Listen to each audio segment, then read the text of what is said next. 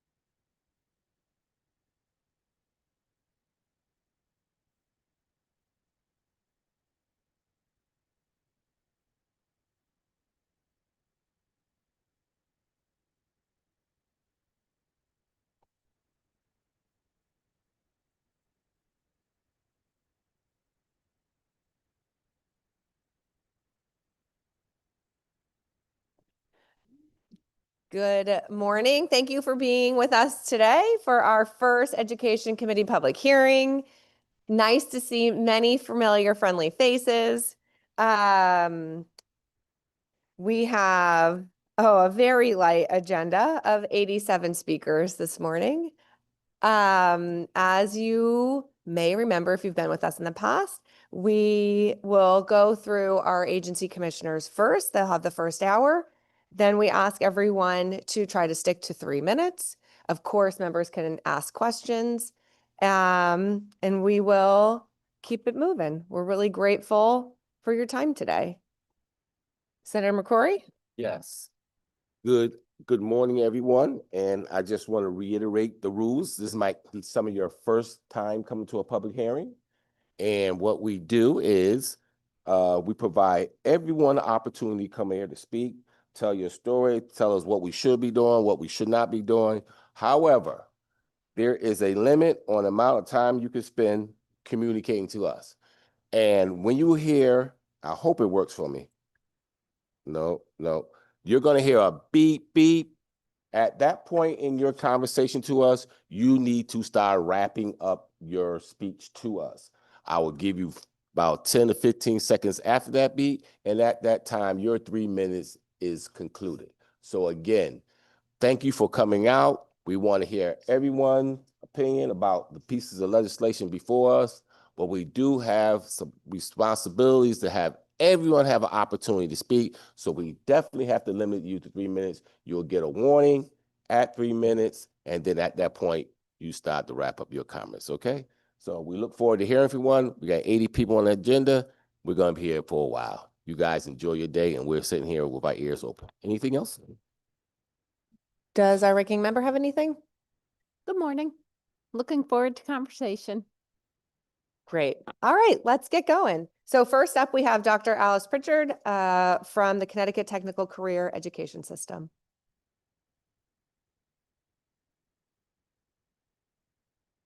Good morning. Try to be the role model and do that less than 3 minutes as well. So good morning, Senator McCrory, Representative Leeper, and members of the Education Committee. So happy to be with you today. As I said, my name is Dr. Alice Pritchard, and I'm the Executive Director of the Connecticut Technical Education and Career System, or CTEX, as you hopefully know us. And I appreciate the opportunity to be here today to talk about 135, Act implementing the recommendations of the Technical Education and Career System. For those of you who may not know, the mission at CTEX is to prepare trade-bound students to meet the skilled workforce needs in Connecticut through exemplary trade and academic programming, and we envisioned CTEX as the primary pipeline for Connecticut's skilled labor force. I'm not going to read all of my testimony to you. I just want to draw your attention to the changes that are called for in SB 135, which intend to make the agency and system work a bit more efficiently, as well as clarifying the role of the CTEX board as advisory, identifying annual reporting by the executive director and superintendent, and also streamlining the superintendent hiring process. The proposal aims to rectify the ability of the executive director to perform the position responsibilities in a more effective and streamlined approach. And so I'm happy to take your questions and appreciate your time and consideration today. Well, you certainly were a role model. Does anybody have any questions? And I don't see any online. Oh, sure. Yeah, that I did have one that I forgive me. It maybe it's connected to what you're talking about, but it's a little bit. I have one. We have seen a real push for the Connecticut technical career education for more trades, more things like this, and I'm just wondering if you can expand on us a little bit more of what the challenges that you are facing in trying to provide those. I know that I was a middle school teacher for a long time, and we had a lot of students who wanted to go to places like Norwich Tech and Grasso Tech, and the limitation for them had primarily been the number of spots available. And I was hoping that you could expand on that of what the limitations are for, well, for the Connecticut technical and career education system. Absolutely. Thank you for the question. Happy to talk about that. Yes, we have a wonderful opportunity at CTEX to train students for a range of licensed and unlicensed professions, and a lot of interest right now, which is wonderful. In our last lottery last year, we had about 8,000 applicants for about 3,500 spots. So clearly the message is out there that trade education is ideal for many students. We had about 400 students more this year than the year before. So while other districts are shrinking, perhaps, we are still growing, and we are about capacity, I would say. We've shoehorned as many 9th through 12th graders as we can into our existing 17 schools. And so one of the challenges that we've had is, again, just a capacity issue of bringing in any more students.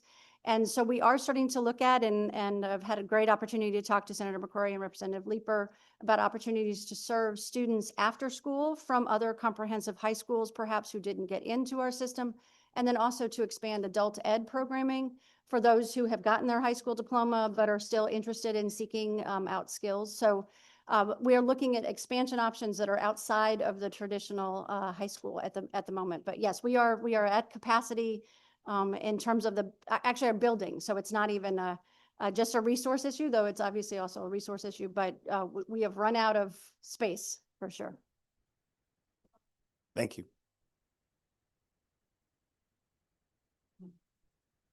Representative Welander?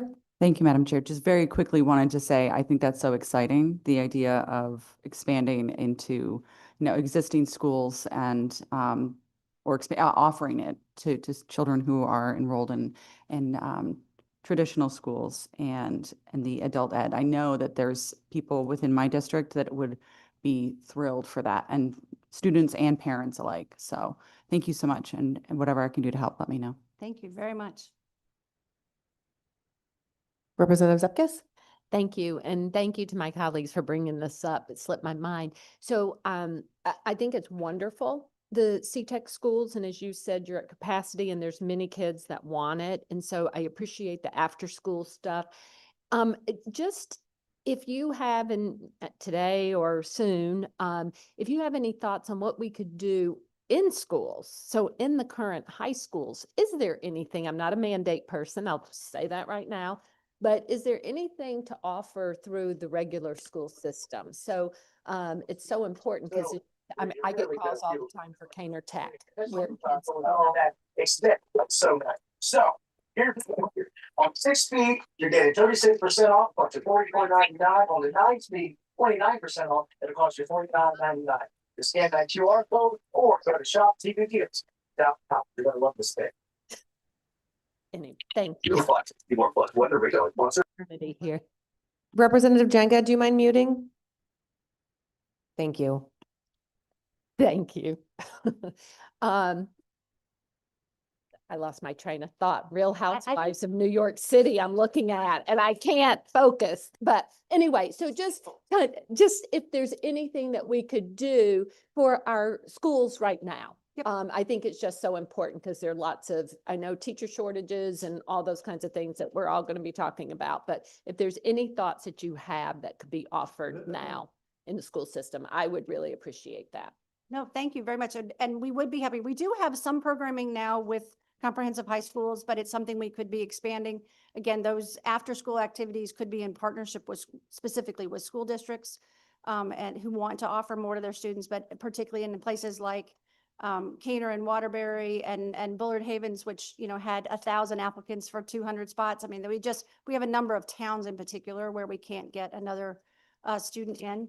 So that would definitely be something that we could talk about. And I actually have a meeting in the next several weeks with the Association of School Principals, School Superintendents, to talk about how we might partner. So I absolutely appreciate the opportunity to work with other districts as well. Thank you. Thank you, Dr. Pritchard. As you know, the governor put some dollars in the budget to expand these opportunities. I really like the Bristol Tech model that you guys have. And of course, we're having conversations about getting kids who went to traditional schools and didn't get an opportunity at tech schools, give them, explain those opportunities. So thank you very much for your testimony. Any other questions? Seeing none, thank you. Next, we have our Commissioner of the State Department of Education, Charlene Russell Tucker. Thanks for joining us. And thanks for your team for joining us.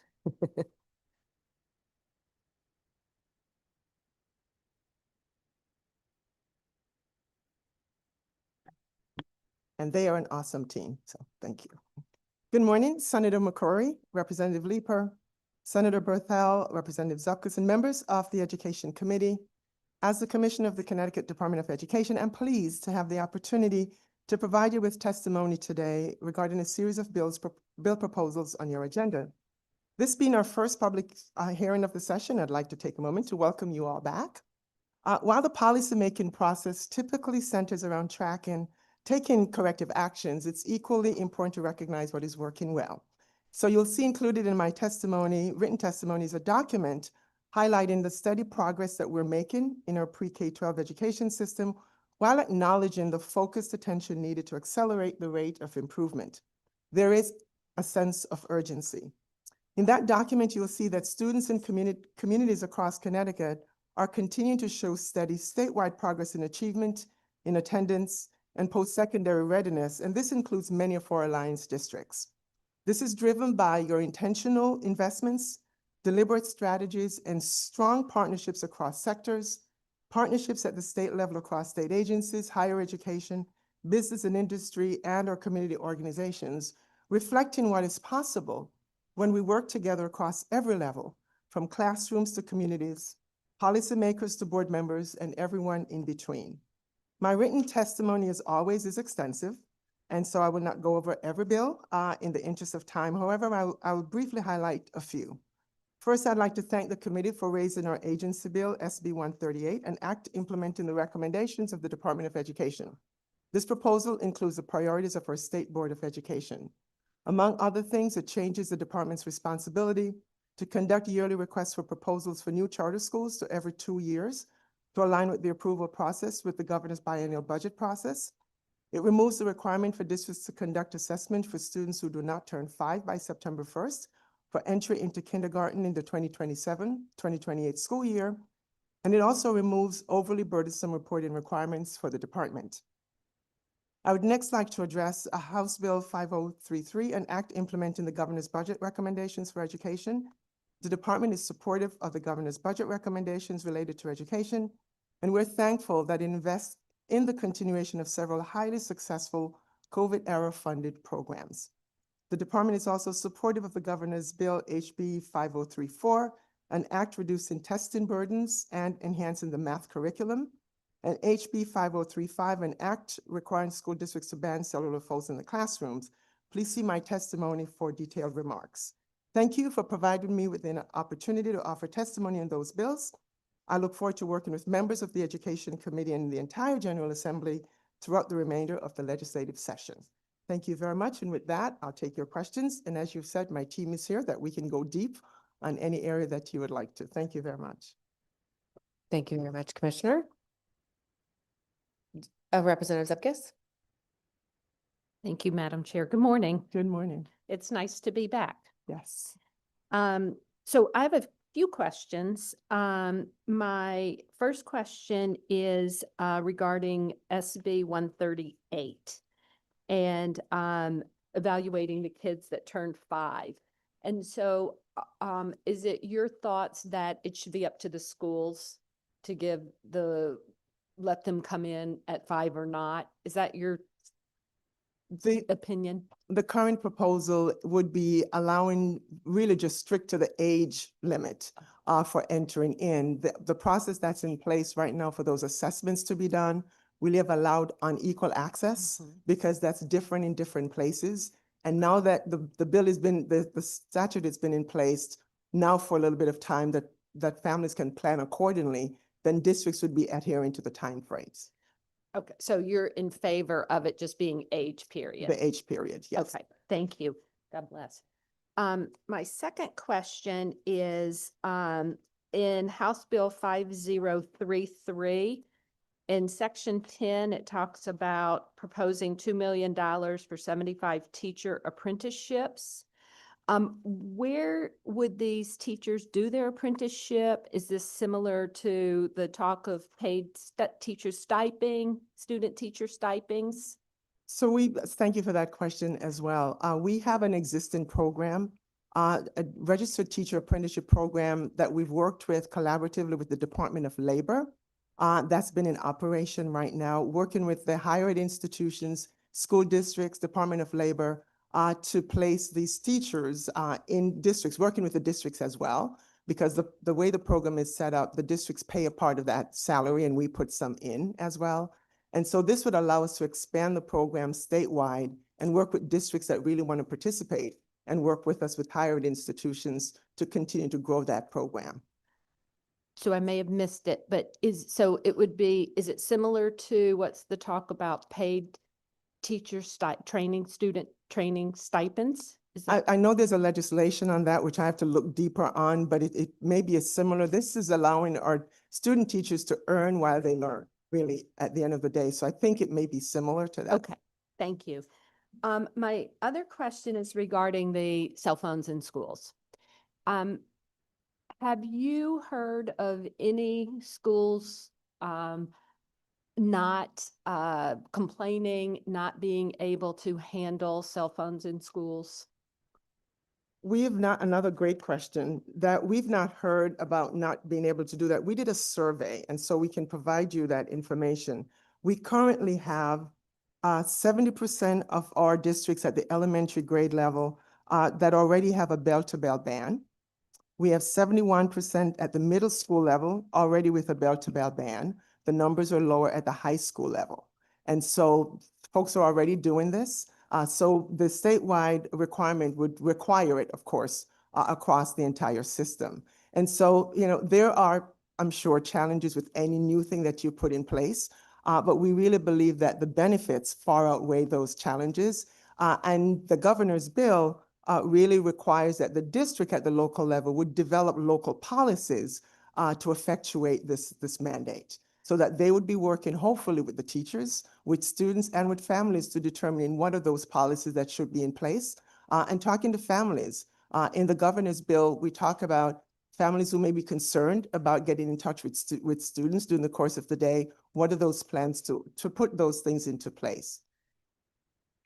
And I agree versus the state saying this is what you have to follow, which is a mandate. So, personally, I'm not a fan of cell phones in schools, but my daughter at one point, there was supposedly an active shooter, and she did text me and say, "Mom, I'm okay." And I appreciated that, but they don't get their cell phones. So I know I had information from your agency that there were only 3 schools that don't have a policy, and they are in process right now of putting policies in place. So by the time of, could be this hearing ends or the next hearing, there will be policies in those 3 schools. So in asking, there have been no complaints about any issues with cell phones in schools, that it's taken care of per school. And then my last question is twofold, and I just want to kind of clear the air, because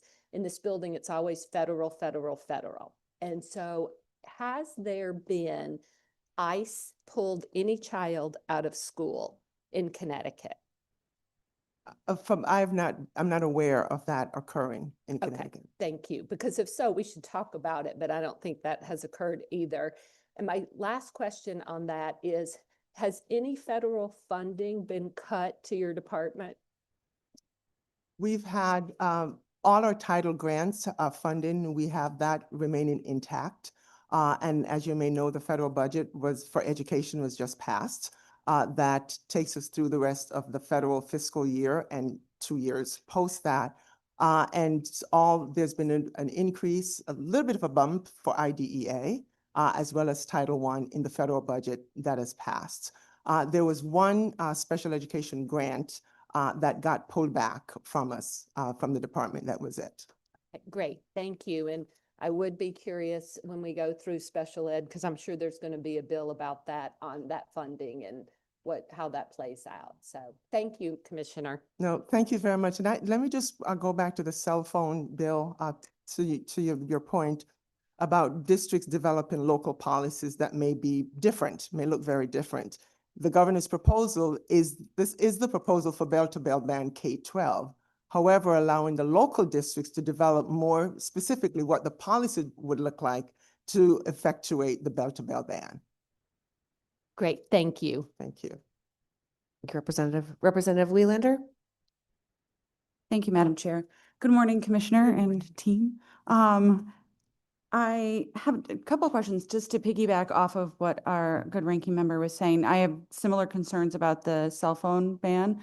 I know having 3 teenagers, the change that has happened once they got their phones at 13 and how that has impacted their lives at school and at home. So I'm not unaware of some of the dangers and the downfalls, the pitfalls that come with access to a phone. And I'm also very concerned about if there is a moment of an emergency, being able to get in touch with my kids. But to go to the more practical side of it, and I understand based off the last comment that it would be up to the individual district to decide how exactly these phones would be contained. Is that something that, so there wouldn't be any kind of a mandate or requirement to purchase like the Yonder pouches or one particular type of material to control the phones? That is correct. That would be the local district determining how to implement the bell-to-bell ban. You know, what is it that they're going to use? Is it pouches? All of those things would be at the local level. That wouldn't be a part of the mandate. Okay, thank you for that.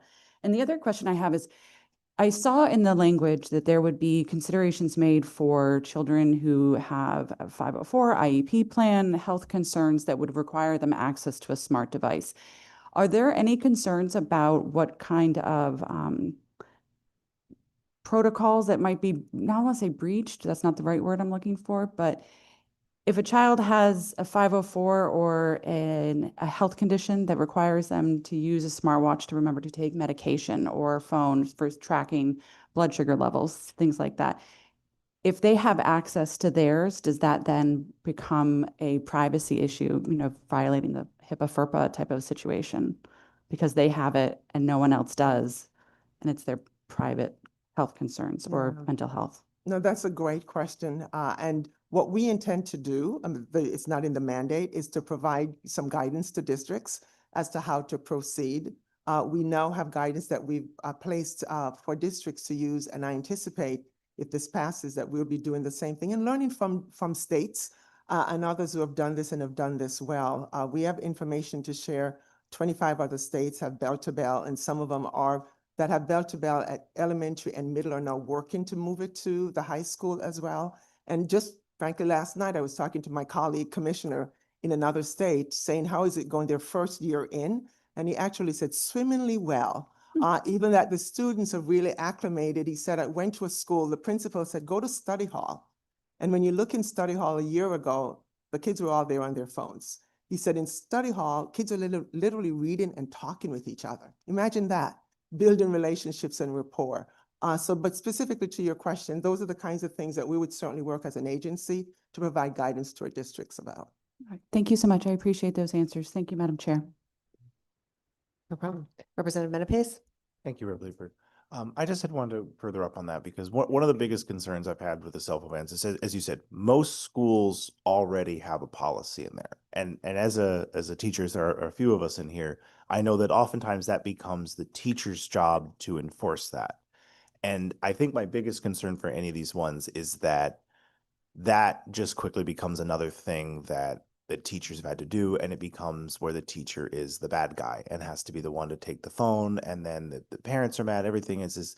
And I guess I want to be, because my view on this one is one of the benefits of a bell-to-bell ban is that is no longer something that the teacher has to make the individual determination if this is distracting in class or whatever this is. I had the fortune of working with mostly middle schoolers, and for the most part, I don't think that was a big issue for them, but I know high schoolers, it was a lot more of one from some of my colleagues. But I guess I'm trying to see for this, for either your survey, for what you're talking to, of we do already have these policies. I just know that there can be a very wide discrepancy on that, and simply saying, yep, that's going to be done, but the teacher is going to be the one to be responsible for it in the class can be very different than a thing of like, nope, you can't have this out. It needs to be in your locker the entire time, or it can't be brought to school.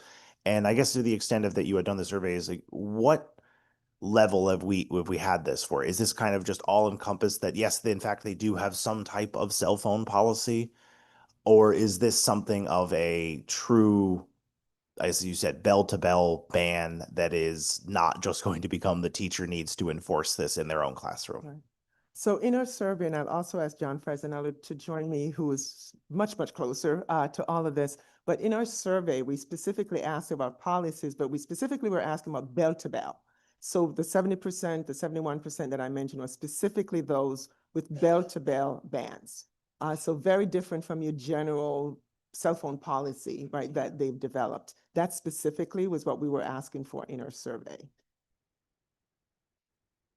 Thank you. Good morning. John Frassinelli, Division Director in the Office of Student Support Services. So I think what the governor's bill does is actually take it out of the responsibilities of the teachers, because some schools have a classroom ban, but not a whole day ban. So students are accessing their phones in between classes.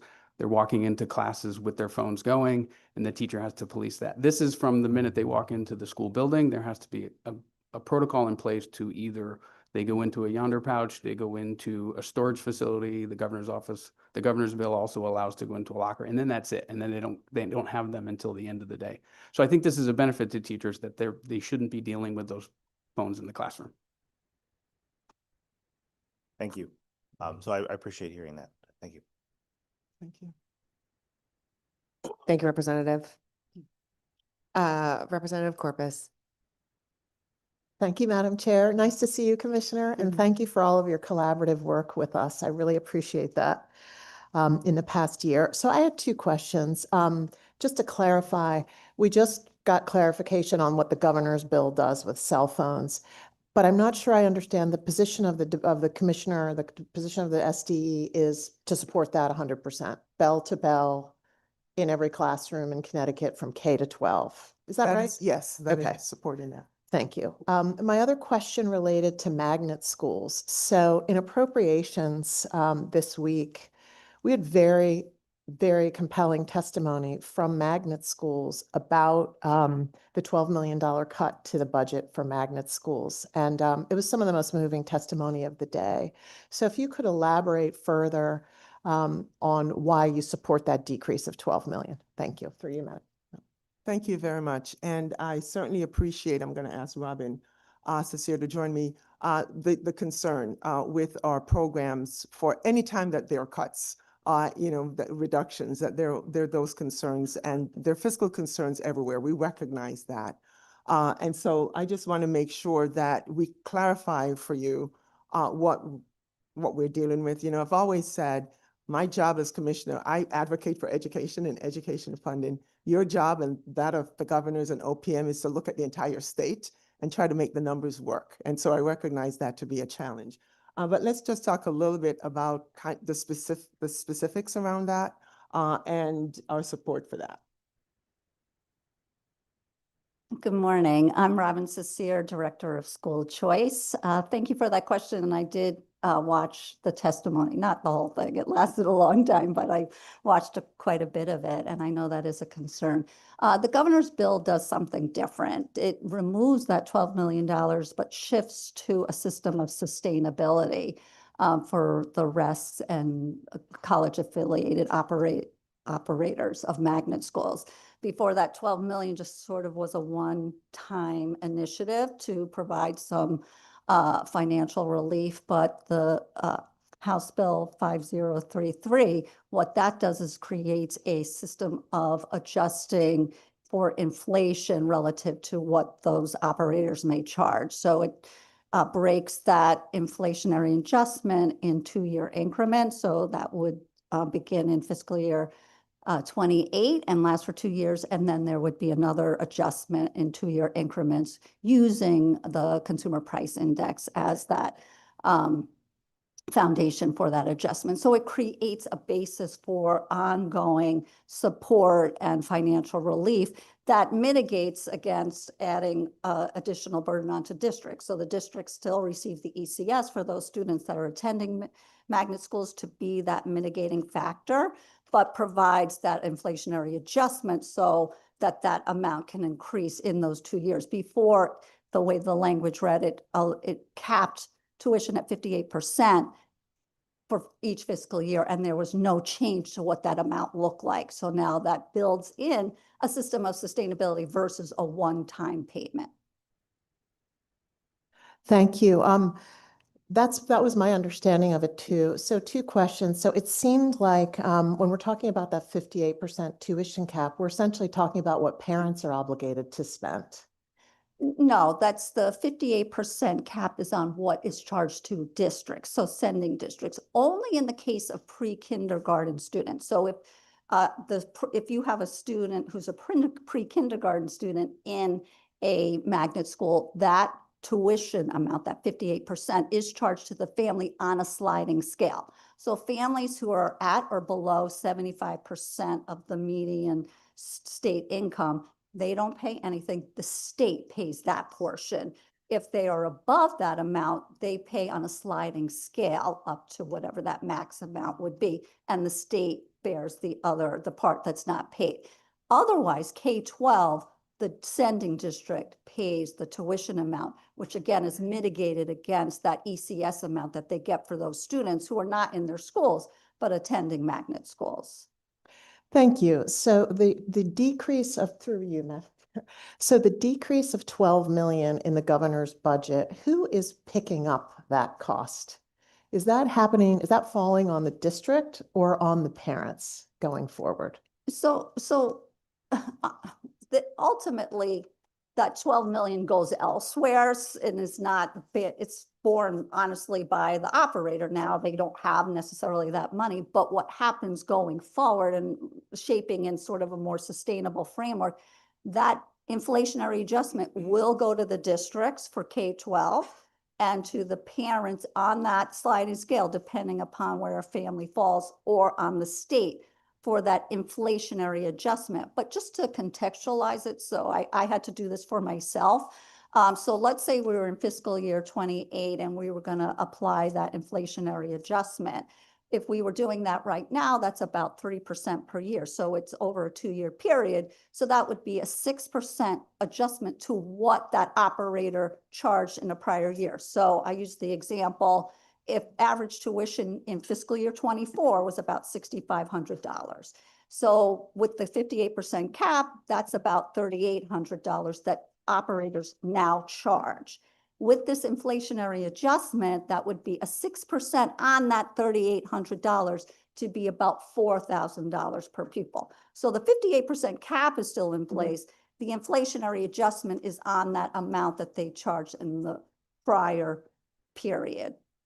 And that would be borne by the district. Thank you. I don't remember the numbers, but in appropriations, maybe it was you who gave it in your testimony. The average cost per pupil to educate a child in a magnet school in Connecticut relative to a public school in Connecticut. If you have those numbers, that would be very helpful. And do we have any performance data in how our magnet schools have performed overall in the state relative to how our public schools have performed overall? Yeah, we can certainly provide that information for you. All of that information, Representative, is on our EdSite data portal. So it's broken out. You can see that, disaggregate by student groups. All of that information is there. Thank you. But we can get you information as well. Yeah, there's actually an amazing dashboard now, thanks to Ajit and his group. That's a resident town dashboard that you can break out by Chef magnet schools or open choice and pull out resident town to see how students perform in a magnet school as compared to their district schools. Thank you. The reason I ask, obviously, is because I want to make sure, I come from a perspective of if the magnet schools are doing a great job or they're really serving a certain population of student, like this incredible young woman who's a high school senior who came and testified before appropriations the other day, who's in a magnet school in Hartford. If they're serving our students in a more cost-effective way, then why would we defund them? Why would we make their burden greater in magnet schools if they're working so well? So I will look for that data and I appreciate your time. Thank you. Thank you. Robin, while you're still here, maybe I'm just gonna ask a couple questions. So I've spent many, many, many hours on our school funding formula, which is beyond complex, but never in any of those hours have I come across a framework that required parents to pay. So could you talk a little more about what you were referring to with the sliding scale and parents paying? Yeah, when we talk about pre-kindergarten tuition, so for our little babies who are attending magnet schools, there was a decision, I don't know, 8 years ago that that amount is borne by the parents. And so that is based upon a sliding scale. So those who are at or below that if their income is 75% of the state median income, they don't pay anything, and the state pays that tuition amount. If they're above that 75%, it's now a sliding scale. So depending upon where they fall, they would bear whatever portion, and the state would make up the remainder. So it is only in that context, but there is that portion where families do pay that tuition amount. Is that the Smart Start that you guys reference in here? No, It's separate. yes. It's Yeah, another program, another pre-K program outside of all of the various programs we have? it's just a regular magnet, a pre-K student attending a magnet school. So I attend X magnet school that's operated by a RESC or a college affiliate. They charge tuition to the parents for those pre-K students to attend. So, but it is a separate, it is a Yeah. separate structure from all of our other Yes. preschool programs. Okay. But I appreciate the parent component is only in response to the pre-K seats. I appreciate that clarity. And I also understand, like, you guys have to be here to defend the governor's budget, but the reduction of the 12 million to the magnets, the 12 million is not even if we were following the legislative formula where they should have been 2 years ago, right? And they've been flat funded for a very long time, and they are struggling, and that is our obligation to ensure those payments because that's what we have said we would offer them. But to then again reduce 12 million for this fiscal year 27 and then start the inflation from a reduced point, do we have an estimate of how many years it would take for them to even regain that 12 million? I didn't do that analysis, but when I looked at it, it would take a few cycles to compare to, but that again is a one-time payment. So I think it structures it just differently. And, I certainly support magnet schools and want to see their fiscal health and to make sure that we're providing all that amazing programming to our students. But it just structures it in a way that is responsive to so much of the ask. The ask has been in terms of the rest who can't charge taxes to create a more sustainable structure. So this kind of continues out, and depending upon what that CPI looks like, it could depend on what that tuition amount would be to compensate for the change in fiscal year 27. The CPI doesn't kick in until fiscal year 28? 28. So this year they're just at the 12 million. Fiscal year 27, yeah. Okay. You guys don't have to have a comment on that, just for clarity for membership and the public. Thank you. Did anyone else, Representative Brown? Thank you, Madam Chair. Not to speak after you on this, but just thank you, Commissioner and staff, for your explanation. But my simple mind, and I'm not a math guy, admittedly, I want to clarify a couple things.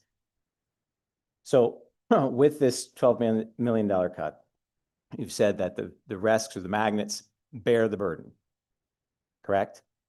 Through you, Madam Chair? Well, I say that the 12 million they won't have, right, in fiscal year 27. So it's not the districts or the parents, it's just an amount that they wouldn't receive. And just to clarify, this is only for the RESC operated and college affiliated operated magnets. The local Board of Eds that operate magnets weren't entitled to any of that amount.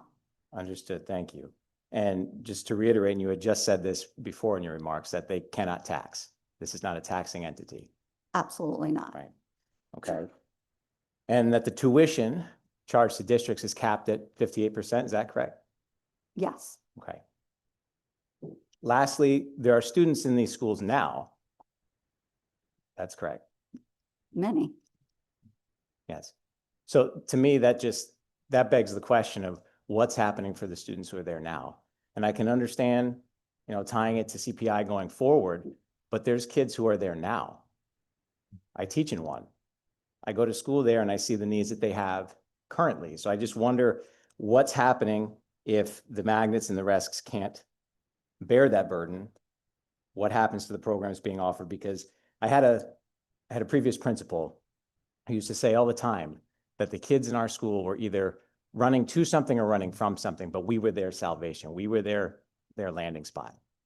So I just worry that if we're not taking that into consideration, that there are students there now, what that means for those students. And not to say that we shouldn't tie it to things going forward, but what are we doing now? So thank you for your information. I appreciate that. And hopefully we can seek a better solution going forward. Thank you, Madam Chair. Thank you, Representative. I had two other things. Do you want the last word? Not the necessarily last word, but you can go in front of me. Go ahead. I was just going to move off magnets. I very much agree with Representative Brown, and I think we've heard that very serious concern from everybody. But I just want to say first, thank you for your support on phone-free schools. And I feel really excited for the possibility for our state to join many other colleague states in protecting our kids' ability to be kids, to have the space and time that's not filled with a digital connection, but actually a real connection with a friend. Like we all grew up, that we have unintentionally allowed devices to fill. And I don't think anybody knew phones would become what they've become. Nobody did this on purpose. I think often people feel like they're to blame for what's happened. And I just like to sort of make sure folks know it's no one's fault. Nobody knew we were going to come here. Big tech has designed these things intentionally to weaponize brain science against all of us. And we have the benefit of having a fully developed brain. And our kids don't. Our kids are not just smaller adults, right? They are children whose brains are still developing, we know now, right? Until 25. And these are such disruptors of all of the normal human development that is essential for us to become critical thinking, empathetic, intelligent beings. And so I just really appreciate the department and the government, the governor's support in this initiative. And I know it's also challenging, and it will be challenging, and there'll be some bumps on the road, along the road, no doubt. But thankfully, we also have districts, both in Connecticut and across the country, who have already taken this leap that we can lean on and learn from. Also just wanted to add that DESP has been in support of this. I know many people have public safety concerns, and that actually every child having a device in an actual emergency actually impedes our public safety's ability to keep all of our children safe. And that if there is an emergency, teachers and the adults in the building need every child attending to them and what they need to do to stay safe, and not texting mom. And we all know, we all want to text our mom. I always say you never outgrow your need for your mom, and especially in an emergency. But our police are best able to keep kids safe when they are focused and following directions. So I just want to also thank DESP for their support on this initiative, and recognize like this will be ongoing conversation. People have real concerns, of course, about the safety of their kids. And I think everyone shares in that sort of sentiment and how we respond to it. So I just want to say thanks. And then lastly, I just want to clarify that the department's recommendation on phasing out the kindergarten start age waiver process actually is in alignment with what this committee discussed last year. That's correct. Thank you. Yes. That's it. Thank you so much. Thank you. And Senator McCrory. Thank you. Thank you, Commissioner. I just have a couple questions. So I was going to ask about the $12 million cut, but I think my colleagues have done enough questioning about the $12 million commitment and the, tying going forward to inflation. And again, I understand you have to justify the governor's budget. My question is a little different. It pertains to Section 5 in your bill, and talks about enrollment and budgeting for enrollment. As you know, enrollment can fluctuate from year to year, and tying the budget to a previous year enrollment. What's the rationale for doing this change? Can you explain that for me? Section 5 is the back to the magnet school piece. Yeah. enrollment.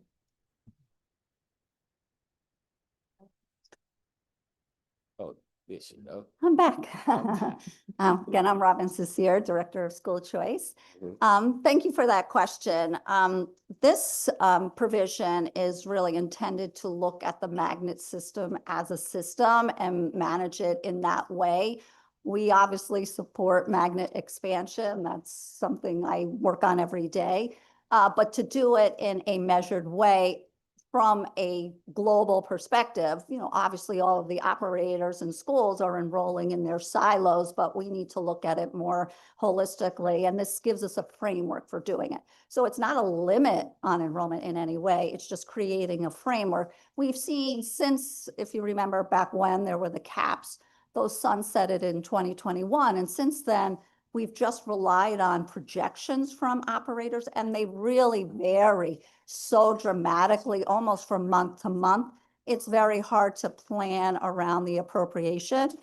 So this creates a framework that's tied to prior year enrollment, and then whatever expansion is just brought to the attention of the commissioner for approval to ensure it's within that appropriation amount.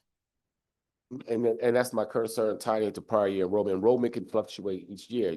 One year you might have a huge need for fourth graders coming in, and if you're tying that into the next year, you have a drop off of that. I just don't understand that logic, but we could talk about it later in the working group. The other question and concern I have is in section 4, the responsibility of the 504. Who's to pay for that? Can you explain where's that rationale coming from? So currently under the law for open choice, 504 is managed entirely by the open choice receiving district, which makes sense given the way 504 accommodations happen. 504 is really about students accessing instruction and activities, modifications to the learning environment. Based on that, we proposed that change last year, which was adopted and really works in the context that the receiving school where the student is in the best position to plan for the accommodation, implement it, and pay for it. So this is aligning it on the magnet side to have that same framework so that the receiving magnet school would plan for 504 accommodations, implement them, and pay for those in a cost-effective way since there are changes to the actual learning environment. Well, isn't the 504 like the little cousin to our special ed program, our IEPs? And so we're requiring the receiving school district to pay for the needs of the child and not the sending school district where the child is actually from. Would that responsibility be got more in the framework where the child that's teaching, the school district actually teaching the child would know what needs the child would need more so than just the receiving school, especially if the receiving school district never seen the child at all? So for special ed, it remains the same. So the sending district holds the PPT, writes the IEP, and the receiving district implements what that sending district in collaboration have come up with. And the sending district is financially responsible for those costs. 504 is a little different because you're talking about adaptive technology, extra time, things that the receiving district, they have the students sitting in their classroom, right, and know what they need. So that's why that piece is different. So it's contrasting 504 because of the nature of it versus special ed. Who's responsible for the payment? That's where I am. I understand the idea of supporting the child where the child is located, but why would the biggest question is responsibility of the payment? Yes, and that would be by the receiving district. In the 504 context, it remains the sending district in the special ed context. Right, but if that child was back in their own school district, that receiving district will be paying for that 504 services also, correct? 100%, and that is how it works generally in schools, right? Within your operational budget, it includes those things for 504 students, which are definitely different in terms of what those needs are versus what a special ed services would look like. So that in terms of who's in the best position to do all that, it is from our perspective, the receiving school, including costs. And that's where I a little different with you, cost. That's where I differ. I think Representative Wieland, you have one more question in regards to for the commissioner? I did. Thank you, Mr. Chair, and I apologize for speaking after both you and Chairwoman Leeper. I had a question and I forgot to ask it earlier, and it is around the 5034, the math curriculum bill. And I was wondering if you could potentially just expand a little bit more on that. I'm want to make sure that our students are able to obviously be proficient in mathematics and science, but I'm a little hesitant about the idea of a prescribed list of curriculum and resources, given some of the history with that in the past. And Representative, that's exactly what we're avoiding here. Okay. So we're really bringing folks together. We've done a lot on literacy. Now we're looking at numeracy, but we're doing this with partners and bringing folks together to say, what are we creating? And creating the pathway, learning from external national experts to do this work together and to build from the ground up. So this is not about let's prescribe something for you. This is about us working together to see what do we need? How do we adjust the pathways as we're moving forward? And let's do this together. So what we're asking for here is really our teams will be working with educators, as we said, and stakeholders to figure out how do we look at what we currently have and modernize math, especially in high school moving forward. I appreciate that. And would those stakeholders also include the local districts so No, that they would absolutely. be able to create and maintain the curriculum that works best for their students in the classroom day to day? We would be learning from them. What are the best practices? What is it that we need to do together as a state moving forward? That's really what we're looking to begin. All right. Thank you so much for that. I appreciate the clarification. Thank you, Mr. Chair. Thank you. Any other questions? Seeing I just say this, Commissioner, thank you for your testimony. I guess my real concerns about these magnet schools and these choice options. These schools were created by the state of Connecticut. And I honestly believe it's the responsibility of the state of Connecticut to take on the expenses to these schools. No individual school district acts for these programs to be had. We know why we're doing them. And if we're going to have these programs, this is going to be our answers and our responses to a law that was created back in 1954, then we need to take on the responsibility for all the students, whether they're regular education students, whether they're special education students, whether they go to a magnet school or any other choice program or in their own school district. So that's just my overall assessment of what's going on. But thank you for your testimony, and we'll be seeing each other pretty soon in the working group. Next up. Thank you very much. We have the Commissioner of Early Childhood Education, Dr. Truthworthy. Come on, Dr. Truthworthy, and tell us the truth by your means of understanding.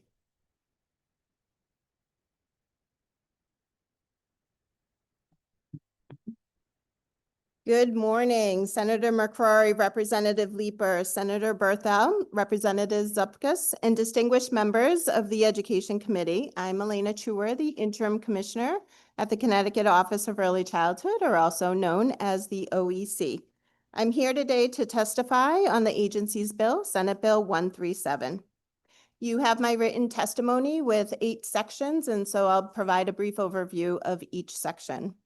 Section 1 adds a pediatrician to the Connecticut Early Childhood Cabinet. This is a statewide advisory board, so adding a pediatrician will bring a wealth of knowledge to health and child development outcomes. Section 2 refers to our Smart Start program, which is a partnership with the public school systems to offer preschool for children. Last year, in the final budget, this line item was increased, and so this is a language change to increase rates for Smart Start to $6,500 per child. These rates have not increased since the establishment of Smart Start in 2014. Section 3 clarifies the definition of a day camp. This change would now require camps that operate for 3 or more days per week and 3 or more hours per day, or more than 1 session per day for 2 or more hours per session, if the children are permitted to enroll in more than 1 session per day. It would require this group to become licensed. This will even the playing field around licensure and also ensure health and safety standards for this duration of camp. Section 4 establishes a new section to the youth camp statutes concerning notification of emergency situations. So right now, family childcare providers, center-based and group homes are part of a communication process where they're notified if there is a local or statewide emergency. This is adding youth camps to that notification process. Section 5 is more of a technical change. Our underlining statute for family childcare refers to the age of 18 for a household member in a licensed family childcare home. So this is conforming anywhere where it says 16 years of age to 18 years of age. Section 6 provides more precise language with clear definitions of the categories of people who require a fingerprint-supported background check.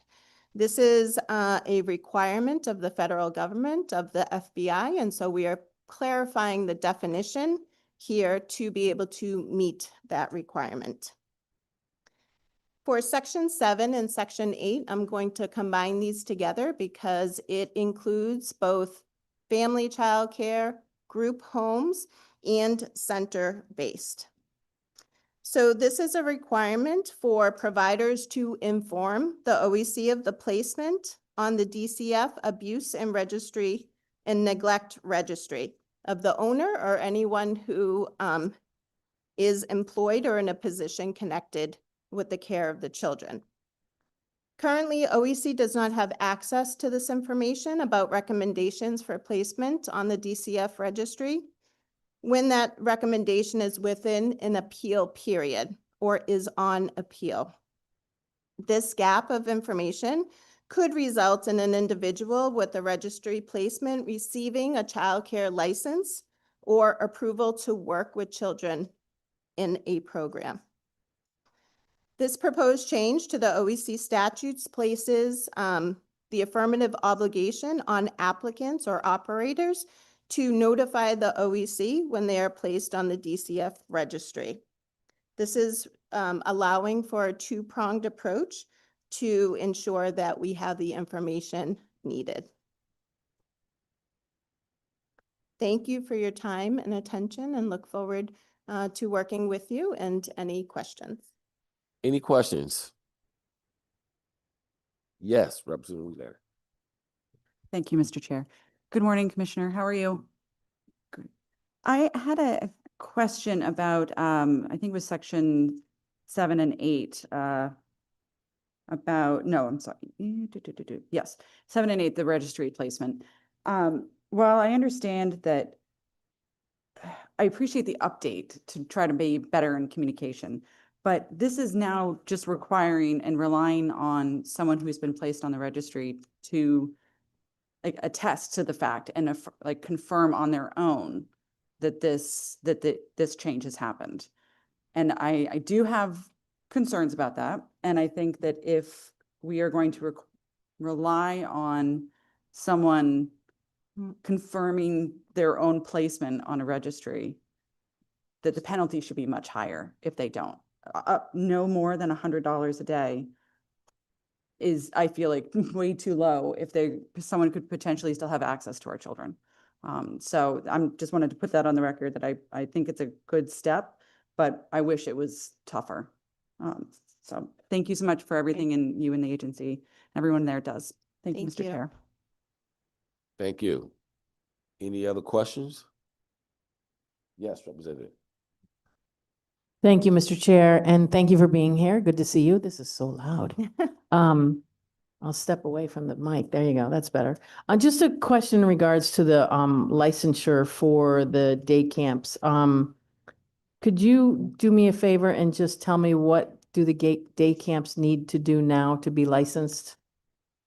Sure, and I'll ask Liz Proietti, the Director of Licensing, to come provide those details. Thank you. Good morning. My name is Liz Proietti. I'm the Director of Licensing at the OEC. Currently, the requirements for a youth camp license are that the program operates for 3 or more days per week and goes through a meal period. This change would require any program that operates for still 3 or more days per week for 3 or more hours per day, regardless of whether or not they serve a meal to obtain a license. Okay. So I know that there were some issues with municipal camps last year, and there were additional stresses put on these municipal camps as far as the costs involved in getting who licensed and what. And so I was just wondering if this had either lessened that or helped that or anything like that. No. This doesn't change anything with regard to the exemption municipal camps currently have. Okay. All right. Thank you very much. And thanks for being here, both of you. Any other questions? Yes, Representative Comey. Thank you, Mr. Chair. Hi, thank you for your testimony. I have a question regarding the day camps as well. And does this also apply to, say, camps that, or like programs that maybe are, operate for like 1 week at a time, just, during a school vacation week, and are already, say, businesses in the state of Connecticut? I'm just curious as to how they are impacted. Do they not call it a camp? Do they call it yeah. Sure, I can address that. There are a wide range of timeframes in which a youth camp might operate. There are some that certainly operate for only 1 week, during school vacations outside of the summer perhaps, or just for 1 week during the summer. It may be like a very specialized camp. And then there are camps that will operate for a longer duration, for both during school vacations during the school year or during the summertime. So this doesn't differentiate between the length of time during which a camp would operate.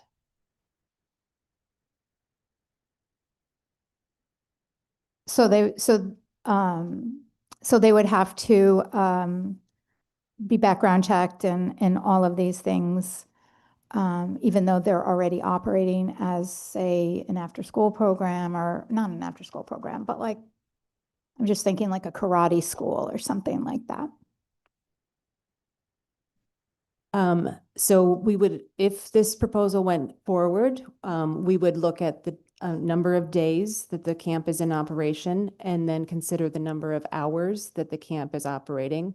So 3 or more hours per day would require a youth camp license. So if it operated for less than that, if it operated for 2 hours per day, it would not require a camp license. I see. Thank you. Representative, yes. Thank you, Mr. Chair. Just one to follow Representative Comey here, like a Bible school camp, which is a week. It's more than 3 hours. It could be 5 hours a day. Would they have to get a license if this passed? If they were operating for, Yeah. yes. Okay. Yeah. And what is the cost of the license? We have 2 different costs for licenses. For-profit camps are, we charge an annual fee of $815, and nonprofit camps are charged $315. Wow. Thank you. Thank you. Any other questions? Any questions online? Seeing none, thank you, Commissioner, for your testimony. Next up, we have the DAS Commissioner, Commissioner Gilman. That's a lot of money.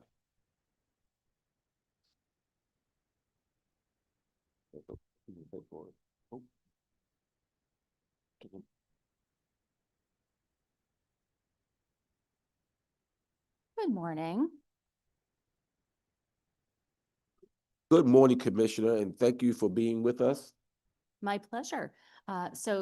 Thank you for having me here today. By way of introduction, I'm Michelle Gilman, the Commissioner of the Department of Administrative Services, here to testify on House Bill 5147, an act implementing the recommendations of the Department of Administrative Services regarding the school building project statutes, and then What this bill in summary does, and we're testifying actually not only on our behalf, but on behalf of the Department of Emergency Services and Public Protection. We are testifying on this bill really to focus on Section 2 of the bill, which makes several changes to the School Building Projects Advisory Council, often known as SBPAC or the Council. And again, I want to thank Senator McCrory, Representative Leeper, Senator Berthel, Representative Zupkis, and all of the distinguished members of the committee for not only raising this bill, but also considering this for future action before the committee. Just as way of background, the School Building Project Advisory Commission or Council was established by Governor Malloy under Public Act 11-51, so some time ago. The SBPAC was tasked with exploring the feasibility of using blueprints for prototype model school designs and new construction projects. SBPAC released a report detailing the challenges of adopting such a model and recommended at that time against moving forward with that prototype model for school buildings based on each school district in each region developing their own models of projects based on community and based on needs of schools. So following the completion of that charge, the council's focus really has shifted to discussions around school safety, which we know is a topic not only facing Connecticut, but across the nation and truly across the world. So this change was really prompted more recently by Public Act 22-118, which eliminated the School Safety Infrastructure Council and moved that responsibility for periodic review and update of school safety infrastructure criteria to the SBPAC. So we consolidated that council into SBPAC to really take a look at more holistic issues around schools. And so since that time, we've really evaluated the mission and the charge of SBPAC, which is again chaired by the Commissioner of DAS, with DAS staff providing administrative support. And since that, we've been evaluating this along with DESPE. We do believe from a policies perspective that this committee is now better housed within DESPE, given their focus on not only school safety, but their role in administering the school safety grant program. So we've had conversations with DESPE over the last few months. They are completely aligned, as you can see from the testimony, with this proposal. DAS would still be a part of the committee as we propose, the council as we propose, but we do suggest collectively renaming the council to the Safety and Security Infrastructure Advisory Committee, designating the DESPE commissioner or their designee as chair, updating the council's membership to better reflect school safety, not only with K through 12 schools, but also for college campuses, and establishing the school safety and security infrastructure as the committee's primary mission. So again, you can also see DESPE's comments on the change, which again is aligned with DAS on this. So we do urge passage of this portion of the bill and appreciate your consideration of that. We do want to provide brief comment on Section 1 of the bill, which would recommend a higher reimbursement rate for school construction projects that meet certain statutory criteria. Section 1 of the bill adds clarifying language stating that the reimbursement percentage for a school building project cannot exceed 100%.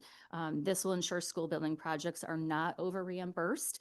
And before anticipating such a question on this measure, we have had situations where school districts have perhaps sought reimbursement over 100%. So we have had to work with the legislature to ensure that there is clarifying language to prohibit such a practice. This would just be very clear in the law that that cannot occur, which of course, I think hopefully from all of our perspectives makes sense so that we're not over reimbursing a district for a school construction project. In closing, I do want to Also acknowledge that we have House Bill 5150 on the agenda for today. I'm not going to go into length on that bill because we did testify back in January before a subset of this committee and Appropriations and Finance on our school building project statutes and school building projects. But I do want to acknowledge that we've submitted testimony on that as well and look forward to working with the committee on our school construction project list throughout the session. So happy to take any questions, and I have my team here as well. So thank you, chairs, and to the committee. Thank you, Commissioner. I'm sorry for missing the first part of your No, testimony. Not at all. I saw you out there. Always good to see you, Representative. You too. Thank you so much. Does anyone have any questions? I will just add part of what we had discussed before this meeting was DAS also reporting back to the Education Committee the funding that will be allocated for the technical high school projects. Now that the technical high schools are in a separate process than just the school construction process. But as we have also discussed, they're in very high demand. Our children and families have a desire to attend them, and we want to make sure that we're keeping pace with the investments that they need and deserve, so that information will be coming back. And I know that's not exactly what your testimony was on today, but just sort of confirming that information will be shared with the committee. Absolutely. And so we're happy to work with Executive Director Pritchard to ensure that you're getting that appropriate information. They really direct the appropriate resources, and then we help support them in the direction of the various projects that they want to initiate. Right now, we're having robust conversations around how to move forward on Wyndham Tech, which Director Pritchard may have spoken about. I'm sorry I missed her testimony earlier, but we are working very closely together, she and I, and then our teams as well on the next phase of their construction, not only at Wyndham Tech, but other areas of need as well. But love that system, love to understand how we can continue to support them as well. Thank you so much. Great. This might be the easiest testimony you've ever had to give. Excellent. We know where to find you if we have Absolutely. other questions. Thank you so much. Thank you Appreciate for it. being with Have us. a great weekend. You too. I know it's snowing out there, so everyone, yes, be safe. Next we have Dr. Anthony Gasper.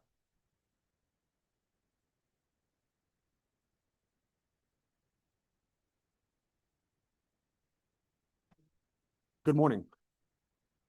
Co-chairs McCrory and Leeper, vice chairs, ranking members, and distinguished members of the committee. I'm Tony Gasper. I'm proud to serve the 10,000 students of New Britain as their superintendent of schools. I also serve as one of the chairs of the Connecticut Association of Urban Superintendents, and my testimony today is in both of these capacities. I'm here to testify today regarding the governor's proposed budget, House Bill 5033. While I'm thankful that Governor Lamont's budget does not substantially reduce funding to schools, it leaves me with very strong concerns as to whether my district will be able to continue to provide key programs and services to support the growth of our student. This year, I thanked my board members, one of whom's here today. I thank my board members for their trust and confidence in allowing me to present a recommended budget that requires a 14.82% increase, or $18.9 million. Due to the continual acceleration of special education costs and contractual increases such as transportation, health benefits, and salaries, these numbers represent what I call a level services budget. No new programs, no new staff are included in these numbers. In other words, $18.9 million additional in New Britain is what's required just to avoid layoffs and program cuts. As a district that has been ranked among the lowest funded in the state on a per pupil basis for many years, please trust me when I say there is no fat, no fluff to cut. We've sharpened our pencils long ago, and we've tried to do more with less long ago. These amounts of increase simply cannot be passed on to solely the municipal taxpayers. We're a district in the process of turning the corner. I'm happy to report that for the first time in the district's history, we have a blue ribbon school, and I want to thank Commissioner Russell Tucker for continuing that program. Statewide test scores in reading and math, most especially at our elementary schools, have shown remarkable increases. We have more than doubled the number of high school kids who get college credit while still at high school. This is the progress that is threatened if we cannot get substantial funding. I'm thankful to see a wide variety of bills in both the Senate and the House that propose to increase the foundation amount for ECS. While the School and State Finance Project has stated that the current foundation amount is more than $5,000 behind the inflation rate on a per student basis, I would say that providing only half of that, only coming halfway to catching up with inflation, would substantially address the needs of my particular district. And again, this is not for additional programs. This is just to avoid layoffs and substantial program cuts. I'm also thankful to see multiple bills proposing to fully fund the Special Education Excess Cost Grant. I urge you to make substantial modifications to Governor Lamont's budget prior to passage by including adjustments to the ECS foundation amount in the coming year and to fully fund the Special Education Excess Cost Grant. The progress that our schools have begun making depends on it. I thank you for your time. Thank you so much. Congratulations. Thank you. Congratulations both on a Blue Ribbon School. That's very exciting, but also all the growth you're experiencing. Does anyone have any questions? Representative Comey? Thank you, Chairwoman. I just want to say thank you. I had the opportunity to visit New Britain High School and the incredible technical opportunities that you are giving the students. I was very impressed with that. And when we were testifying earlier about the schools, I could not help about thinking about those kids that were getting so much out of that program. And will that program be impacted by this governor's budget? So with an $18.9 million gap, and again, this is just to maintain, what I've been stating publicly to my board, to parents, and I even presented my budget to 4th and 5th graders yesterday, which was a wonderful experience. I don't believe there could be a single program untouched, right? And I've met with my union's leadership. I don't believe there would be a bargaining group whose employees would not be impacted, right? We have roughly currently a $200 million total budget, federal, state, and local. So this would represent a roughly 10% reduction in our ability to provide those services. It would touch each and every school, each and every program in some way. Well, it's interesting because the investment was evidently met, in all of these classrooms with all these technical, all these big machines and the business community being a part of that as well. Absolutely. So it certainly would be a shame to see some of those programs and those teachers and staff that run those programs, fall to the wayside after all that sort of private-public partnership. Yeah, it's certainly not what we would want to do, and we're so thankful for you taking time out of your day to come visit and see exactly what we do in those academies. Thank you. Thank you, Adam. Thank you, Representative. Thanks for being with us. Thank you very much. Next, we have Tom Baird, and apologies if I mispronounced your last name. No, that was perfect. That was perfect. I appreciate the time to speak to 3 bills before you today. My name is Dr. Tom Baird, and I'm the superintendent at Hebron. You have my written testimony that goes into more detail, but I appreciate the opportunity to add some additional context today.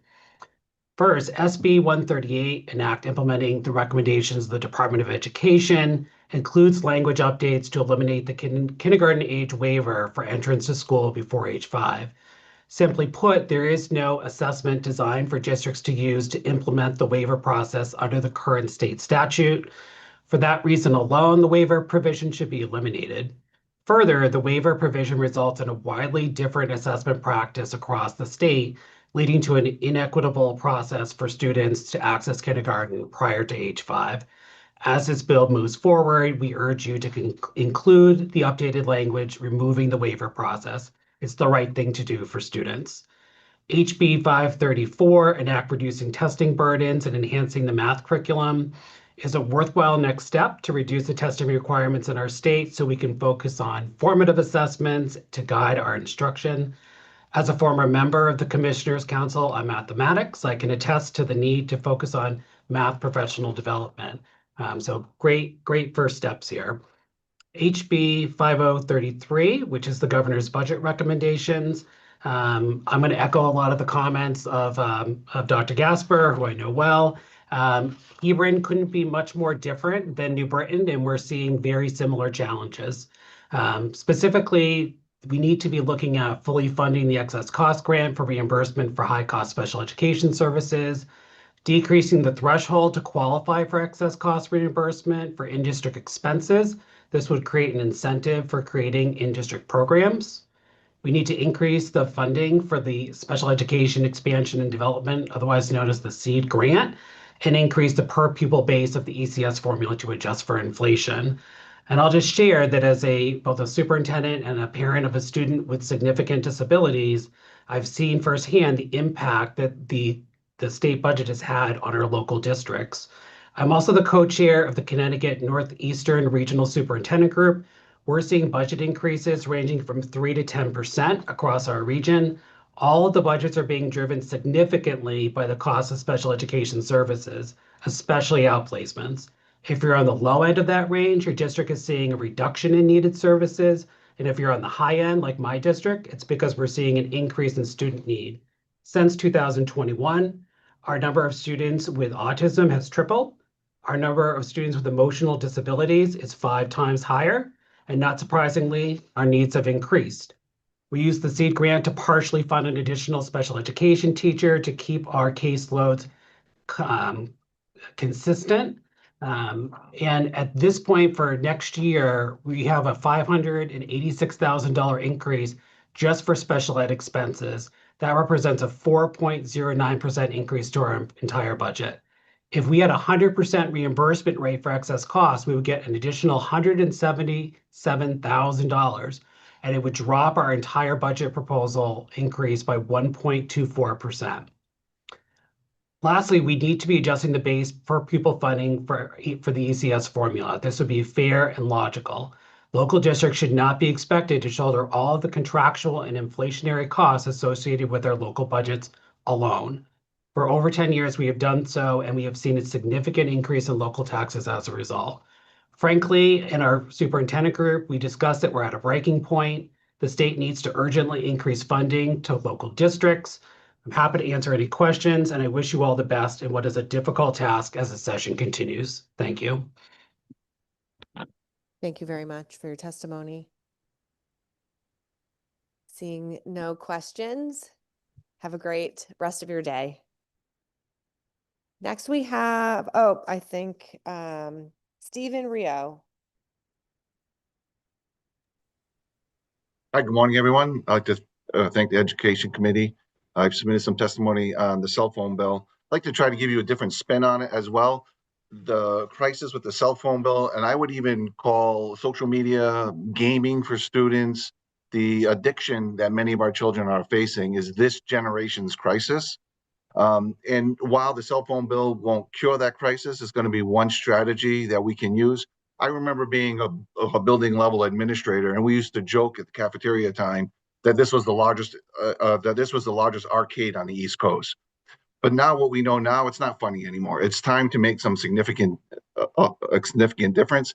And this burden is being placed on the teachers who have to make on-the-spot decisions. Do I redirect? Do I not say anything about the cell phone? So I am in full support of the governor's proposal and the 2 bills that do the bell-to-bell ban on that. I'm also in full support of the waiver on kindergarten. We've been looking at reading data of 3rd and 4th graders who are fall babies, the ones that are born in fall, for over 20 years now. And the vast majority of those kids that are struggling are correlated to those dates. This is a unique opportunity to put a hard start date in and provide some consistency for everybody. In regards to the governor's budget, there are some real fiscal problems there. The idea of putting an inflationary index on the magnet school tuition is just passing the burden on again to local taxpayers. It doesn't sound like much, it's only 3%, but ECS is flat. So who's going to pick up that 3%? Once again, it gets shifted to the local taxpayers, which eventually comes as a cut out of the local budget because there's only so many dollars and so many places that we can take. This is not a time for tax cuts and providing a $400 rebate for people who are making $400,000. This is a time to invest in education. Schools are being crushed with healthcare costs, inflationary costs, and special education costs. Fully funding the excess cost cap is a key strategy in helping the state realize how much this is being crushed. We need to cap the funding for local districts, and then the state can pick up the rest. And quickly, they will see how much the costs are being, they're out of control. And we need some real reform and some special education. And I also like to say that the SEED grant is really the first grant that the state has ever provided that provides in-district opportunity to provide instructional services for students. The SEED grant allows us to provide some real dollars to provide not only intervention services, but additional para support that's needed. Whenever a student comes in for special education costs and I have to hire a one-to-one, that is absorbed by the local district. All of the hundreds of millions of dollars that are being spent on excess costs for out-of-district placements, there are no real state dollars that are supporting the local district for the things we're trying to do to support students, and the SEED grant makes a real impact on the local district. I just want to thank you for your time to help me plant a couple of these seeds with you, and I'm here to answer any questions. Superintendent Rio, thank you so much for your testimony. I couldn't agree with you more on, I think, every single point you raised. So thank you so much. I see that Representative Stewart online has a question for you. Yes, thank you, Madam Chair.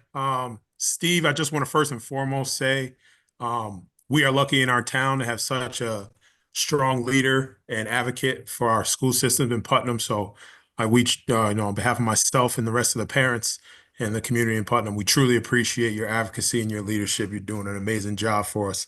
But if you could, can you just paint a picture of the current situation that the Putnam School District is in that was portrayed in the Connecticut Mirror article, and give the committee and constituents there and listening just kind of a better understanding of the struggles that the district is facing? Sure, I really appreciate the kind comments and an opportunity to kind of speak further on that. And I'll also say this, the situation that's facing Putnam is facing so many communities up and down the 395 corridor. When we think of the state of Connecticut, 50% of the districts in the state have less than 1,500 kids. So we small rural or low population densities has this impact. Just recently, the poverty census data for 2024 was just released. And if you look at communities with less than 20,000 people, and rank them from high to low, Putnam was ranked 7th.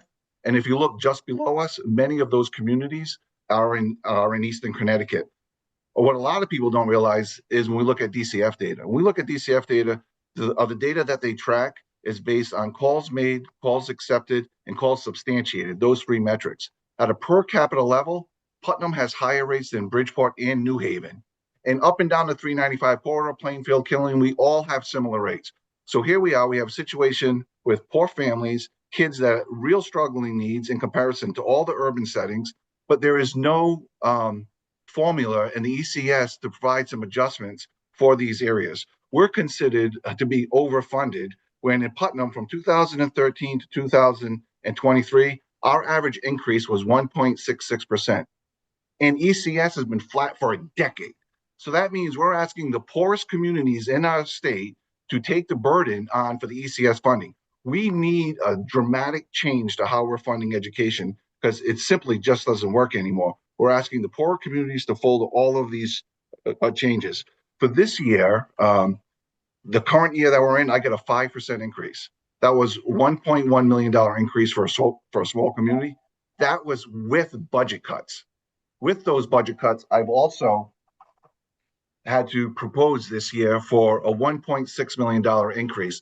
This is going to be a 7.23% increase, the largest that the community has ever faced. With this proposal, I am still cutting staff. I have no HR department. There is one curriculum coordinator for the entire district, not a specialty area. I cut that position at halftime. That means I'm doing the work. That's the level of the desperate need that we're in. I told the CTE Mirror reporter, I could cut all of sports at the high school, all of sports at the middle school. I could cut 10 teachers in a community with only 1,100 kids, 10 paras, all of summer school, all of after-school clubs. I still won't be at a 0% increase. When I say Eastern Connecticut communities are at a struggle, this is real. This is a crisis now, and we need to do a significant increase in the ECS funding. Sorry about the passion. You can see I've been thinking about this a lot. No, no need to apologize at all, Steve. Truly appreciate the detailed testimony, and I hope that myself and my colleagues will continue to listen to these testimonies and do what we can to make sure we support our youth, because one of the privileges of growing up and becoming older and becoming an adult is to reach back and support those behind you so they have a better time coming up in the world as well. So I appreciate you. Thank you, Madam Chair, and thank you, Steve. Thank you, Representative. And I will just also say I appreciate your passion. The students of Putnam deserve that, and the students across our state deserve that. So thank you for sharing that. Representative Zepkis. Thank you, Madam Chair. And I too appreciate your passion. Our schools financially, hopefully we'll be able to do something to help with that this year. I have a question regarding cell phones. You mentioned that you liked the idea. I guess, do you have a policy in Putnam right now with cell phones? So, yes, I do. I have a policy where students are not allowed to use it during class, and they're allowed to use it in the hall and in the cafeteria. Just kind of interestingly, I was visiting classroom the other day, and a student takes out their cell phone and shows me her cell phone and says, "Is this you on Facebook doing a news conference the other day?" And well, I turn around the corner and there's another student, the teacher's redirecting. It is a constant distraction and a constant struggle for staff. And it's gotten to a point, right? So I'm at a place now where when I'm visiting, do I reprimand the teacher for not enforcing the policy? Because that's the real decisions that districts are starting to make. And for the teacher who's like, I'm trying to teach a lesson here, and sometimes when the kid's talking to the side, I ignore it because it interrupts the flow of my lesson. But if I have to interrupt every single time because the kid's either grabbing their phone or texting under the desk, it's a real challenge. And I appreciate the comment that I heard you made earlier regarding the safety and being able to communicate with families. When I hear that, I try to remind families, almost every single classroom in our school has a phone in it, and every single adult has a phone in it. So a high school with 400 kids, there's 500 phones in that building. Having the kids not have a phone is quite okay because there are plenty of phones around to reach emergency services. So that's just kind of some of the feelings I would have. And I'll share one more quick point. We all have a profile of a graduate where we want our kids to be better communicators and better collaboratives. Having a band-to-band cell phone provides a real opportunity for kids to have face-to-face conversations in the cafeteria, in the hall.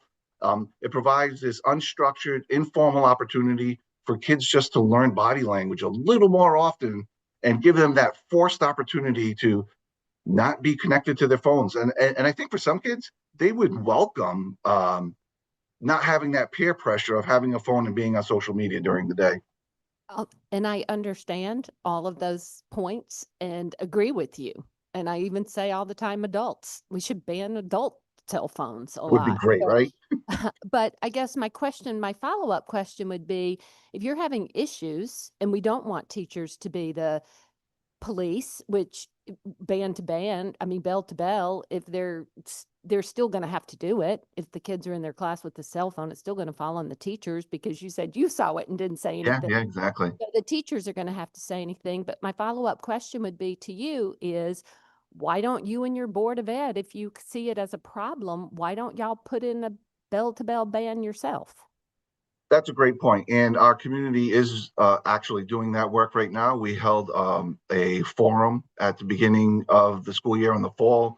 We did a presentation to families.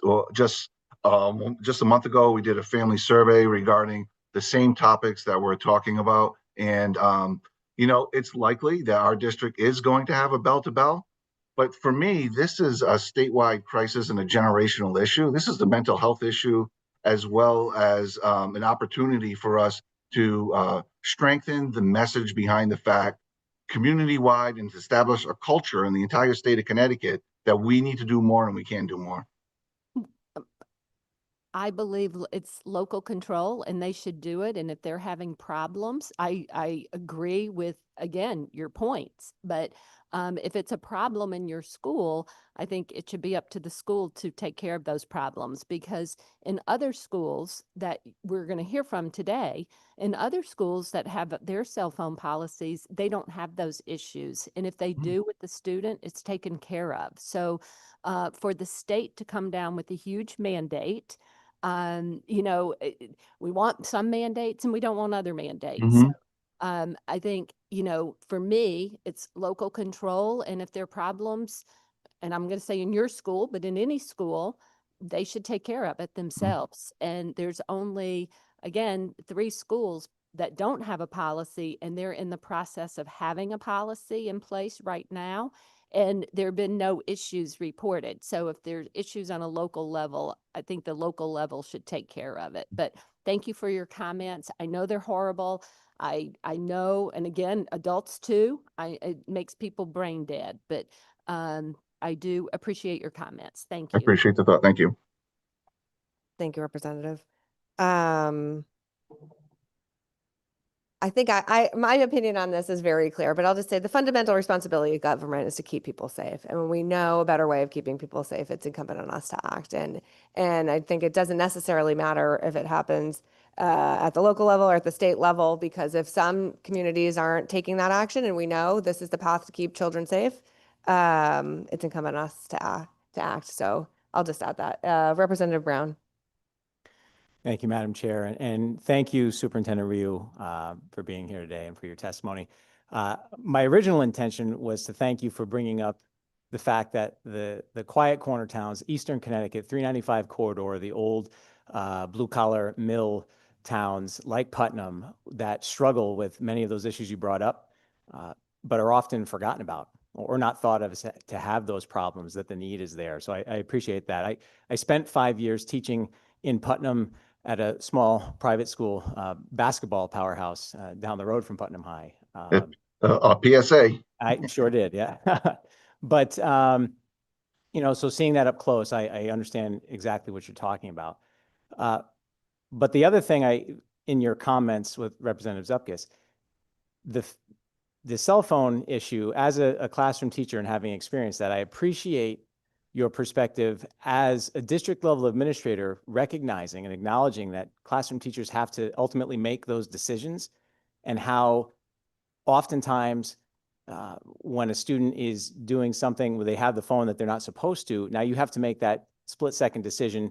What is for the greater good? Am I going to interrupt the flow of my classroom and the instruction that I'm giving for this 1 or 2 particular students, that if they are not distracting the rest of the class, what matters more? So I appreciate you acknowledging the struggle that a classroom teacher would have in enforcing this policy. Again, 100% agree that those distractions are a problem and that we need to do something about it. It's about finding that reasonable balance. So I appreciate your perspective on it as well. So thank you. Thank you.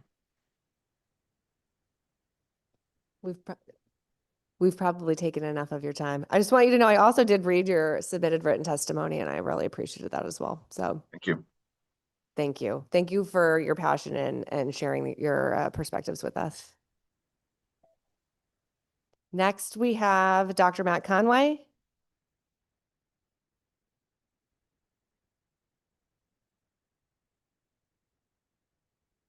You might be muted.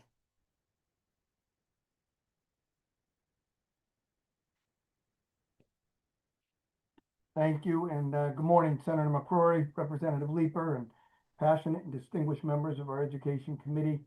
My name is Matt Conway, Superintendent of Derby Public Schools, as well as co-chair of the CAPS Legislative Committee. While I've submitted testimony on several bills before you today, I'll keep my testimony to a few highlights, and thank you for the opportunity to do that today. First is regarding the governor's proposed budget revisions. Appreciate the continued investments in mental health, attendance, academic recovery, school nutrition. However, as you know and have heard, the Education Cost Sharing Foundation remains based at the 2013 cost assumptions and does not reflect inflation and current operating realities, especially for alliance districts and distressed municipalities like Derby. It just creates a structural instability. Special education costs remain volatile and unpredictable, and the proposed reduction in magnet operating support could potentially shift the cost, though we've heard it will remain at 58%. We haven't heard how, but could shift the cost to local districts, whether it's in 27 or the years beyond. And we respectfully urge alignment of the CAPS principles to elevate fund at real costs and improve collaboration with municipalities for all in that bill. Second, with respect to SB 138. Matt, I'm sorry to interrupt you. We are struggling to hear you. Maybe if you move your microphone a little closer to your mouth. I'm so sorry.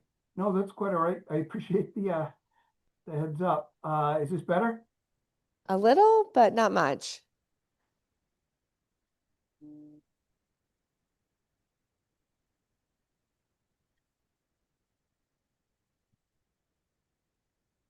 How about now?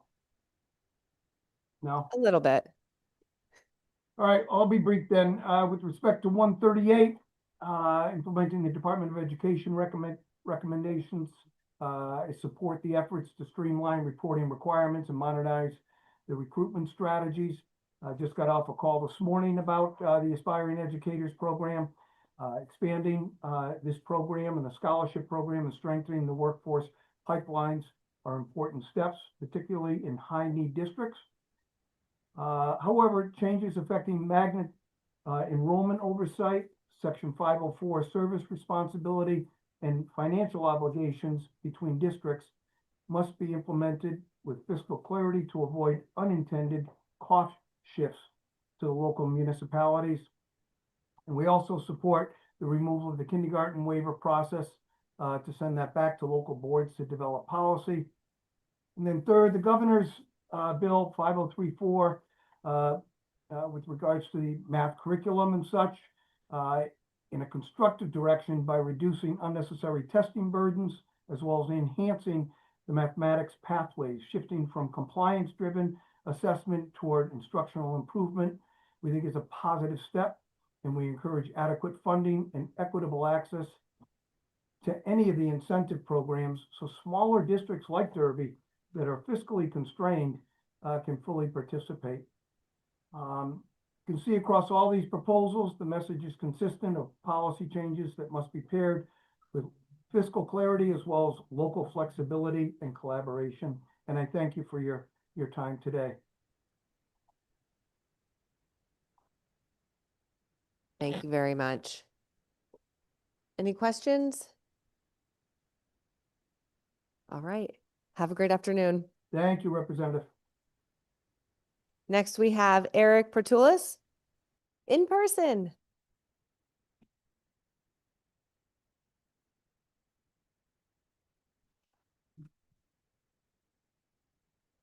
It's the morning, I guess, right?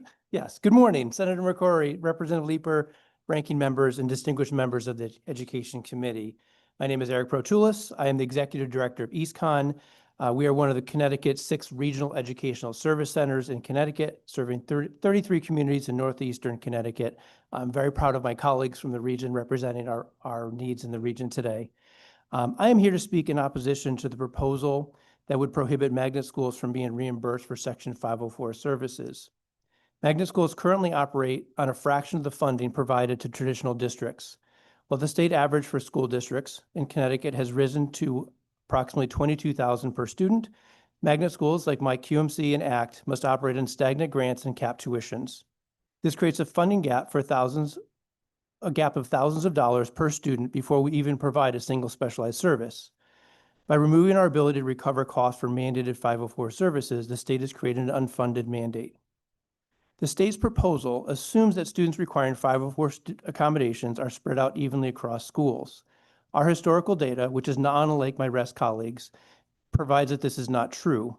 Our specialized magnet environments attract a higher concentration of students with these needs. Currently, the state average for students receiving 504 services is 9.2%. Our magnet schools are 2.5 to 3.5 times higher, and that's been consistent over the years. These costs are not just administrative, they represent real-world resources. Because ACT serves a population where nearly 1 in 3 students requires accommodations, our service burden is significantly greater than that of sending districts. These plans require dedicated staff, specialized interventions, and social work support, not just extended time. Shifting these costs from the sending town with a local tax base to the magnet operator with no taxing authority is reckless.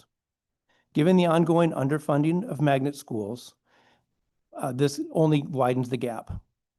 The governor's proposal to use the Consumer Price Index for future tuition is a good idea in principle, but is being applied to a broken baseline. This proposal would result in 3 years of frozen tuition, indexing a rate that has already fallen far behind inflation and does not create sustainability. It simply locks in years of underfunding. The governor's proposed budget elimination of the $12 million supplemental investment for magnet schools is a direct cut to our operational backbone. A future inflation increase cannot bridge the immediate fiscal chasm. By reducing funding and refusing to reset the base tuition rate, I fear the state is signaling a retreat from its commitment to school choice. To preserve these programs, we urge the committee to reject the $12 million reduction in supplemental funding for magnets, reject the shift of 504 costs to magnet operators, establish a realistic base tuition rate that reflects the actual cost of education in 2026 before implementing any inflation adjustments through an adjustment to the ECS formula. And lastly, if I can address the SEED grant, we have many of our districts who are very proud to have received that money and are making good use of it. One of the conditions of that language prohibits our districts from utilizing their RESC right now to provide those services. In my region alone, most of our districts receive less than $10,000, and they're not able to implement the intended result of that seed money.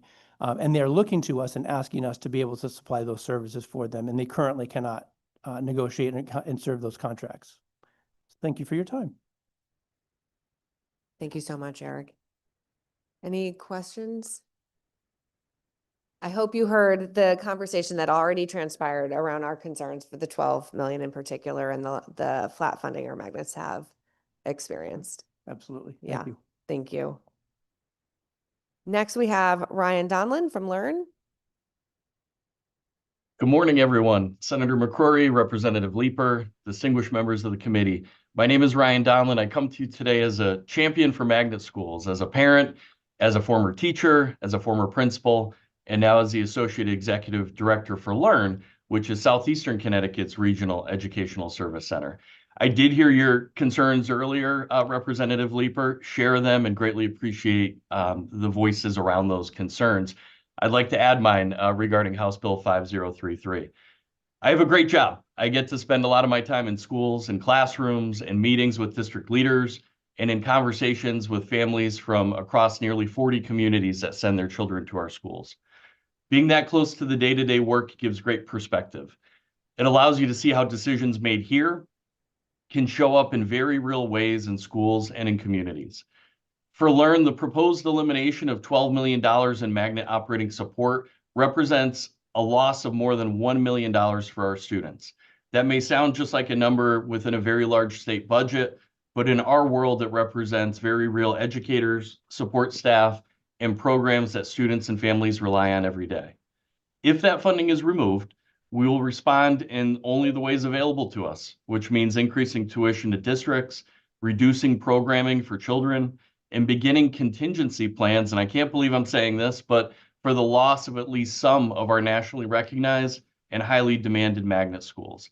The challenge is real. None of those actions actually create cost savings. They simply shift the burden somewhere else, and all at the detriment to our children across the state. I'd also like to speak briefly on Senate Bill 138 and the proposal related to Section 504 reimbursements. Section 504 services are federally mandated supports that schools must provide to ensure students can fully access their education. When reimbursement for these services is restricted, magnet operators are left absorbing the cost of required supports without a funding mechanism available to local districts. An earlier question was, who bears the cost of the $12 million? The same answer will go for 504 reimbursements, and it's the magnet operators, and it's a cost we can no longer bear. At Learn, our actual Section 504 reimbursement has doubled in the past 2 years, representing a greater need for our students and needs that we must meet. I speak regularly with educational leaders who are navigating rising costs in multiple areas, and when magnet funding is reduced or reimbursement mechanisms are removed, the impact does not disappear. It shifted. The districts and communities who we're hearing from today are already working hard to remain financially balanced. More than 1,300 students enter Learn Magnet Schools each morning because families are seeking those programs. They're seeking diverse learning environments and opportunities to complement their home districts. Preserving these opportunities requires funding stability and equitable treatment across educational settings. So we respectfully ask you to restore that magnet operating support, maintain reimbursement pathways for 504, and to continue working together toward a stable student-centered funding system for Connecticut. Thank you very much. You're almost on the dot of 3 minutes. Thank you Got it very down. much. Thank you for your testimony. We appreciate it. Thank you. Thank you for your testimony, Ryan. Good to see you this morning. Good to see you. So we have Ayana Carter from Capital Prep.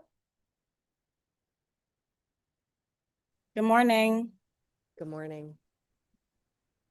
I had to check to see if it was afternoon yet. All right. Good morning, Chair and distinguished members of the committee. My name is Dr. Ayana Carter, and I currently serve as the superintendent for Capital Prep Harbor School in Bridgeport.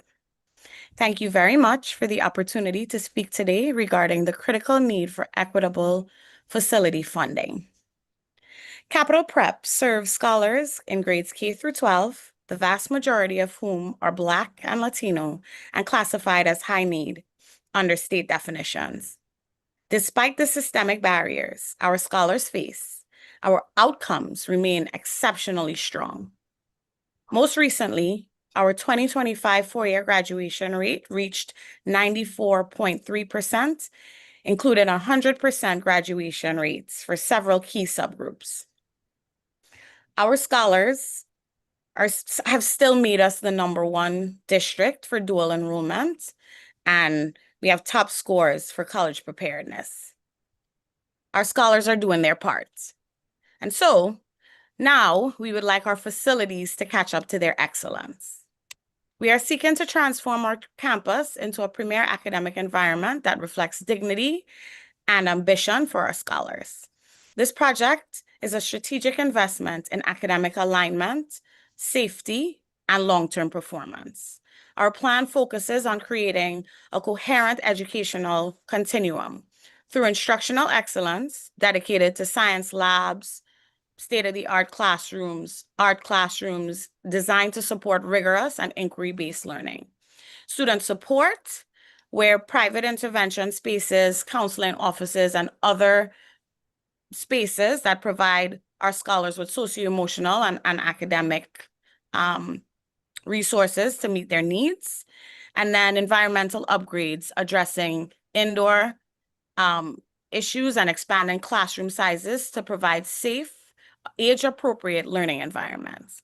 It's not just a building upgrade, it's a necessity focused on providing resources needed to sustain and scale the success that we have already demonstrated.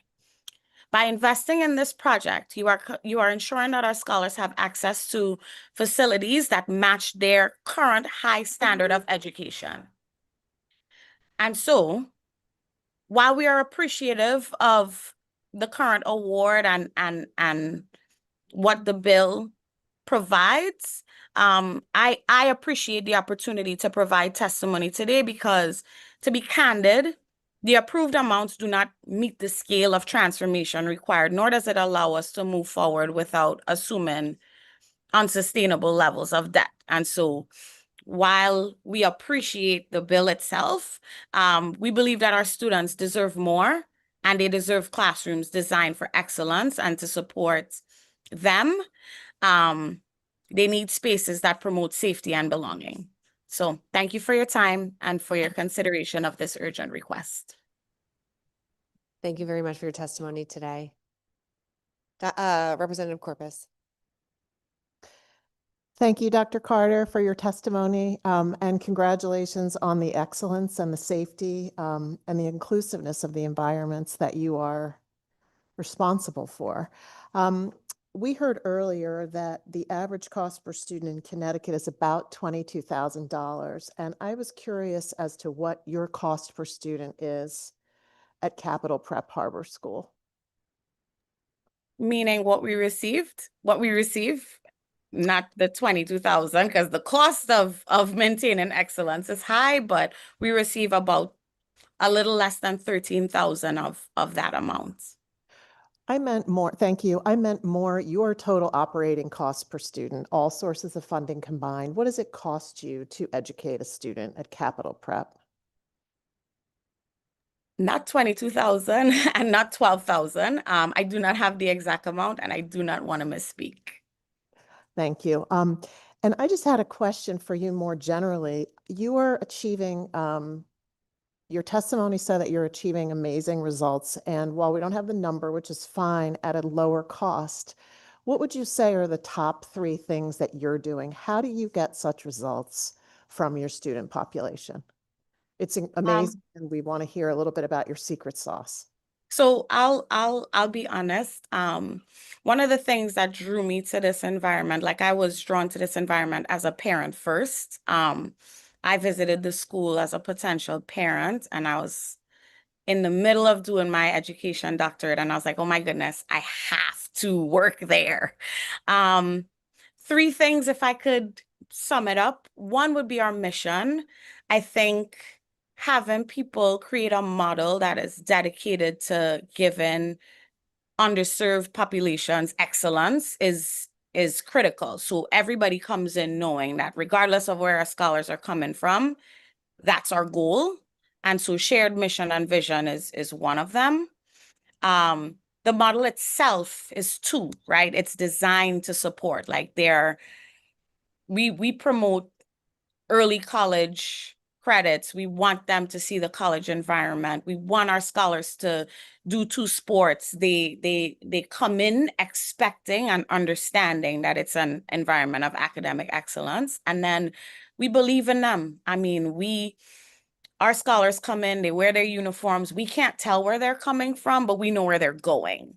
And so a part of our model is advisory, and we have our instructors know that they're going to have a school family, and they stay on top of ensuring that our scholars meet all the necessary requirements. And so while they're instructors and they're teaching and they're doing all the work, they're also advisors. And so it's like having a parent at school. And so there's a lot of family involvement, and we do a lot around engaging our families in the model and in the mission. Thank you very much. Thank you, Representative. Representative Haynes? Good morning. Thank you, Madam Chair, and good morning to you, Dr. Carter. I think one of the things that I'm hearing from you is the fact that you're calling what we all call students, you're calling them scholars, and I think that makes a big difference, doesn't it? So I really appreciate you being here this morning and giving us some, and I'm looking forward to maybe getting in touch and having a visit in my future to your school. So good luck. I hope we can do something for you. Congratulations to you. Thank you, and I look forward to hearing from you. Thank you very much for your testimony today. We're grateful you were with us. Thank you, and thank you guys for having me. Next, we have Sal Menzo from Goodwin University Magnet Schools, also in person. It is now 12:02, so good afternoon. Thank you, Madam Chair and Senator McCrory. It's good to see you that you're feeling healthy today, because yesterday you were a little under the weather. And thank you to all the members for having us. I'm the superintendent of Goodwin University Magnet School System in East Hartford, Connecticut. We educate over 1,400 students from grades pre-K 3 through 12th grade. I echo every sentiment, every comment that my colleagues have made about the $12 million reduction. I echo the sentiment around the 504 transferal of costs to the magnet systems, those are devastating and can be very devastating to our system. But rather than reading my testimony that I submitted, I really did want to focus. There was a comment earlier about the appropriations hearing and about the presentation of the scholars. We call our students our scholars as well, about the impact of magnets on our scholars. Prior to this, I was superintendent in Wallingford Public Schools for 12 years. Prior to that, I was in Marlboro for 4.5 years, but I started my career in Willimantic. And I have to say, coming back home to a magnet system has really continued to transform me as an individual, as a professional. And I see it every day in my scholars. We are building the first magnet technical high school. We have the freshman class in temporary space right now. We are providing our scholars a future.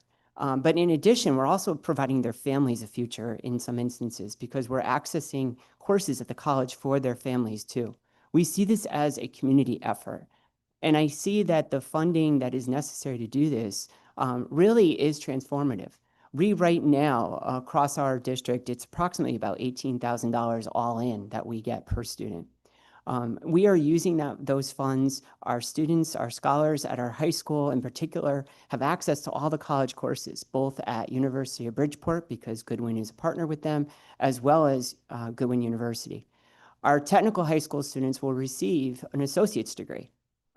We are now transforming our other high school, Connecticut River Academy, to have that same opportunity for those high school students. We start our pathway in career development in elementary school. All of these pieces of the puzzle are transforming the lives of these scholars. We have a half-day advanced manufacturing program that I would hold up to anyone in the state, and we actually work with many of the comprehensive high schools. There was a comment about that earlier, helping them ratchet up their programs throughout the state of Connecticut. We graduate students who go right into paid apprenticeships, paid positions, paid jobs that are high-paying jobs.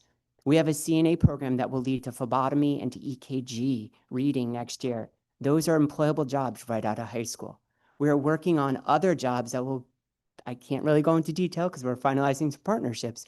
So other opportunities for our scholars that will allow them to have employable opportunities if they choose after high school.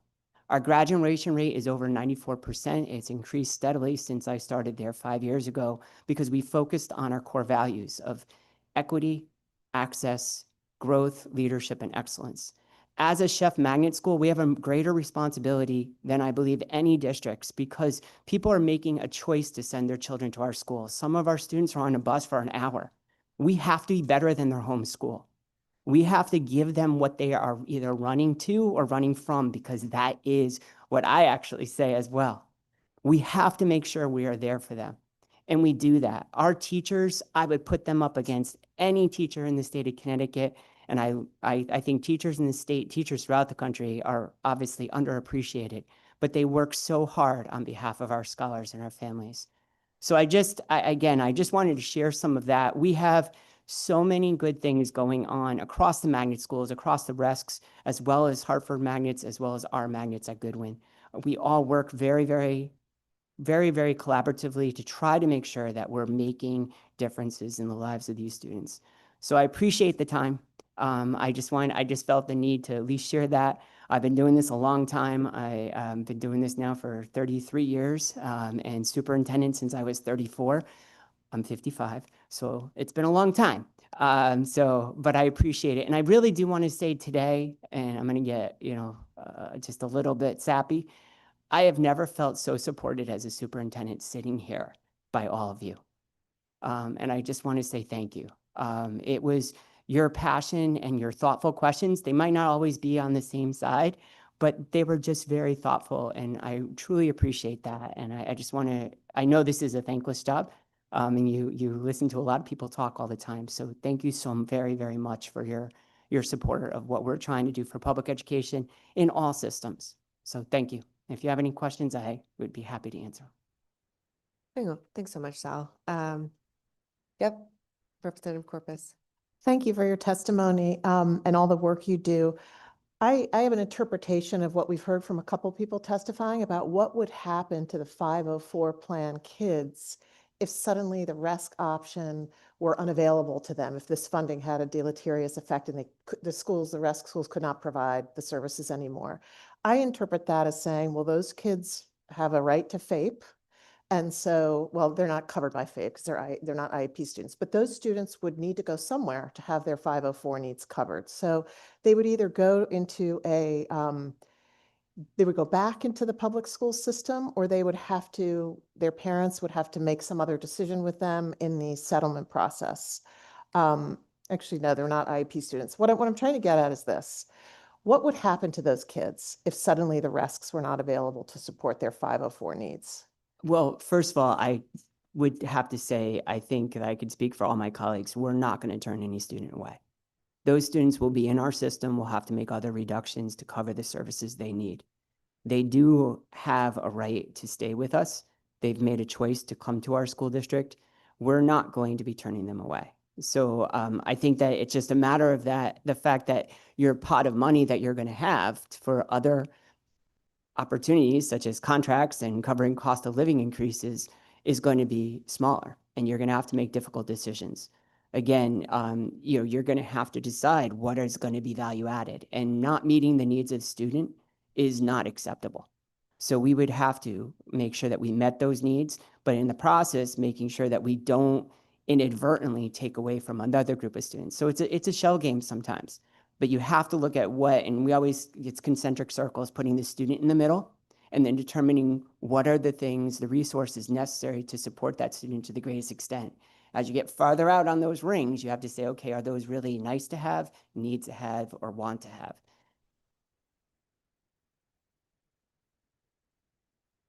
Thank you, Representative. Representative Biggins. Thank you, Madam Chair.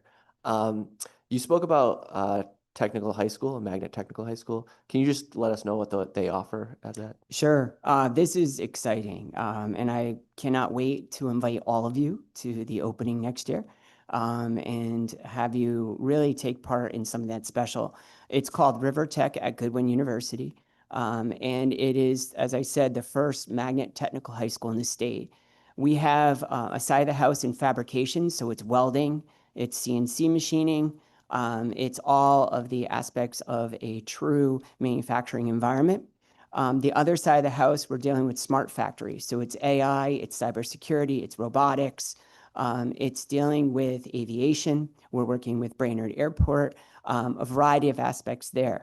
The key thing about this school that makes it different as a technical high school is the fact that they are getting college credit as they proceed. So our sophomore class next year, they're already starting college classes. Freshman year, it was a survey opportunity. Next year, they are starting college classes.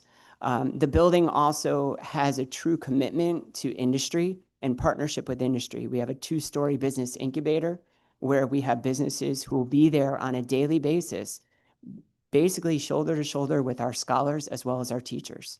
So it's taking the best of what we can do for technical education and transforming it.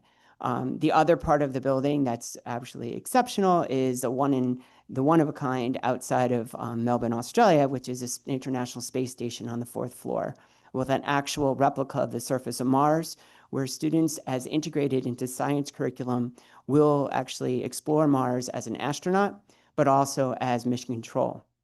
This is a program not just for our high school students at Goodwin University Magnet Schools, but we plan to open it up to students throughout the state of Connecticut. It's integrated into the next gen science curriculum. It's seen as the culminating activity of a unit of science. So the teacher will come with their students and they will actually use the exploration as an assessment of their learning for a pre-taught unit. So it's not where it's a field trip, it's a day out of class. It is a field trip, it's a day out of class, but it has an authentic purpose. So we're very excited about that. This program also has a 3rd through 8th grade component. So we'll be also utilizing for the middle school level. But this technical high school, working with actually the executive director at CTEC, as well as the superintendent at CTEC, we're really trying to impact how everybody works together. Because as was stated earlier, there are thousands of students who want to go to technical schools, but don't have access to those technical schools. So that's why we're also, as a magnet system, working with districts. We're working with Bridgeport. We're working with the districts throughout the state of Connecticut to help them bring these technical classes. And not just the high school, our old-fashioned what we all might, well, I'm old, but the old-fashioned tech classes, we're talking about college articulated classes. So these students, if they choose to go to university, they have access to that. If they choose to go to the world of work, they have access to that. If they choose to go to university after the world of work or while they're in it, they have access to that. So it's about giving them the greatest quality value, currency exchange rate, as I say, to our diploma that we can provide a scholar from our district. Thank you. You're welcome. Thanks, Representative, for the question. Representative Comey? Thank you, Madam Chair. Sorry. Good to see you. Thank you for coming out and testifying. I wanted to talk about the 504 Sure. change as well. My youngest son did go to a magnet school and had a 504 plan. And I'm wondering, when we reviewed yearly his 504 plan, it was led and instituted by the sending school, right? The sending school district. So we would see the sending school district have interactions with them once a year and once a year only, hopefully, right? I'm wondering if in this policy that we're looking at, while I understand that, you know, we're changing the payment structure, would this be different in that? Yeah, from my understanding, Oversight. I do support the aspect of us, as you're describing, as the receiving district, the one that is providing daily services to that student, to have the ability to coordinate with the family and basically be in charge of the IEP development, or excuse me, 504 development. I think that does make sense, and I think I heard that from a few of the members of the committee, that made sense. The financial aspect of it obviously is the part that is difficult for the magnet system because we're not receiving additional funds. But actually owning the services, working with the family to provide what's best for that student, yes, I think it is the magnet system would be the better place to have that developed. That's an interesting conundrum, right? Because you have the receiving school that is determining what in the family, of course, determining what those services are. And then you have the sending district paying for it. So It's just like any other scenario with an outplacement scenario, because you're getting that in the world of special ed. That is how we traditionally approach it. I think that no matter what happens, financially or not, I just think that I know we encourage with families that meet with their sending district as well as our district to continue to try to keep the lines of communication open and make it collaborative and not make it, even if it's not for a needed purpose, not make it just an annual phenomenon that they all get together. There has to be that communication. There has to be that participation on the part of the parent, as well as the sending district, because you never know. Circumstances might change in that family's life that the student does go back to that district. So while it can be written through the lens of the magnet school, you can't sever that relationship between the two parties. thank you. You're welcome. Thanks, Representative. I feel really happy that you feel so supported by us. I think I do. there is I'm going home nice and happy on it. a very strong appreciation and respect for the work that our RESCs do and the responsibility you guys have. And our responsibility as a legislature to ensure that the state funding is there to execute the mission you've been charged with, which is to provide these dynamic and high achieving choices for children who they can go and feel fulfilled, a sense of belonging, and that they're being prepared for the life ahead of them. So just thank you. It's always great to have you with us, and I'm sure we'll be in touch. Absolutely. I have one more thing, and it's a request. It's an invite. On April 8th, all the Hartford Chef Magnet Schools will be coming with our students again for Use Your Voice Day. You will be getting invites to meet with our scholars across the CREC districts, the Hartford Magnet Schools, Goodwin Magnet Schools, University Magnet Schools. So we really do hope that you come and hear our students. I know I'm partial because obviously I'm the superintendent of Goodwin, but our scholars have really taken to this opportunity to be able to have FaceTime, authentic time to share their stories. So I thank you in advance if you're available to come to that. I really would appreciate it. So thank you. Thank you. We always love every opportunity to hear directly from the students. Representative Zepkis? Thank you. I apologize. Just one quick Oh, statement. I'm thinking about how y'all call your students scholars. I think we should change it for all our schools. That's a great positive thing. So thank you. That No, was it. thank you. I appreciate that comment. Thank you so much. Have a good rest of the day. Thank you. Next, we have Michael Paul Yamin. Good morning. Can you hear me fine? Yes. Wonderful. So good afternoon, Chairperson, members of the Educational Committee. My name is Michael Yamin, Superintendent of Region 16. We represent Beacon Falls and Prospect. I've submitted written testimony as well, and in an effort to respect everyone's schedule and time, I won't read my entire testimony, but summarize some of the talking points. I respectfully oppose House Bill 5149 and 5035 statewide cell phone mandates. As was stated earlier, the majority of Connecticut districts, including mine, have already deliberate policies in place ranging from full bans to gradual release models at the high school level. I'm here to advocate for the principle of local control over these bills with the intent these bills is clear. Educational government works best, respectfully, when we acknowledge unique demographics and values of individual communities. Our local boards have already collaborated with families and educators and built practical policies. In our district specifically, we've had surveys, we've had community meetings, we've heard from the community and stakeholders, and we don't feel that one size fits an all approach at this level. I'd also like to touch base quickly with regards to testing and special ed accommodations. I support maintaining the current statewide testing structure, Smarter Balance, SATs, PSATs. We find it valuable data for student placement and district evaluation.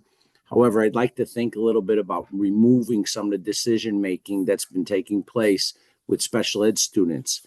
We feel that administrators and case managers that deal with the students on a regular basis know what's best for our students when it comes to testing, with accommodations and ratios, with checklist testing that special ed students take.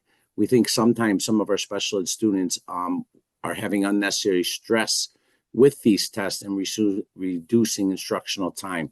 So I'd like some of the local decision-making for the special ed students for accommodations to be made at the local level. I'd also just take a moment to echo some of my colleagues that I'm hopeful we can eliminate the waiver for kindergarten and adhere to the new acceptance dates and create our own policies.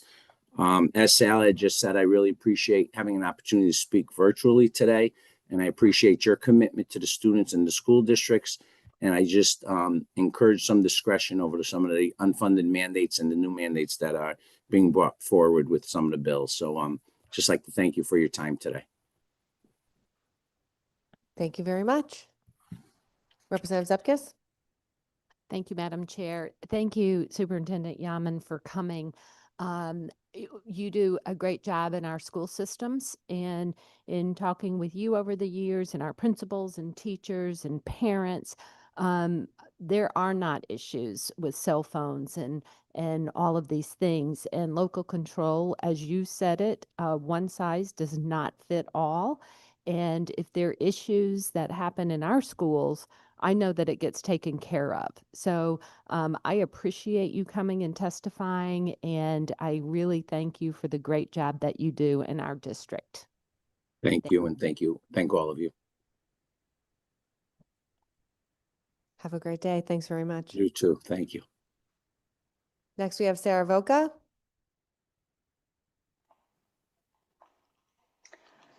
Good afternoon. Honorable chairs, ranking members, and distinguished members of the Education Committee.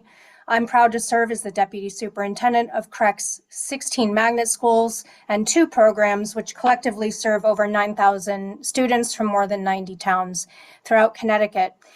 I'm here to address Senate Bill 138. We respectfully oppose sections 4 and 5 of the bill as currently drafted, and you're going to hear me talk about are concerns with the language around the provision of 504 services in magnet schools, which several of my colleagues have already mentioned. But just to reiterate that Section 4 does shift full financial responsibility for services required under Section 504 plans to interdistrict magnet schools. Currently, when a student with a 504 plan enrolls in a magnet school, the district of residence remains financially responsible for these students and the services articulated in the plan. The proposed change would require magnet schools to fully fund all required 504 services without any additional funding mechanism, which presents a serious concern in that it creates an unfunded mandate. As you've heard before, RESC magnet schools operate on fixed per pupil grants, tuition from districts, and we do not have a taxing authority. Unlike traditional districts, we cannot levy local taxes to absorb unanticipated costs and rising expenses. The accommodations and costs for 504 plans can vary widely and unpredictably. Shifting unlimited fiscal responsibility to magnet operators without additional funding places a significant strain on already very tight budgets. For the CREC magnet schools, this would be an estimated additional burden of anywhere from $1 to $2 million annually on a budget that has been flat funded by the state for nearly 15 years. We're fully committed to ensuring that every student with a 504 plan receives all legally required services. So this is not about compliance, it's about creating a fair and sustainable funding structure. I now want to move on to Section 5.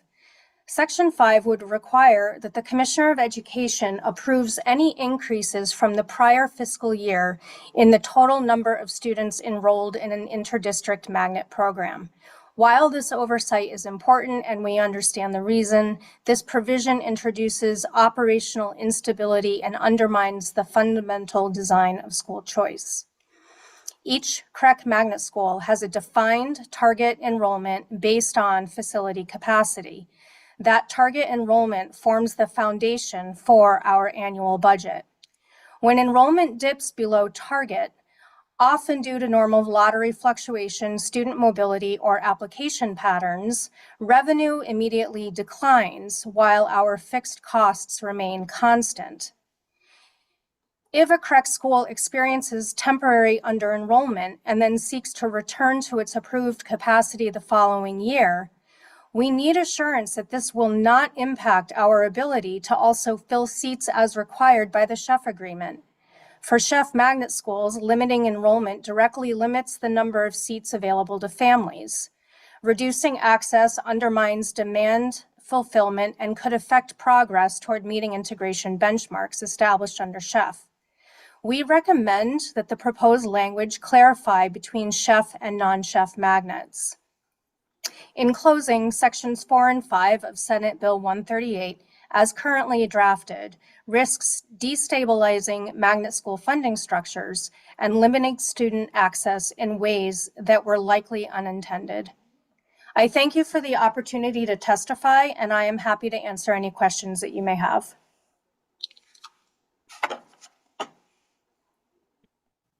Thanks, Sarah. Any questions? Seeing none, thank you for your time today. Okay, thank you. Next, we have Laurel Steinhauser.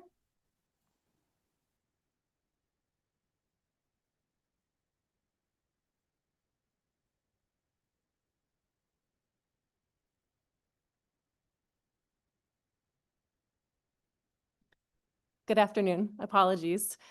Good afternoon, Senator McCrory, Representative Leeper, and members of the Education Committee.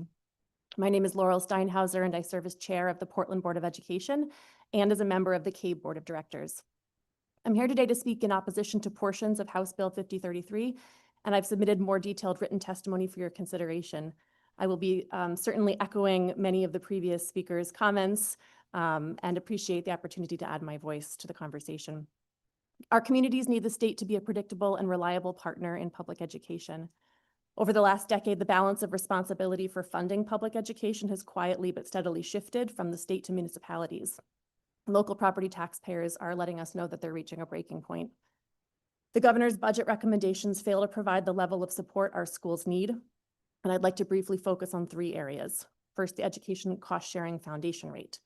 The ECS Foundation, intended to reflect the average cost of educating a student, has been frozen at $11,525 since 2013. In Portland, our education costs have increased roughly 50% over that same period. Our ECS funding has increased only 14%. When the foundation remains flat while costs rise, the state's share shrinks.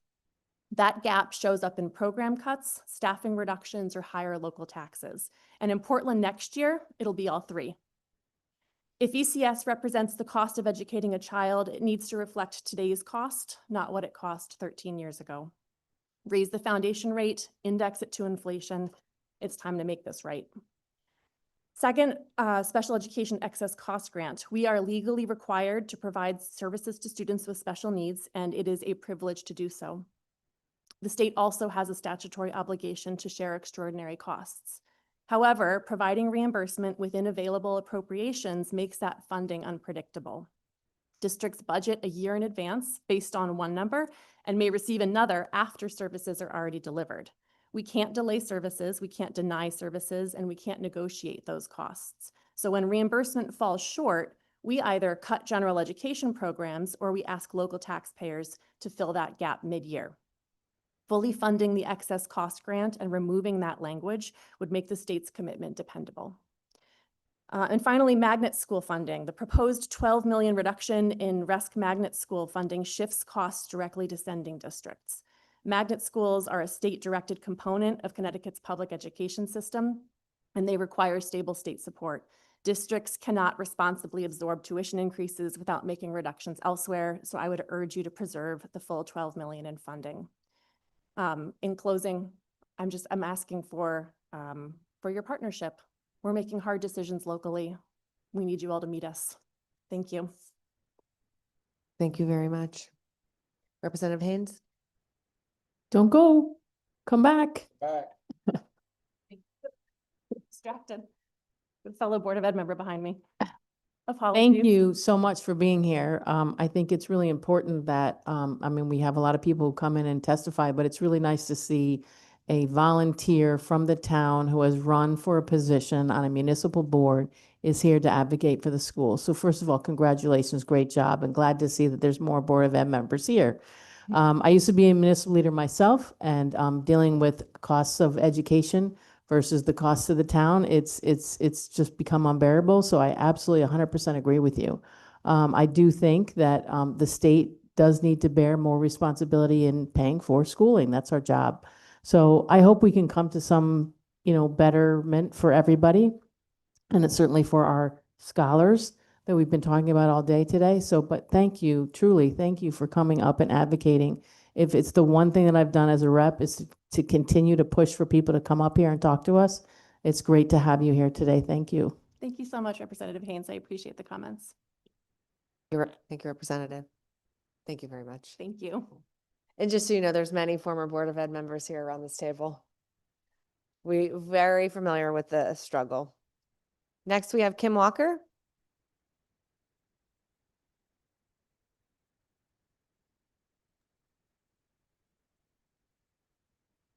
Good afternoon, chairpersons, ranking members, and members of the Education Committee. My name is Dr. Kim Walker, and I serve as chair of the Westbrook Board of Education and vice president for government relations for the Connecticut Association of Boards of Education.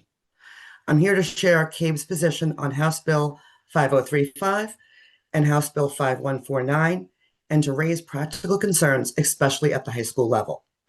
CABE supports the Connecticut State Department of Education's guidance developed in August 2024, which recommends a developmentally appropriate grade-based approach to cell phone use.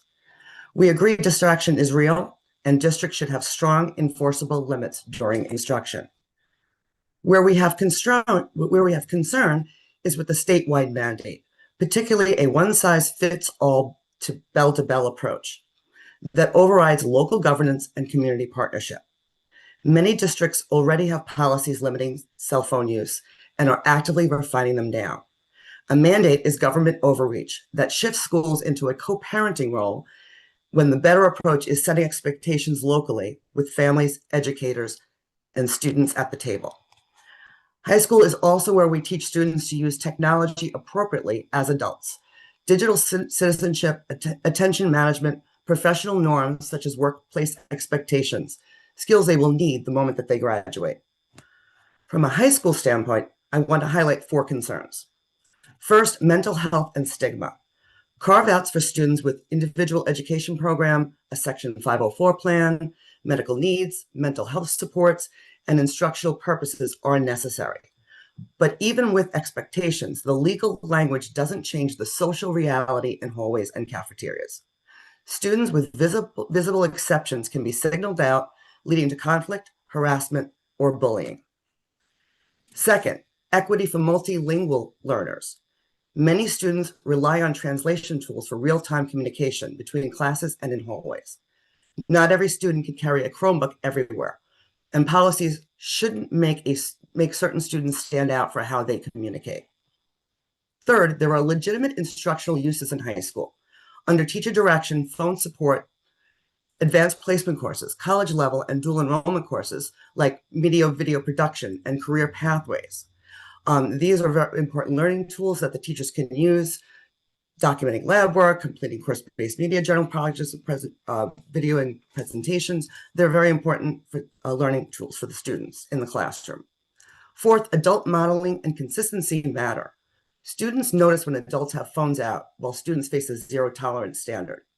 Any approach needs realistic implementation and adult expectations. So CABE's request is to support the State Department of Education's guidance approach, preserve local flexibility, and if you move forward, include clear carve-outs for students with IEPs, 504s, medical needs, mental health needs, multilanguage translations access, and teacher-direct instructional use, and require clear parent communication and emergency contact protocols so families know how to reach students during the day. Thank you for the opportunity to testify. Thank you very much for your testimony. I'll just add the language did include specific carve-outs for students with 504s, IEPs, medical plans for exactly those purposes. Any questions? Thank you very much for your testimony. Thank you. Next, we have Aaron Oberchada. I definitely butchered it. I'm so sorry. It's fine. Hello. Aaron Obrachta. Yes, hello to the chair, Senator McCrory, Representative Leeper, and distinguished members of the Education Committee. Thank you for having me. Can you hear me? I just want to make sure to do a mic check. Yes, we can hear you. Thank you. Great. Again, my name is Aaron Obrachta. I oversee grants at Achievement First as the Chief of Development. We serve 4,000 K-12 public charter school scholars right there in Hartford and in New Haven, where our organization was born 25 years ago, and Bridgeport. I'm sorry I can't be with you there today. I'm home with a sick son. But I am here regarding raised bill number 5147 and the broader issue of school construction and facilities. And while a lot of people here have touched on funding, as will I, this is really about state statutes and predictable facilities funding. And I'll start with this. I believe we're all united by a core conviction. Education is the most powerful lever to ensure our Connecticut scholars are prepared to live lives of purpose and opportunity, whether it's college, technical career, military service, and that safe, functional school buildings are not a luxury. They are the foundation that makes the Connecticut education promise real. And so for our district partner schools, construction reimbursement operates with clear statutory framework. For public charter schools, facilities funding operates differently. Now, the state Department of Education has administered facilities RFPs with professionalism and integrity. Schools apply, evaluated, and may be approved. However, state statutes do not establish clear timelines for when RFPs must be issued or when the State Bond Commission must act. And for example, our schools have applied for facilities funding back in May of 2025, and today, 9 months later, we still don't know whether those funds are approved. This unpredictability, has real consequences. Between now and then, costs have risen, planning stalls, critical projects are delayed indefinitely, and our scholars continue to learn in buildings that fall short of what they deserve. And at the same time, we've already discussed this here, and so I'm preaching to the choir, charter schools, as one of your school choice options, receive about $5,000 less per student than our district partner schools, serving the same communities. And for 4,000 students, that's a gap of 20 million at Achievement First. And that's on the revenue side. It's closer to 7,000 per student on the actual expense side.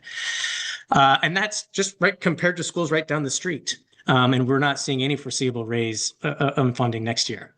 Yet we are responsible for maintaining safe, accessible, modern facilities and meeting high academic expectations and expecting that 0% increase next year.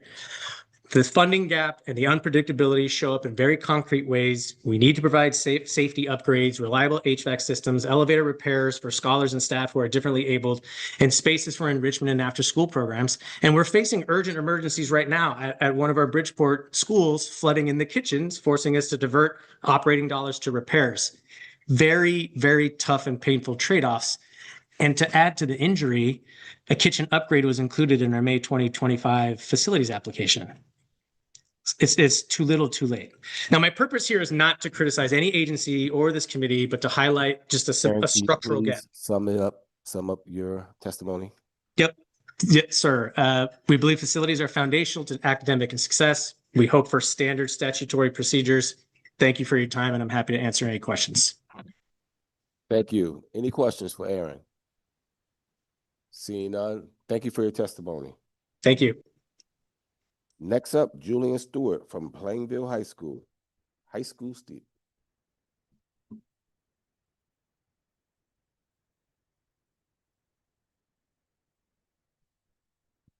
Hello, Chairman McCrory and members of the education community. My name is Julian Stewart. I'm a senior at Plainville High School, and I'm here in support of HB 5149, an act concerning phone-free schools, and HB 5035, an act requiring school districts to ban cellular phones in the classroom. So since I've been in, school, as far as I can remember, schools have been, present in the classroom, out of classroom, during lunch, during recess, during passing time. Really, as far as I can remember, to put a date on it, 2018. And now it's 2026, 8 years later, and phones are still an issue in the school. And with current regulations, schools are able to mandate it as they want. And I kind of think the only problem with that is schools aren't able, I think the only problem with that is it leaves wiggle room for mistake and error. One of those things, or one of the regulations that I have is phone pouches, but that's not the best system for my school because, it allows students to still be on their phone out of the classroom, and it also, it puts the responsibility on the teachers. I think that phones in schools really reduce social interaction in key areas like in the hallway and lunchrooms, and it teaches a negative lesson that students are able to go back on their phone during these key areas in the school. It just teaches them that they're allowed to go on their phone and scroll on social media platforms, play on games instead of interacting with real people in person, which is something that is pivotal for people growing up. Separately, I think with schools, I think like having phone regulations is another responsibility that's put on teachers that they really shouldn't have. Teachers already have so many responsibilities, between having up to 28 kids in a classroom, to student contracts, AI being used more in work, the current chronicle absences that we have. So having cell phone regulation, a part of the job as a teacher, I feel like is asking them too much with how much they already have to manage.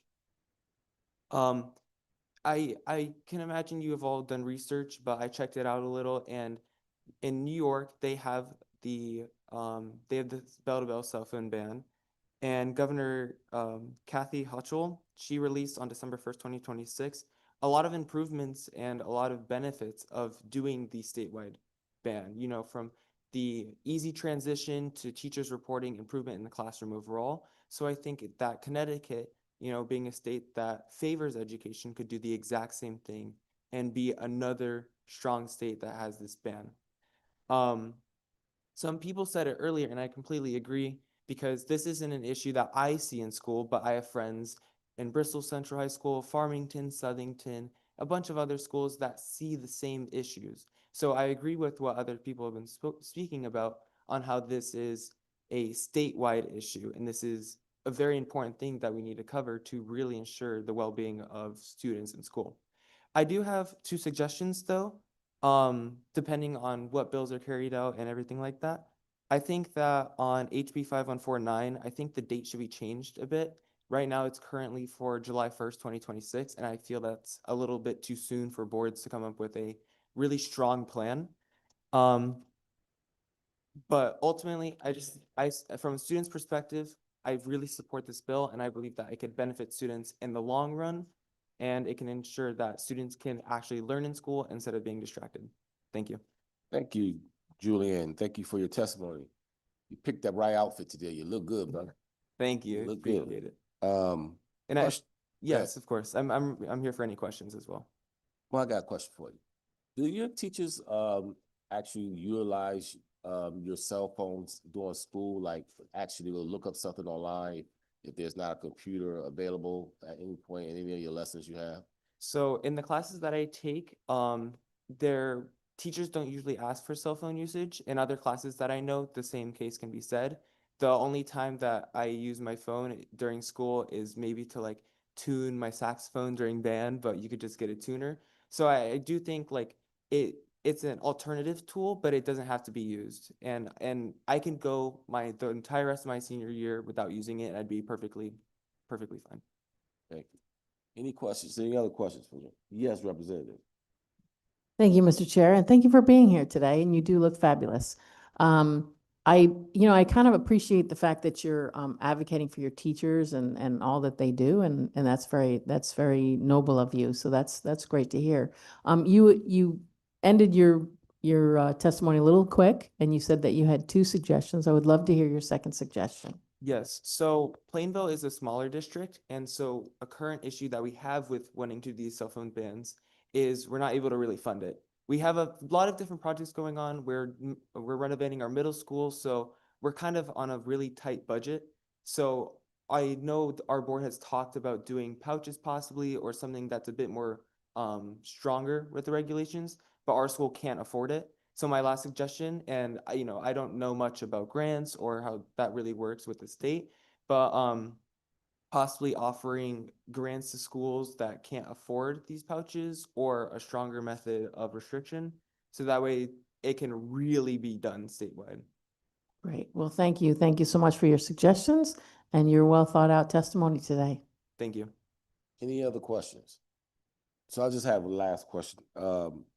You ever thought about becoming a teacher yourself? I have thought about it, but that's more of a safety right now. I plan on going to law school, so yes. Okay, that's another good option, but really we need people like you in the classroom. Thank you. I appreciate it. I do plan on being on this committee one day though. So that's a good. Just give me some time. All right. You hear that, Plainville? Whoever represents that area? All right. Appreciate you. Thanks a lot for coming up. Thank you all very much.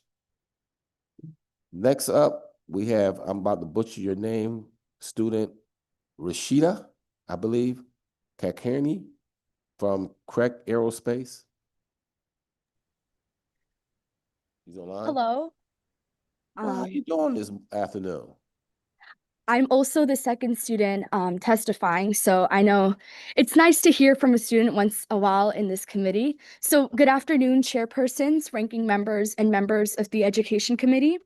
My name's Rashida, and I'm currently a student senator at the Craig Academy of Aerospace and Engineering. Now, the main reason I'm here to testify is once again talking about the $12 million that RESC, or Regional Education Service Centers, will lose if this proposed budget does pass. So I'm asking you to preserve this $12 million because of the next couple of reasons. So the first reason on why they should be preserved is because of the opportunities that Craig provides for not just me, but for hundreds, if not thousands of students. So first of all, I want to say that Craig has prepared me for career readiness because last year, I actually had the privilege of going to the legislative office building and talking about magnet school funding, where I had the opportunity to meet Elizabeth Sheff, the whole reason why Craig magnet schools were even made in the first place, because of the civil law that was put into place. Now, the second thing I wanted to mention was the curriculum that Craig magnet schools have to offer. So my magnet school, in the name, it says engineering. So we talk about STEM, we talk about classes that specifically focus on engineering. However, for different schools in the Craig area, we talk about arts, we talk about music, and other areas where students can really focus on what interests they want to do once they go to college or further on. Now, the other thing about RESC magnet schools is that they offer a close-knit community.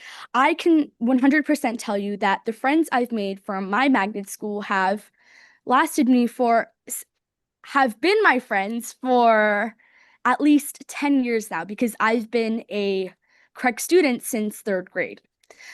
The third thing I wanted to bring up was after school clubs. Now, for high schoolers, after school clubs matter a lot because of college applications and whatnot. But I just wanted to point out and say that I run my school's business club as well as our debate club. And it's very important to have students in those clubs because of how limited resources can be for certain students in lower poverty or other restrictions and barriers that might come up to them.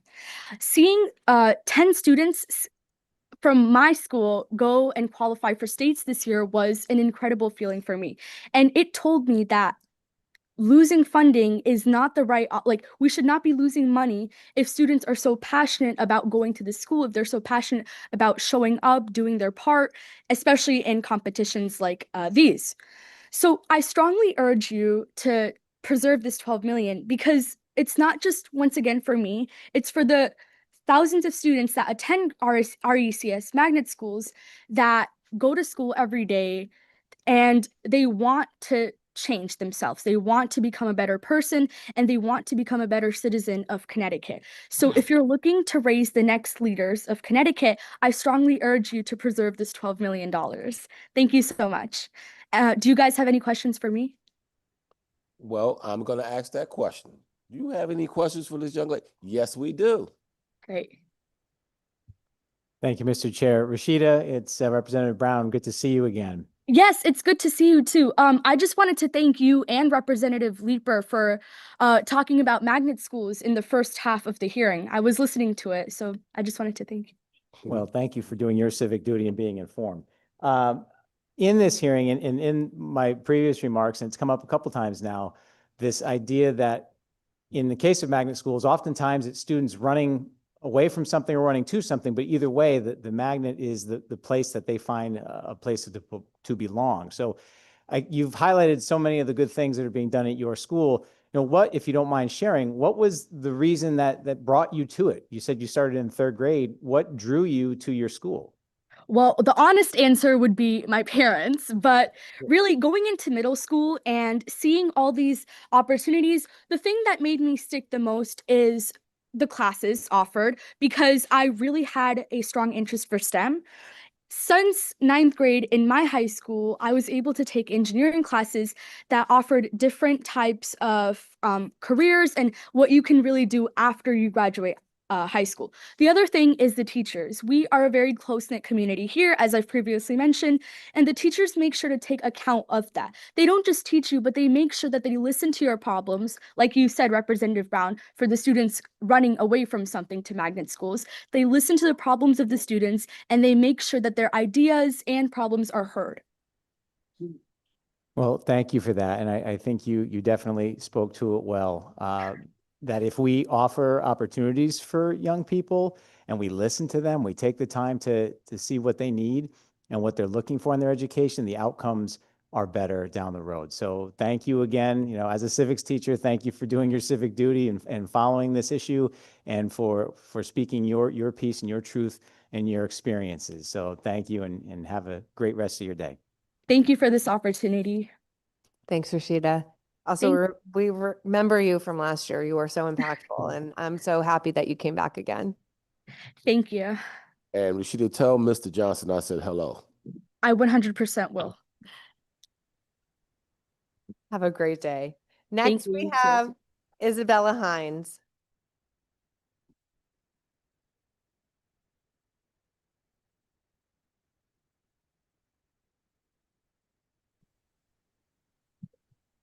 Start off. Good afternoon, Education Committee. Wait. What did I do? What did you do? Good afternoon, Education Committee. My name is Isabella Hines, and I'm a 4th grade student at ACES Wintergreen Interdistrict Magnet School in Hampton. I attend Williams with my brother Isaiah, who's in 1st grade, and my sister Michelle, who's in 3rd grade. I'm here to ask that our school receives the funding it needs to continue being successful. We love our school because we get to have fun while learning, and many school students might only have arts once a day. At Wintergreen, we have 2 blocks every day where we can enjoy STEAM, dance, theater, art, physical education, and other exciting subjects. Our teacher also includes the arts in many creative ways within our main subject areas. One example is when we went to the Peabody Museum, but did a project connecting our experience. Last year, I had the opportunity to see Annie the musical at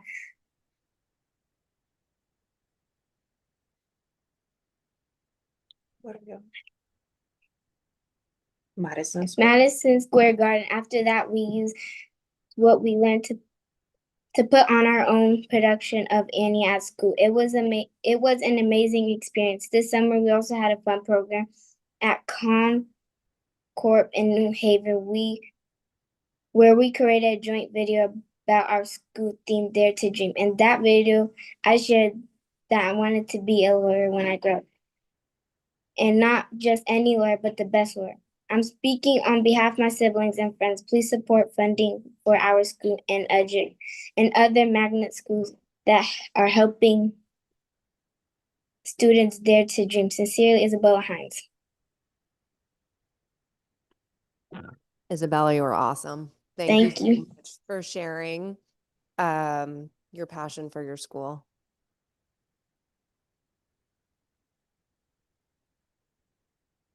I think we have a question online. Representative McGee. Thank you, Madam Chairwoman. Isabella is one of my theater students, and so I didn't know you were testifying today, and not only am I inspired and encouraged, but I'm so incredibly proud of you. Isabella is an exemplary theater student who is a part of that interdisciplinary arts curriculum that integrates theater and dance and visual arts and fine arts into academic education, which is a huge, not only must, but a benefit to young people who are learning memorization, spatial relationships, how to read, how to connect with people in confidence. So, Isabella, thank you for testifying today. This was a great, hi, Isaiah. This was a great surprise for me. So, keep using your voice, keep amplifying it. Good job. Thank you. Thanks, Representative. Thanks, Isabella. You're welcome. Have a great day. You too. Thanks. Next, we have Derek Heffelfinger. Good afternoon, honorable members of the Education Committee. My name is Derek Heffelfinger, and I am a senior at the Regional Center for the Arts, also known as RCA in Trumbull, which is a CES magnet school. I'm asking for your support in preserving $12 million in RESC magnet grant for the fiscal year 2027 and creating a long-term equitable funding plan for schools across Connecticut. Studying musical theater at RCA has shaped far more than my performance skills. It has shaped my discipline, leadership, and sense of responsibility to my community. Balancing conservatory-level rehearsals with academics required the same time management and perseverance that enabled me to earn the rank of Eagle Scout, lead complex service projects, gain admission to the University of Pennsylvania's highly competitive nursing program, and to maintain a positive attitude throughout those experiences. At RCA, I have learned to collaborate across differences, accept critique with humility, and to step forward with confidence when others need direction, skills that translate directly into civic engagement and academic excellence.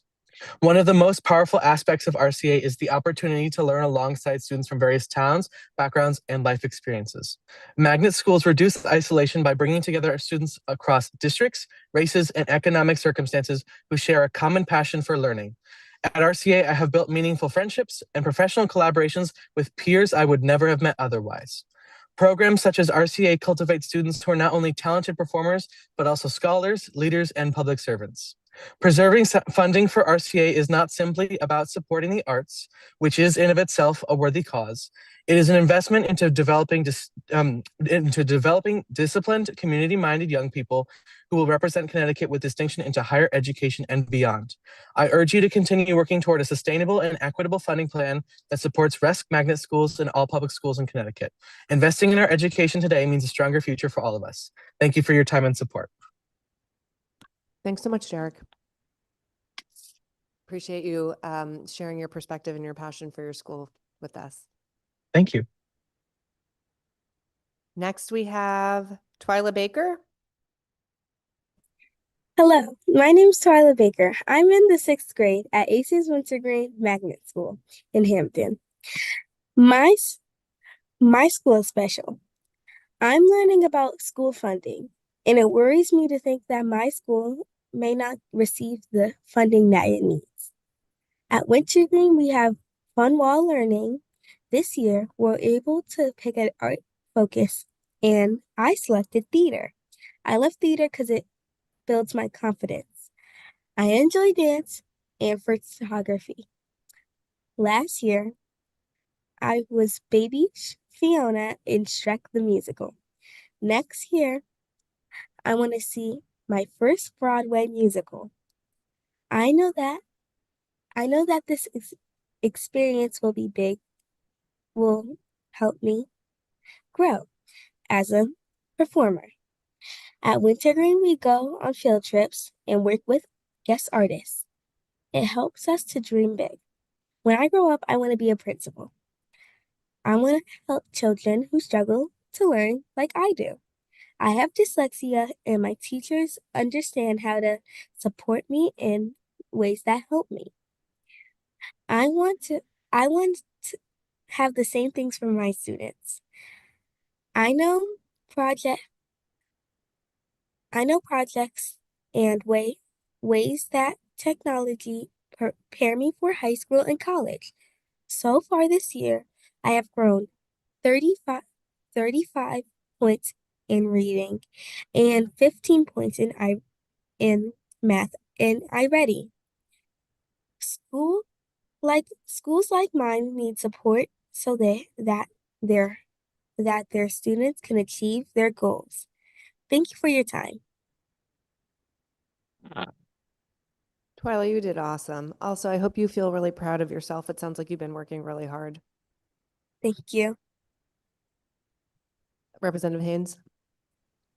Thank you, Madam Chair. And I absolutely agree with her. You did a great job. And it sounds like those 34 points are well earned and well deserved. So keep up the good work. Thank you. Representative McGee. Thank you, Madam Chairwoman. Twyla Baker is an incredible musical theater student as well as spoken word artist. And I just want to encourage you to keep using your voice to not only testify, but to share the importance of the arts. You did such a phenomenal job today, and you make a theater teacher very proud. Thank you. Rep McGee, you should feel very proud. These students are incredibly impressive. And Twyla, maybe next year you can come and share with us what Broadway show you see. Of course. Have a great afternoon. You too. Next, we have Jaya Iyer. Good evening, Senator McCrory, Representative Leeper, and members of the Education Committee. My name is Jaya Iyer, and I'm a senior at the Center for Global Studies at Brian McMahon High School in Norwalk. On behalf of the members of the Center for Youth Leadership at Brian McMahon High School, I am testifying in opposition to House Bill 5149, an act concerning phone-free schools. Our members support a bell-to-bell ban on cell phones in grades K through 8, as well as a ban on cell phones during class time for grades K through 12. However, we respectfully disagree with the committee on a bell-to-bell ban that includes grades 9 through 12. We kindly ask that you adopt a more flexible approach to high schoolers, an approach that includes instruction in digital citizenship and literacy. A flexible approach to cell phones in schools for grades 9 through 12 has been acknowledged by the executive director of CABE and suggested by Matt Ritter, the Speaker of the Connecticut House, the Pew Research Center, and the Connecticut Department of Education. The request for flexibility is also based on our own experience, which is consistent with the guidance provided by the Connecticut Department of Education. My high school has just under 2,000 students. Cell phones are restricted during class time, but we are free to access them during passing time and lunch, which, if we use them every minute during these times, amounts to 50 minutes of non-class time during our 6.5-hour school day. That, however, does not happen. Some students do use their phones during lunch, but most talk to their friends, do homework, or get ready for an upcoming class. I often text my mother, who is a teacher for Stanford Public Schools, during lunch to ask how I will get home, as my transportation is limited being an out-of-district student. The bottom line is that we do not see this limited access to phones during non-class time causing widespread negative consequences on student connection and engagement. In addition, a more flexible approach for high school students would acknowledge the responsibilities of people my age who care for younger siblings or serve as the primary spokesperson for their families and, as we quote, prepare for life after high school where the rigid use of cell phones is not in place. I also asked the committee to consider the cell phone regulations that school districts adopted in response to the guidance that the Connecticut Department of Education published in 2024. These regulations reflect the needs of local school districts, which some members of this committee and others have said should be prioritized over a bell-to-bell state mandate. They also go further in terms of exemptions and accommodations. For example, my school exempts students with IEPs and 504 plans, as does the bill, students with medical conditions that require the use of electronic devices, students who require translation services that a school does not provide, student caregivers, students who are employed, students who are the primary spokesperson for their families, and in emergencies as requested by parents. The committee may want to include these exemptions in lines 33 to 35 and 47 to 51 of the bill. Finally, in lines 40 to 48, the committee may want to include a requirement that school districts, quote, establish evaluation metrics to measure improvements in student engagement, attendance, and well-being. This is in response to several publications that question the connection between cell phones in schools and widespread mental health issues. In closing, I ask that you meet us halfway. You get a bell-to-bell ban for grades K through 8 and a classroom ban for grades K through 12. In return, students in grades 9 through 12 get access to their phones during non-instruction time, which amounts to less than an hour during a full school day. Thank you. Thank you much. Thank you very much, Jaya. Representative Corpus. Thank you, and thank you for your testimony. It was excellent. So it sounds like the more flexible policy, which is not in the classroom, but in the halls and passing and at lunch, is working in your school. Yes, it is. And this is the policy that my district has also. Why is that working? Like, is it because teachers are uniformly enforcing that policy in the classroom? Do you have bags that you drop your phones in? To what do you attribute the success of this more flexible policy? So we believe it's successful so far because we don't use Yonder pouches. We don't most classes we're not putting our phones in pouches. Students are expected to put them away during the beginning of class, and I believe that this is more successful because it's fostering like student teacher trust. I feel like a problem with the bill is that it's not really translating to life after high school. Like no one in college or post-grad is going to be telling anyone to put their phones away. It's expected that students know when it is responsible to use a cell phone. So what's working in our district right now is that students are just expected to put their phones away, and most people do, which is why it's not a problem, because most people just listen, and teachers, if it's not working in their classrooms, they do a good job of enforcing it without using like modes such as Yonder pouches. Thank you. Thanks for being with us today. Representative Haynes. Thank you. Thank you for being here today. Your testimony was excellent and so thorough, and even at the end concluded with suggestions for other people. One of the terms you used was digital citizenship, and I really like that phrase. And I think that's something that maybe, we could embrace that up here and, in other schools. Is there any kind of pledge or,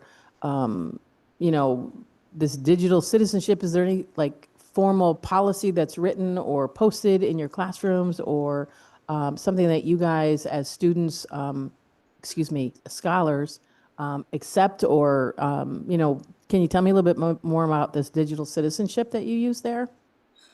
So in the Norwalk Public Schools cell phone policy, there's nothing that explicitly states anything about digital citizenship and literacy, which is why I mentioned it as a suggestion for this policy, because I feel like it is important to teach students when to responsibly use their cell phones, because if you're just taking it away from students, I feel like that's not really teaching them anything about the appropriate use of cell phones in the real world.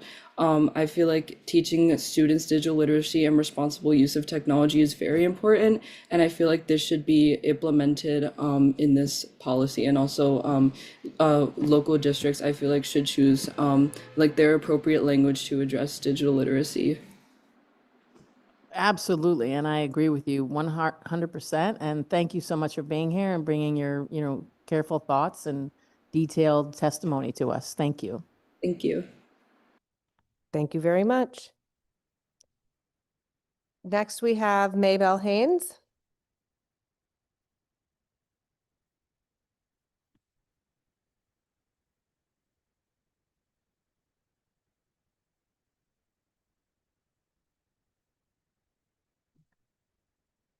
Good afternoon, Senator McCrory, Representative Leeper, ranking members, and members of the committee. My name is Mabel Haynes. I'm from Litchfield and currently a sophomore political science major at Eastern and a product of the Connecticut Public School Systems. I am here in opposition to HB 5149 and HB 5035 as they are written. This is not a new conversation. Phones in classrooms have been debated for years, but today's reality demands that we look at this beyond just the classroom distraction perspective. A few months ago, my 16-year-old brother was sitting in his classroom when a bullet was discovered in his classroom. His high school immediately went into a full lockdown. The school provided inconsistent and delayed information. We did not know the situation until he texted us. The text was the only reason we knew he was safe. It was the only reason my parents and I could breathe. There was a significant difference between the school saying everything's fine and hearing it from your family member. When I was in middle school in Hartford, we endured multiple lockdowns. Those moments are silent, tense, and terrifying. When you're sitting in a dark classroom, not knowing what is happening outside the door, the ability to quietly message your parents and say, "I'm okay," means everything. I understand the desire to reduce classroom distractions, I really do. But there's a difference between managing phones in classes and what both of these bills might do. We live in a technology-driven world. In my own experience, phone use in class was not about disengagement. I used my phone almost every day in high school, not because I was uninterested, but because I was using it as a tool. I took notes when we were outside for AP Environmental Science. I pulled reference images for art class. I looked up definitions in English class because I struggle with reading comprehension. This bill affects kids who were like me a couple years ago. In high school, as a student athlete, communicating last-minute practice changes in swim meet information. In high school, I'm part of the state agriculture education programs who may be going out into the field and need to use their phone for notes and photos. In senior year, working after school, who needs to coordinate transportation or for the millionth time tell their boss, "Yes, I still cannot work that shift." I had a phone with me in high school starting in 6th grade and still managed to be a mostly straight A student, consistently got honor roll or high honors, and was part of 2 National Honor Societies. I finished high enough to qualify for the Connecticut Automatic Admissions Program for college. I was one of the captains on my co-ed varsity swim team. I worked throughout my entire senior year. I was part of multiple clubs and I volunteered over 600 hours throughout high school at a local, state, and national level. I was also a student who had a significant amount of social connections within my school, my class, and my community. And I was a student who definitely used their phone more than once every day between the hours of 7 a.m. and 2 p.m. when I was in high school. Instead of banning phones, we should be guiding responsible use. When phones are allowed under structured expectations, silent, stored, but accessible, there's less secrecy and more opportunity to teach digital responsibility. That is the world students are entering. We should prepare them for it and not pretend it doesn't exist. Technology is not going away. I understand the intent behind the legislation, but this is not the right approach. I respectfully urge you to oppose HB 5149 and HB 5035 and instead work towards a balanced solution that protects both learning and safety. Thank you. Thank you very much. Representative Haynes? You probably know what I'm already going to say, but thank you so much for being here. And I do appreciate the fact that I think you agree with many of our students that have been speaking with us today in regards to this policy, that you guys can learn the right way to deal with these phones. You're probably better at it at this point than we are. And I'll be honest with you, between the VCRs a long time ago and now the technology and now, being able to be a responsible citizen with these cell phones, kudos to you and thank you for coming up. I'll just add, because I'm not trying to argue with our students. I really respect your opinions. You sound incredible. You sound like you are a absolutely stellar student and human being, and that's wonderful. The data suggests, right, on average, that our phones are actually having an impact on our kids' ability to connect. We just heard from our previous speaker that there's only 50 minutes in a whole school day of unstructured time. If students are filling that 50 minutes being on their phone, there's not a lot of other opportunities for them to get those connections in the school day.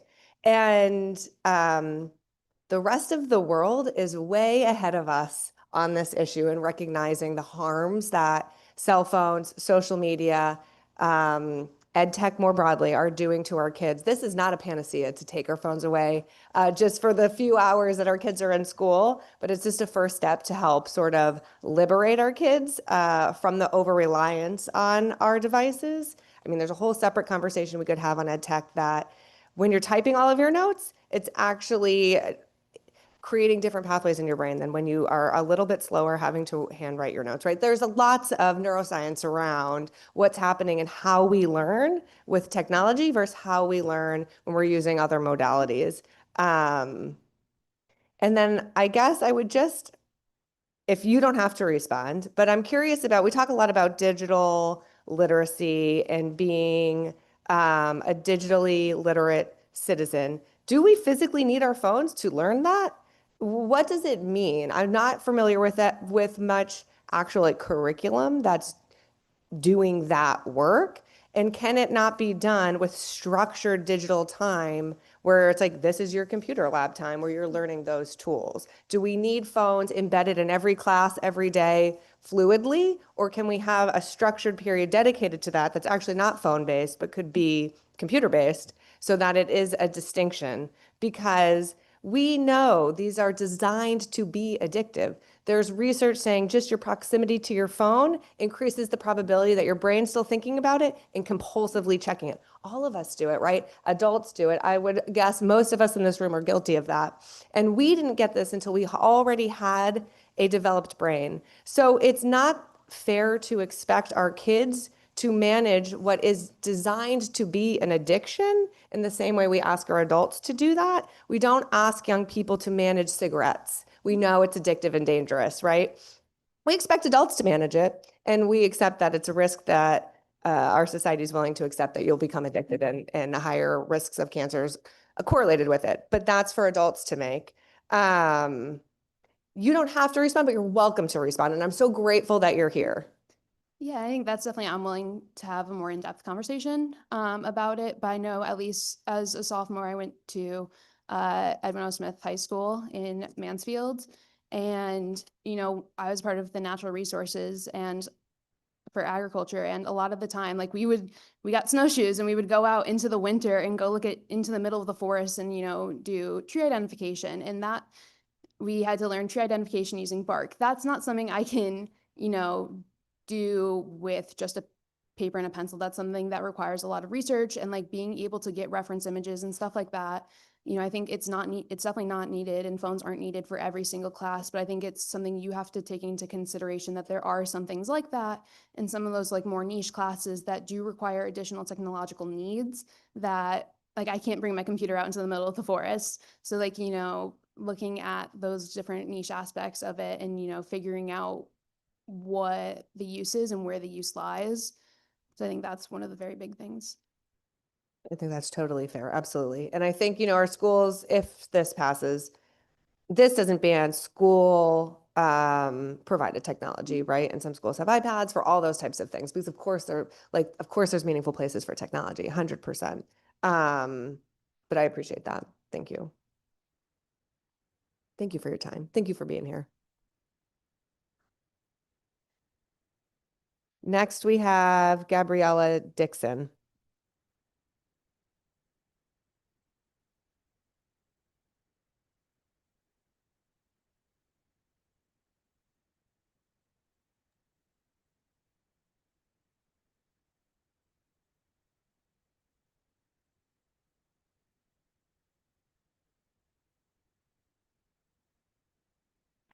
Gabriella, are you with us? I see you online.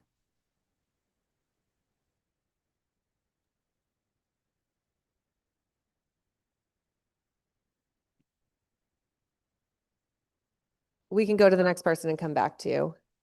Next, we have Daniel Jackius.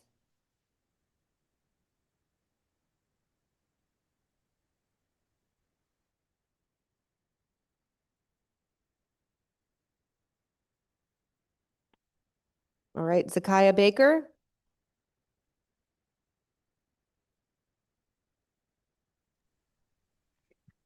Dear Education Committee co-chairs, Senator McCrory and Representative Leeper, as well as all ranking members.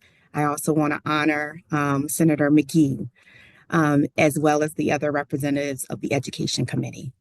My name is Dr. Zakiah Baker, and I am the proud principal of ACES Wintergreen Interdistrict Magnet School in Hampden. I'm with you advocating for secure and consistent state funding for all Connecticut magnet schools. When a significant portion of financial responsibility falls on magnet operators, especially with additional Want me to bring this out? fiscal demands, such as assuming the cost of 504 services, the core purpose of magnet schools is placed in serious jeopardy. My experience with magnet schools actually began as a student at the Cooperative Arts and Humanities High School during the height of the Sheff versus O'Neill ruling. I vividly recall serving on a focus group to discuss why magnet programs were essential. My answers then are similar to my answers today after 25 years as an educator: exposure, personalization, and equity. As the parent of 5 children, all of whom have benefited from choice programs, I'm deeply concerned that we must advocate for financial stability year after year. My 3 adult children are successful professionals flourishing in careers inspired by their themes from K through 12. I'll also add that our 2 oldest children, we were teen parents as we were raising them. So it was crucial that we had them in schools where they could receive a quality and robust education. My 2 youngest children have thrived as artists and innovators at Wintergreen, where I proudly serve the dual role of principal and parent. Like our fellow ACES school, Chase, who is currently recognized as a magnet school of excellence, Wintergreen has been previously acknowledged by the Magnet Schools of America. Similar to our vertically aligned ACES school, the Educational Center for the Arts, we consistently showcase student work aligned with college and career standards. According to the most recent Next Generation Accountability Scores, Wintergreen's growth exceeds the state's average. WIM's creatives shine brightly, and sometimes, or oftentimes, in spite of their challenges. I think that it's important to acknowledge that community partnerships have supported and the Magnet Schools of America grant have helped to enhance our theme at Wintergreen. These sources cannot be a substitute for stable and equitable state funding. While I absolutely, I'm honored and moved by the support from this board and the Board of Education as a whole, the state of Connecticut has been a leader in innovative and equitable education across the nation. We've led the charge in many ways. We have to continue to lead, and we will lead by making sure that we have a sustainable investment in schools that advance that mission. I respectfully urge you to support a long-term, equitable funding plan that sustains RESC magnet schools in all magnet schools across Connecticut. Thank you so much for your time and consideration. Thank you so much for being with us today. And it sounds like you are running a really wonderful school. Thank you. I'm proud of my students and all of the students who spoke today. We are truly blessed in the state of Connecticut. Oh, they're so impressive and they're really impactful. Thank you for sharing them with us. let's go back for a second. Is Gabriella Dixon on?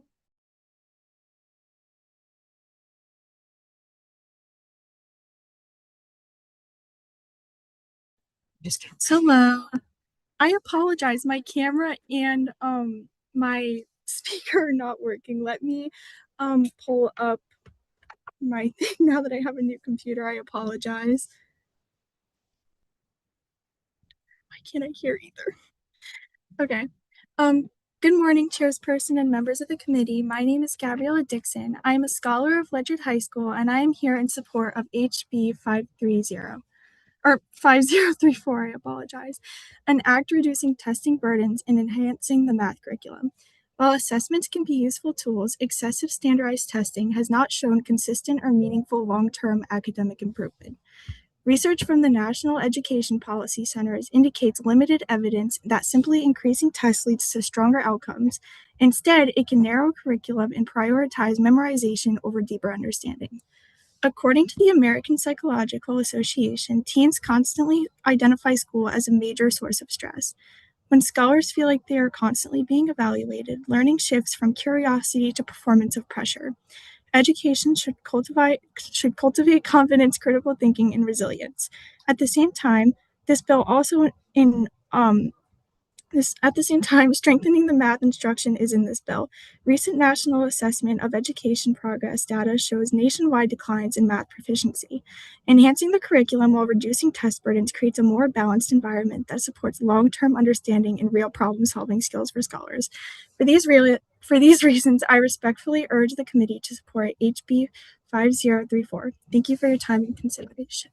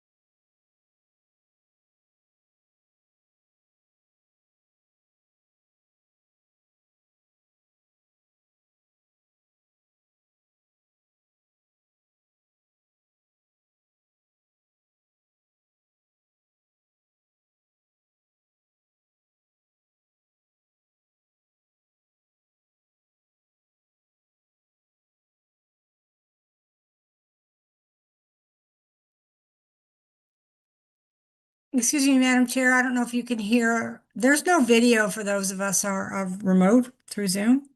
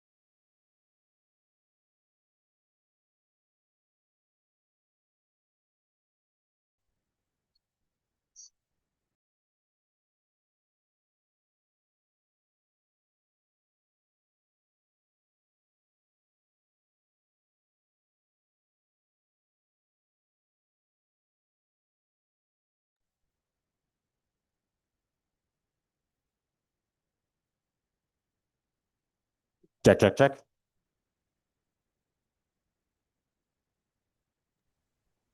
That's better.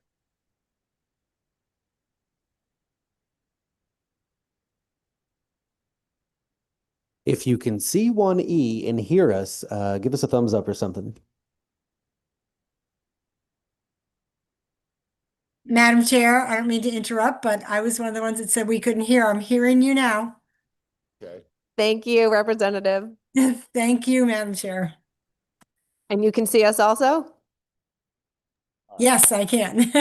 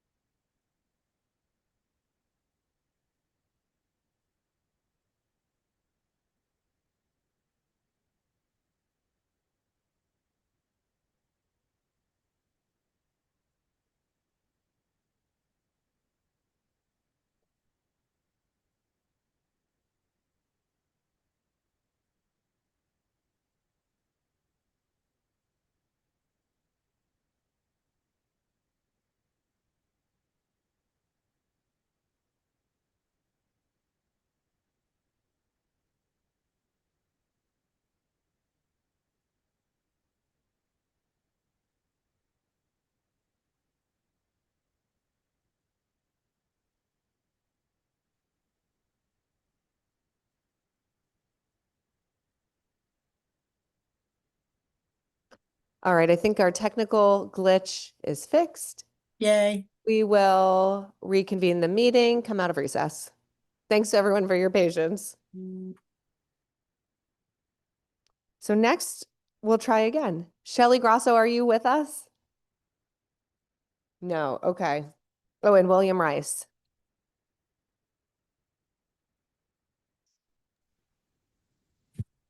Good afternoon, Senator McCrory, Representatives Leeper, Senator Berthel, Representative Zupkis, and members of the Education Committee. My name is Dr. William Rice, and I'm Assistant Executive Director at ACES, and I thank you for the opportunity to testify regarding SB 138 and HB 5033. I am ecstatic because you heard from our proud principal, Dr. Baker, and her wonderful students. I feel like a overjoyed grandpa at this time. They did such a great job. I'll begin with Senate Bill 138. ACES strongly opposes the provision requiring interdistrict magnet schools to absorb the cost of services for students with Section 504 plans. Interdistrict magnet schools are fully committed to serving all students with diverse needs. However, shifting that financial responsibility for the mandated services without providing additional funding creates structural instability. REST-operated magnet schools operate on a fixed per pupil state grants and tuitions from towns that are limited. We don't have any taxing authority.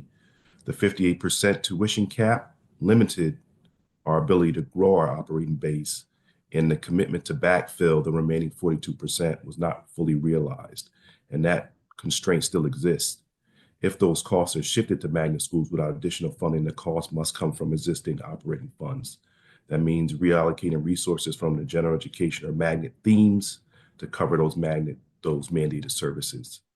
For non-chef interdistrict magnet schools like ACES and the others, we receive a lower per pupil funding than the chef magnets, and it creates a disproportionate strain. In practical terms, the bill shifts responsibility without shifting the funding. In addition, the Section 5 of that bill, the approval authority enrollment oversight piece, it comes in conflict with direct mandates around the 25% RSI. And so interdistrict magnet schools are required to keep a certain diversity rate, and that can come in conflict if we're having challenges over enrollment status. So you may need to increase enrollment to meet that rate, but then be limited by the enrollment the year before, which inevitably creates a tension that will cause risk and legal ambiguity.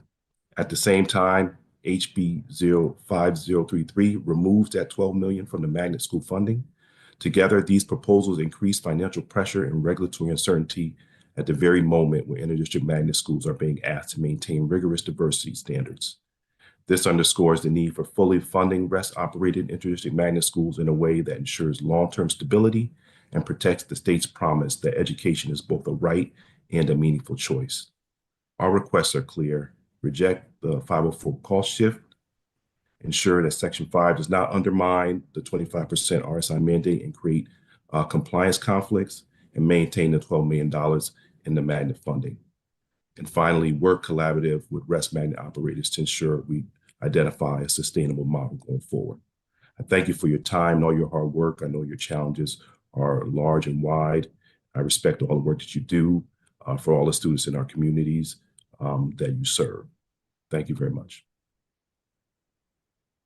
Thank you so much, Dr. Rice. I hope you heard some of our earlier conversation that there is a lot of support in this room for Yes. And I concerns thank you you and identified. everyone And there. you should feel like a proud grandpa because those students were incredible. Yeah, they did so good. I couldn't stop smiling. I had to fix my face before I came on. Thank you so much for being with us. Thank you. Have a great day. Next, we have Leslie Blateau. Good afternoon. Senator McCrory, Representative Leeper, Ranking Members, Senator Berthel and Representative Zupkis, members of the Education Committee. Thank you for the opportunity to testify today. My name is Leslie Blateau. I'm a New Haven resident and parent of a 5th grader in New Haven Public Schools, a high school social studies teacher and current president of the NHFT, where we represent 1,800 certified educators in our school. I'm also with AFT Connecticut and Connecticut for All Coalition. I'd like to briefly testify on HB 5149, HB 5035. We are proud to testify in strong support of these bills. We have reached a point where cell phones have become dangerous interrupters in our schools. Cell phones interrupt and interfere with teaching and learning. Cell phones interrupt and interfere with the development of a healthy and vibrant school culture. Cell phones interrupt and interfere with the positive social development of our children. It's time for adults to interrupt these interruptions. The response we need must be more than what many districts currently rely on, which is a day-to-day power struggle between adults and children about the use of cell phones in our school spaces. We need thoughtful, phased in, and effective policy on this issue.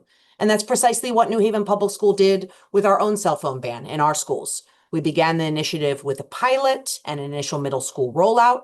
Now we have an impactful cell phone ban that has helped all members of our school communities get back to the work that we care most about: teaching and learning, building community, and focusing on positive youth development for all of our students.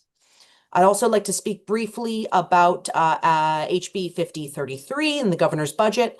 I shared lengthy testimony at the appropriations hearing earlier this week, and just want to speak to the reality that I know this committee is very aware of, where we truly have two Connecticuts. We have students who live in a town with robust property tax base, who attend fully and fairly funded schools, and we have other students who live in places like New Haven, where half of our property is not taxable, and our students attend understaffed, under-maintained, and under-resourced schools. So the fix for that is to fix the formula. And I'm very hopeful that we can increase the foundation aid amount, which has not changed since 2013, index it for inflation, and really deliver improvements now for students, which are so urgently needed. Lastly, I want to speak to HB 5034. And I comment on this with the intent that we definitely want to celebrate any efforts by this committee and state government to limit the burdens of testing. You know, sometimes it feels like the purpose of school right now is testing and not actually relationship building and teaching and learning. A few questions, though. How will the needs and voices of certified active practitioners be heard and incorporated into these plans? Because right now we know we do not have enough certified math teachers. Retirements and resignations are outpacing recruitment and hiring. And this impacts student achievement because math instruction builds on what was accomplished in previous years. So we really need to be intentional about what we're adding to teachers' plates, and recognizing the connection between not enough teachers and teacher burnout. And one way to address teacher burnout is to ensure that teachers have a voice in the plans that state government outlines and legislates. So Section 4 raises a concern because there are not provisions explicitly stated to ensure that educators are involved in any redesign or involved in any development of professional learning for employees. These factors will exacerbate burnout and the current shortage. We must prioritize teacher voice and remember that programs are not the silver bullet. We need high quality teachers who have support to stay in the profession and meet our students' needs. Our educators know what good instruction looks like. We know what good professional learning looks like, and our input should definitely be required in this section. Thank you for your time and your commitment to our schools and our children, and I can answer any questions if they come up. Any questions? Thank you for your testimony. Any questions? Seeing none. Again, thank you for your testimony. Next up, we have John Flanders. Oh, John. Good afternoon, Senator, Representative Leeper, Ranking Members Bertel and Zupkis. My name is John Flanders, and I am the President of Special Education Equity for Kids of Connecticut, or SEEK. You're going to hear from a number of my colleagues and parents about various aspects of the bills before you, so I'm going to limit my conversation to two things, both involving the enforcement of rights of kids in special education. First, as you may or may not be aware, recent changes at the U.S. Department of Education have decimated the Office for Civil Rights. OCR staff most of the staff has been let go. 7 of the 12 local offices, including the Boston office that serves Connecticut, have been closed. Studies have shown that of the 7,000 complaints that were submitted in 2025, 90% were dismissed, and the priorities have moved from kids with disabilities. Connecticut needs to act to fill this void left out by the evisceration of OCR. We need to empower and finance an entity to help support families to protect their children from discrimination. The Connecticut Department of Education has responsibility for complaints for special ed matters, but OCR handles a much broader range of aspects, including Section 504 kids and bullying. Last year, the General Assembly created an Office of Ombudsman, which is an excellent step towards moving forward on this. But that office has yet to be filled, nor has its job been defined. We offer 3 suggestions for moving forward with OCR. 1, to empower the ombudsman to do that. 2, to possibly put the job on the Connecticut State Department of Education, or 3, to move it to the OCR. Ask to work with you to find a no-cost mechanism for parents to protect civil and constitutional rights for the children. Another vehicle for protecting the rights of students with disabilities is the enhanced requirement that CSDE publish its full decisions on written state complaints. A couple of years ago, a law passed that required them to produce summaries of the reports. Reports that we've been seeing are grossly delayed and so abbreviated as to not have any useful information for practitioners or families. We believe that a mechanism, that the department needs to completely release these reports, their decisions, simply redacting the names of the students who participate and looking for parent approval of that. Publication of these would make it clear to everyone, school officials, parents, hearing officers, what CSDE considers correct interpretation of the law. Publishing these decisions would reduce the number of complaints because everyone would know the rules of the road. And publishing them with simply redacting and not summarizing would make things go faster because you would have less time and effort put into that, and fewer complaints would be coming in. John, will you summarize? Yep. Special education can work reasonably well for those families who have the means to hire advocates and attorneys. We simply are asking for ways to support those who lack the resources to hire somebody like myself or our colleagues to enforce their rights in this process. SEEK looks forward to working with you in the future, and I'm happy to answer any questions. Thank you, John. Thank you for your testimony. Any questions? Representative Comey. Thank you, Mr. Chair. Hello, John. Thank you so much for bringing up the office of OCR closing the 5 out of 7 offices and the backup on that. And I appreciate you highlighting the 90% dismissal rate of the cases that were being sent. I was wondering if you could share if there would be an opportunity for you to be involved in what that would look like, that design here in the state, and would you be willing to do that? Absolutely, Representative Comey. As you're undoubtedly aware, SEEK is happy to participate in anything that will help support and protect the rights of students in the state. And we serve on dozens of commissions and things. I'm on the Bergen Commission, and so absolutely positively thrilled to participate in this process. And yes.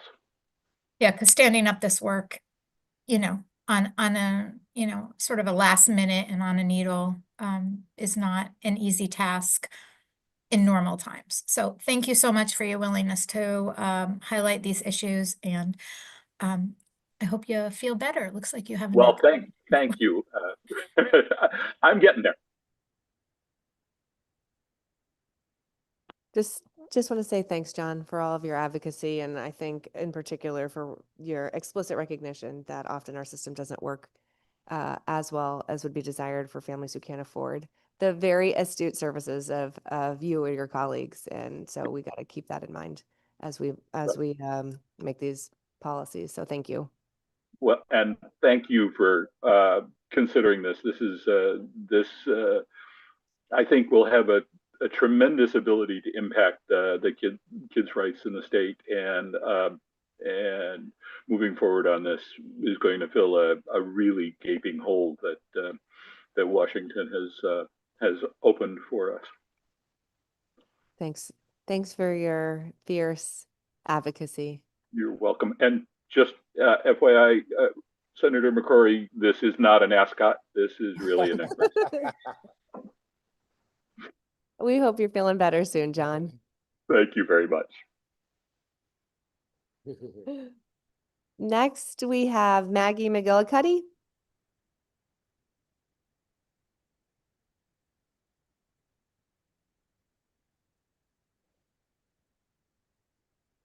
Next, we're going to actually have a panel, and it worked out very nicely. You guys happen to all be almost exactly next to each other. So Kate Diaz, Jocelyn Delancey, Deepa Javeri, Jackie Britt Friedman, and Regina von Guken. And apologies if the panel can come on up. Kate's not going to be a part of it? No problem. All right. Is it just you two? Oh, two online. Great.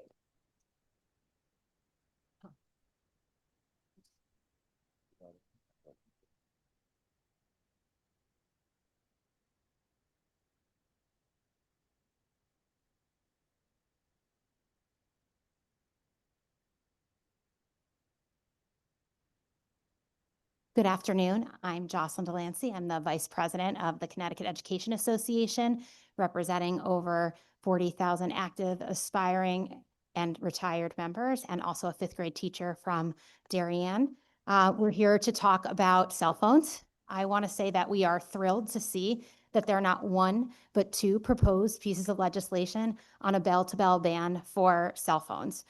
We have seen the science. We've seen the irreparable harm that these devices have done to our students and the impact that it's had on teaching and learning. As a fifth grade teacher, I can tell you, even in fifth grade, we see the impacts of cell phones and the stress that often these devices can cause, even in our younger classrooms. So a bell-to-bell ban, we've seen it across the state in some districts. It's been the positive impact has been considerable. And you'll hear from some others testifying on how great that is in their classrooms.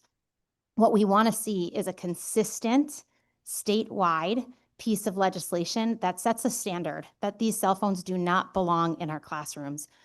One thing, though, we have noticed that there's some pieces missing from the legislation that we have proposed some changes to, and we'd like to say that I think that they hit upon some of the concerns that some people have said who are opposed to this legislation might be helpful. In particular, we talk about emergency use, we talk about involving stakeholders, ensuring that districts have a say in the policy that meets the needs of their town. And so I've submitted that within our testimony, but I can say that we are thrilled to see that this legislation is here. We'd love to have a greater conversation about devices in general. We know we have play legislation that does kind of limit device use in our earliest grades, but we'd love to have a greater conversation. But for now, we think we're on the right path. As you know, there are 12 states already with a bell-to-bell ban. Connecticut, in my opinion, is the best state. We have the best talent, we have the best resources and leadership, and we'd love to see us be the pioneers to make this the best policy across the nation as possible. So thank you for your time, and I hope that you can consider the rest of our testimony of this panel, because we've got a lot of great teachers here and other advocates. So thank you. It's quite the place. It is.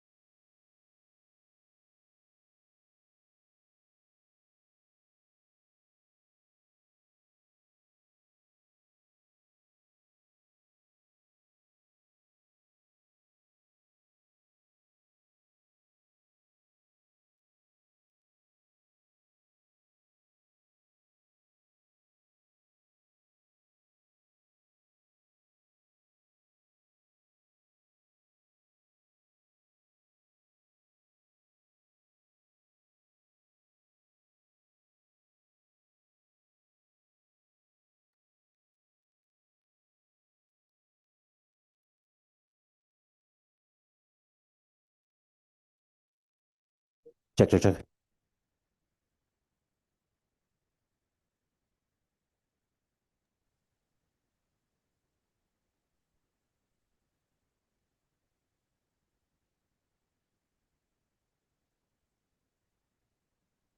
Check, check, check.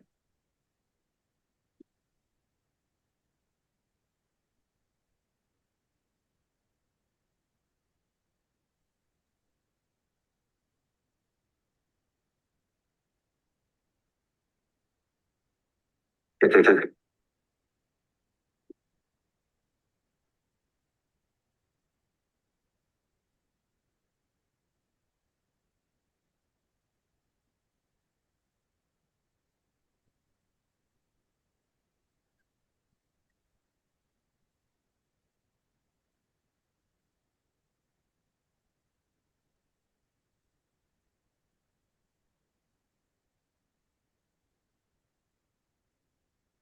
Check, check, check, check.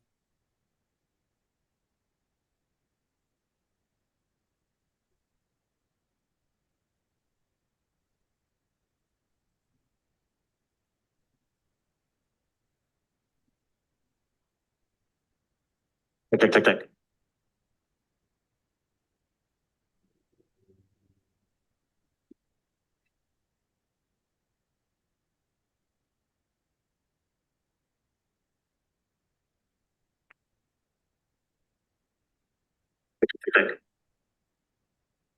Testing 1E, 1E.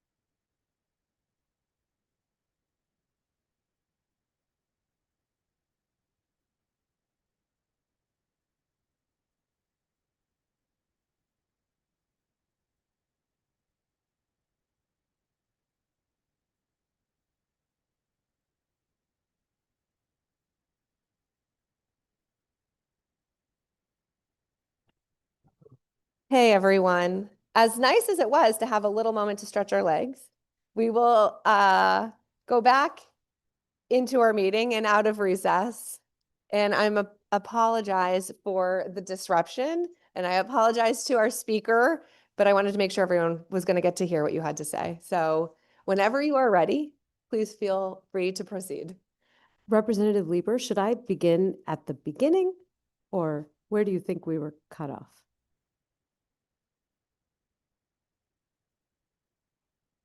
Oh, Yeah? sure, go ahead. Oh, okay. Good morning, Senator McCrory, Representative Leeper, and members of the Education Committee. Thank you for the opportunity to testify in support of Bills 5035 and 5149. My name is Deepa Javeri. I'm the Connecticut Ambassador for Jonathan Haidt's Anxious Generation Movement, and I'm also a mom of 3. I want to begin with gratitude. Thank you to Governor Lamont for proposing HB 5035, and thank you to the committee for advancing HB 5149. Both bills reflect a growing statewide and national consensus that cell phones in classrooms are creating an environment that hampers learning and fractures attention. I'm here to make 2 points. First, the national context, Connecticut is behind. And second, the evidence. Phone-free policies work when they are clear and enforceable. First, national context. Connecticut is increasingly behind the curve on statewide policy. The Associated Press reported last month that when New Jersey adopted its statewide restrictions, it became the 37th state to adopt laws or rules regulating phone use in schools. 19 states plus DC now impose full-day bans. This is a mainstream bipartisan shift toward restoring a calming learning environment.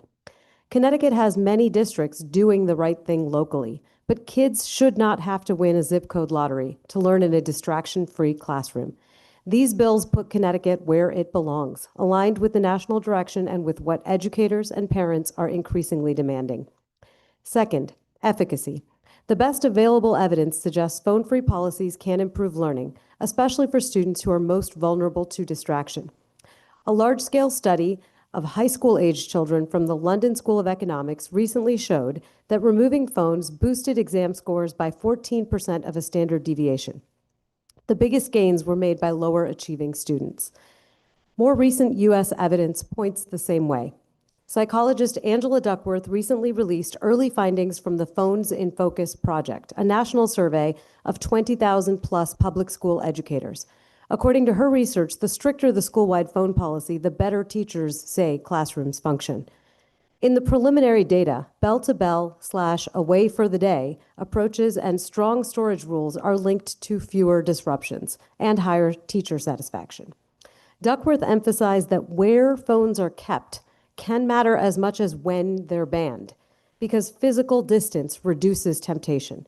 She also notes that high schools are less likely than middle and elementary schools to use bell-to-bell bans, suggesting the biggest gap between the problem and policy is often in the grades that need it most. So I want to be really candid. Implementation matters. Policy language matters. That is why Connecticut should adopt a statewide standard that is clear enough to enforce, while still allowing local flexibility on logistics. The research and real-world experience both point to the same implementation ingredients: bell-to-bell clarity, phones physically inaccessible during the day, and common sense exceptions for IEP and 504, as well as medical needs. A final word on cost. We estimate that universal pouching statewide would cost about $10.5 million. That is a rounding error compared to the scale of what we already invest in K-12 education. For context, Connecticut's ECS formula, undoubtedly all of you know, distributes about $2.5 billion annually in state education funding to local and regional districts. We all know how costly it is to drive academic results higher. By that metric, this is the single highest return on investment expenditure we can make to improve schools. This is a rare opportunity to do something that is pro-learning, pro-teacher, pro-student mental health, and popular with families. Please pass either HB 5035 or HB 5149. Do not bargain away their key strengths. No access during the school day with devices off and stored out of reach, while preserving sensible exceptions for 504 and legitimate medical needs. Thank you to this committee, and thank you for the opportunity to speak here today. Thanks so much, Deepa. I think we have two other speakers that are part of the panel. They're just online. Are you representatives okay to hold your questions? All right. I think also Jackie or Regina online. Great. Hello, good afternoon, chairs, ranking members, and esteemed members of the Education Committee. My name is Dr. Jackie Britt Friedman. I'm an assistant professor at Yale Child Study Center and a licensed clinical psychologist with 20 years in the field. I give this testimony both as an experienced clinician with extensive knowledge and expertise in child development, a practitioner who's worked in schools for many years, and as a parent. Mandating bell-to-bell phone-free policies in K through 12 Connecticut schools is an important step to protect student learning and well-being. I care for many teens whose screen media habits and experiences have contributed to mental health problems and academic difficulties. Most of them are fortunate enough to attend phone-free schools where they have a 7-hour break from platforms that are deliberately designed to steal their attention away and often expose them to harm. Not everyone is so privileged. Research shows that those with ADHD and other learning challenges are particularly vulnerable. Even the visible presence of a smartphone is distracting, and expecting children and adolescents to regulate their use of this enticing technology in a learning environment ignores their developmental limits. We don't give teens access to other addictive substances like alcohol and advise them to try to control themselves because they're not developmentally ready to do so. While many schools restrict phone use in classrooms, doing so requires ongoing adult enforcement, which is time-consuming and less effective than removing phones for the full day. Repeatedly engaging and disengaging from devices impairs students' ability to learn and reduces their performance. It also puts more strain on teachers and the student-teacher relationship. The use of smartphones in schools impairs social connection and the emotional development of children. Engagement with phones leads to missed opportunities to tolerate discomfort, enhance coping skills, and listen to others. It also exposes students to harmful social media content many child psychiatrists identify as a major contributor to the adolescent mental health crisis. We are allowing that exposure during the school day. If that content were projected onto a giant screen in the cafeteria for all to see, would we think differently? I recently spoke with Dr. Paul Weigel, Associate Professor of Psychiatry at UConn School of Medicine. He's on the Evidence Council of Children and Screens Institute of Digital Media and Child Development, which serves to provide clear, evidence-based guidance on urgent questions surrounding children, adolescents, and digital media. He asserted that children's mental health, learning, and socialization will improve with bell-to-bell bans, and he's not the only expert with this perspective. When he surveyed other child and adolescent psychiatrists, he found that a significant majority support full-day smartphone bans and believe them to be important for children's social health, mental health, and academic achievement. All students, regardless of zip code, deserve school environments that prioritize academic, social, and emotional learning. When we know about universal harm, we must act universally. Do we leave decisions about whether to enforce seatbelt laws or no smoking in schools to local control? School policies should reflect what we know about child development and the documented impact of smartphones on youth. The smartphone bans do just that. Please consider this as you review bills HB 5149 and HB 5035 and protect student learning in and out of the classroom. Thank you very much. Thank you so much, Dr. Britt Friedman, for sharing your expertise with us. And I think last on this panel is Regina Van Gooken. Yes. Hi, how are you? Can you hear me? Yes, we can. Thank you. Okay. My name is Regina Von Goodkin. I am a mother of 3 from Essex and founder of the Screen Smart Initiative. I am encouraged that House Bill 5149 has been introduced and that Governor Lamont has publicly supported phone-free schools. What is discouraging is the suggestion that this can or should be left to individual districts. That is the approach we have now, and it has failed. In my district, John Winthrop Middle School technically has a bell-to-bell policy, but it's a policy on paper only. Without meaningful enforcement, it doesn't work. When a policy works, students don't get filmed in the bathroom and then get threatened with having that video posted to social media. When a policy works, students don't report that everyone is on their phones during class, texting and taking pictures, constantly distracted.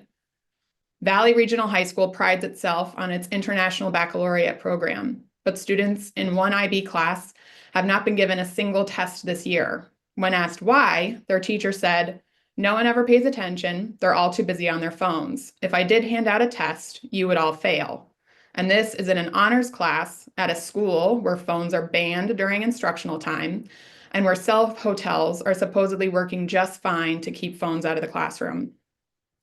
Another teacher at Valley, however, purchased a phone box on her own and now physically removes the phones from her students and locks them up so they can't be seen, heard, or sneaked out. She said her students have actually thanked her for doing this, telling her how refreshing it is to be away from their phones. Her take is that without having the phones physically removed, a ban doesn't work. The results of Region 4's climate survey were just released. At Valley, student enthusiasm and overall engagement are low, and students are not fully connected to their learning. At JW, student engagement and growth mindsets are areas of concern, and data shows low enthusiasm and participation in academic activities. It defies common sense to suggest that this level of disengagement is unrelated to students' constant smartphone access. Parents' safety concerns are real and understandable, but not supported by experts or data. In an emergency, students are safest when focused on trained adults and first responders, not texting their parents or spreading potentially false information. Parents' fear of losing constant contact with their children is real, but fear cannot override what is actually safer for our kids. Earlier this year, I began lobbying my district to enact a K-12 bell-to-bell ban, and it quickly became apparent that districts are not equipped to do this on their own. They need a state mandate. It's easy, it's smart, and it's what's best for our kids. Included with my written testimony is a petition signed over the course of the last 15 days by more than 320 Connecticut residents from more than 68 towns in support of this.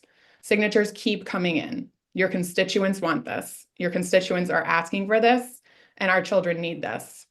Few education policies cost this little and have the potential to improve attention, mental health, and academic engagement so significantly. I urge you to support House Bill 5149 and to ensure it includes meaningful enforcement. Thank you for your time, and I'd be happy to answer any questions the committee might have. Thank you so much. I think that's the completion of the panel. So if Representative Zupkis, you have a question. Thank you, Madam Chair. Thank you for coming, and I'm not sure who to direct it to, so I'll just ask the questions and y'all can answer whoever would like to. So I don't think the cell phone in class, not having cell phone in classrooms is the issue here. I think most people agree that cell phones are disruptive and not good for our kids. My daughter at home, she has a limited time.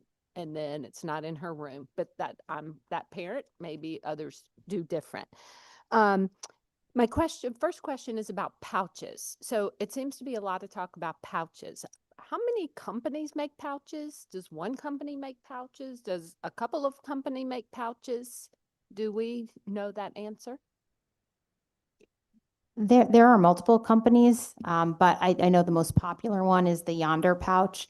I don't think that we're necessarily in legislation looking for a mandated system of using pouches and utilizing them. So I think that's a piece that would be a local control, so to speak, issue of how do we do this. But I think ensuring that there is some sort of storage space in a school is critical. Because I've seen in schools that I have been in, they actually have the shoe things, right? Cheap. I don't even know. I've never bought one, but I'm sure on Amazon they're super cheap as opposed to pouches. So I'm glad to hear that it's not pouch specific, that, that's not what you want. My next question is monitoring. So, the concern, and I understand it, is teachers monitoring who has a phone or not and taking it away. But that that's going to continue to happen. So why, if a phone shows up in a classroom, the teacher is going to have to confiscate the phone while class is going on. So the teachers are still going to be responsible for monitoring that, correct? Yes, and I believe that putting multiple stakeholders, and we've suggested language that includes multiple stakeholders to look at policy to ensure that there are systems in place, that administrators are taking some responsibility for implementation and making sure that these systems are in place. But when there's a universal standard and a ban, we do find that most follow the rules if they're implemented consistently with fidelity, and that administrators in particular are taking this seriously and not kind of putting the out on the teachers in place. Well, interesting. There was a very nice, well-respected superintendent that spoke earlier and said he was in class, saw kids, and didn't do anything about it. So to me, if it's a policy, and they have a policy, so whether it's a ban, a policy, anything, if you're not doing your job and saying, you know, Johnny, you're on your cell phone, give it to me, put it away, what's the purpose of any policy or any ban? So I was very interested to hear him say that he actually went into a classroom and kids are showing Facebook and all, and you're not supposed to have phones in classes. So it has to be implemented and monitored if everybody has a policy already. So what I'm hearing is people aren't following their policy. That's why everybody wants a ban. Well, I think there are policies, and there are policies that have different expectations. What we're looking for is the same expectation within policy, which is a full bell-to-bell ban. Some schools have policies that don't outright ban the phones. And so I think what we're looking for is a consistent understanding that there are no phones. Understood, but I'm just saying, whatever, if it's a ban or a policy, if administrators, teachers, whoever's in the classroom and it's not following the policy or the ban of the school, that's a problem, in my opinion. So whether this bill passes or not, if people are not willing to enforce it, which they're not doing what they're supposed to be doing anyway now, it really doesn't matter, I guess, right? Somebody's going to have to enforce it. So I understand you want a ban bell to bell, but there are policies in place in schools that have a ban bell to bell, and no one has heard of issues that from the State Department of Education. I haven't heard of any issues because people I know are enforcing their policies. So the issue seems to be that when people are not enforcing the policies that they have in place is what I'm seeing. So I guess that was my statement to end that. Thank you, Madam Chair. No problem. I actually want to recognize, of course, if you're not enforcing, it's not going to work. I agree with you completely. And I have the same frustrations with districts that have policies now. I think one of the benefits of the bell-to-bell ban is that it's not each teacher every day, every period having to implement the policy, because the expectation is that once a day you're putting that phone away. So that is distributed among all the teachers managing that one time. It's gone for the day. You don't have to redo in and out every single class. So that should bring down the overall number of infractions, so long as, and I agree, like the administrators are going to have to set that tone. And what we have also seen, right, is when you initially implement this type of policy, in the early weeks, you have more discipline events because you have to set the expectation this will actually be enforced and what all of those different stages, first infraction, second infraction, third infraction will look like. And so Fairfield did this year in our high schools. And, you know, in the first few weeks, there were quite a number of first-time infractions. But that number of second-time infractions is much, much smaller because also the consequence is steeper. Like your parent has to come and pick up your phone in Fairfield. We're not saying that in this policy, what the discipline has to be, but that's the Fairfield policy. Second time, your parent has to physically come and get that. That is, now your parent's going to be pretty upset because you've inconvenienced them. Third time is you have like a Saturday, you have to come on Saturday and like sit for your 2 hour, not suspension, detention, thank you. But I agree, like they'll have to be buy-in, absolutely, that this will be enforced. So I just want to agree with you and then offer just a little nuance. If I may, thank you. Agreed. And so no matter if the state comes with a policy or local board of eds do a policy, if people are not enforcing it, which I haven't heard they're not. I heard someone say that at their school, they're having problems. Well, I would go to the principal and say, why are you not taking care of this? I mean, to me, it's not difficult to do that. So if it's not enforced, we can put a million laws in place. And if they're not enforced, well, what's the good of it? So that's my opinion. I appreciate that. Representative Corpus, thank you. Thank you, Madam Chair. Thank you for this excellent presentation. I have a constituent from the grand and glorious 149th District here. So thank you, Mr. Vari, for being here and all you're doing. I'm stuck on this point of enforcement also. So in the research you all have, which is excellent, have the states that have implemented this successfully, how far have they gone? I thought it was really interesting that a total statewide pouch program would be $10 million. Like New Jersey, who had success for this, did they put money in the bill and outfit the whole state with pouches? How, number one, and number two, how far did they go with enforcement? Because you can't sit here and legislate at the first infraction is this, the second infraction is this. But I agree that that's what it will come down to in order to be effective. So if you could comment on how other states have handled those issues. I think first there's a broad range, and I'm not aware of a state providing funding for the exact same solution statewide. So I don't think that has happened, and I want to be clear that that's not what I was suggesting either. It is a matter of critical importance to local boards of ed and local educational authorities in general, that they be able to decide how to implement these laws themselves. And so for the most part, the laws that we have been party to have respected some level of local control on implementation. I can absolutely follow up with you on that. We have a state-by-state legislation tracker at the Anxious Generation, so I can send a packet of information along to the whole committee that will shed a lot more light on how other states are doing it. Thank you. Thanks, Representative. And I'll just state for clarity, in the proposed language, what's required is a bell-to-bell ban, but then that each Board of Ed would come up with a policy that includes the ban, but also come up with a proposal for storage, and then also come up with a system of discipline for violating it. So that's would all be determined locally. Representative Haynes?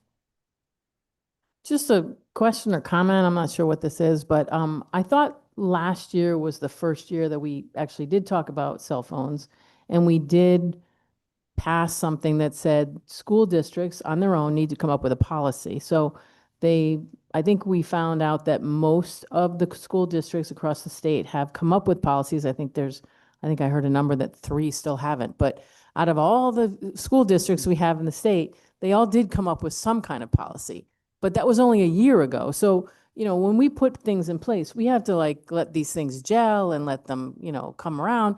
Why are we coming back so quick to ban these things when the districts are trying, they're getting there? Again, it's just a kind of a question, a comment, if anybody wants to suggest, but we're getting there. We just tried last year, so we're barely a year into it. And, can we just let that happen, or do we have to ban them right away? So anyways, that's my question or comment. I appreciate the question, and I agree, because I know there's some significant legislation in other areas where I'd love to see it percolate for a while before we put in other solutions. But I think in this case, we have a number of schools that have policy around cell phone usage, but that doesn't mean that they banned the use of cell phones. And I think what we see is irreparable harm every year, every day, every month that these cell phones are being utilized. And we see districts who've really done the right thing and done a bell-to-bell ban. My own district, Darien, has implemented a bell-to-bell ban. I know Manchester has done so as well. And they see within weeks super success in terms of student engagement. The kids are feeling safe. They actually like being forcibly removed from their phones because they can't do it Darien has themselves. implemented a I'd bell. want to be able to do that myself. I want someone to take my phone away. But I think we've even seen superintendents who are super resistant to banning these cell phones. And we see the science. We understand the harm that they are doing. And we would love for our state to set the tone and tenor to say the science is telling us exactly what we need. And we need to stop this now. And so that's why we really want a state bell-to-bell ban so that everybody understands that we understand the harm these are causing and we're not going to have them in our schools.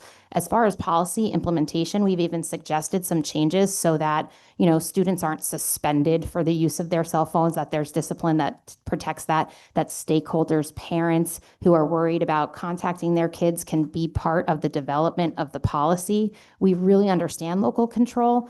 Certainly, I know in my district, they're pretty strong about local control, and we want to respect that. But the harm that these phones are causing is irreparable, and we would love to see something done immediately. Can I just follow up? I Madam just Chair? wanted to add one point of Okay. clarity that actually we didn't pass We did the not? requirement for districts to have a Okay, policy I thought we last did. year. All right, but I guess a lot of school districts went ahead and did it anyways. See that? It's working. So just one quick question, and please don't take this the wrong way, but a lot of us in this room, including many of the panelists here that just spoke, are parents. Do your kids still have cell phones? And why do you let your kids use cell phones now? I mean, that's just, I'd, you know, I'd like to bookkeeping. actually We're all using cell phones. speak to that if that's okay. Sure, no, please. So again, I'm a parent. I think what we're talking about is in use in schools, right? So I can make a decision. Every parent has a right to make their decision about their child's use of cell phone outside of the school day, right? But schools are supposed to be for learning, academic learning, social learning, emotional learning.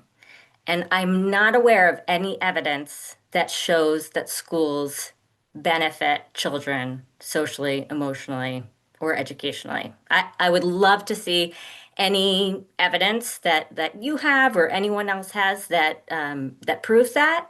And so if we are not aware of any benefit during the school day in educational institutions, that is a different question to me than whether a parent allows a cell phone use outside of the school day.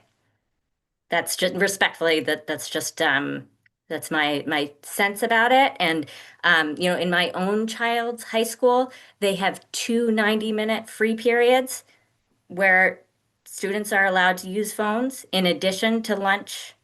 And that is an incredible amount of time that students have to be on their phones, right? And so again, I'd like to ask what we'd like our students to be doing during the school day. And is that okay for it to be inequitable depending on which school district our students are at? Thank you. I appreciate your answer.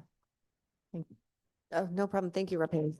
I appreciate the opportunity to actually have some discussion. I know this is a heavy lift. This is also like an emotional thing for a lot of reasons, right? It's our children.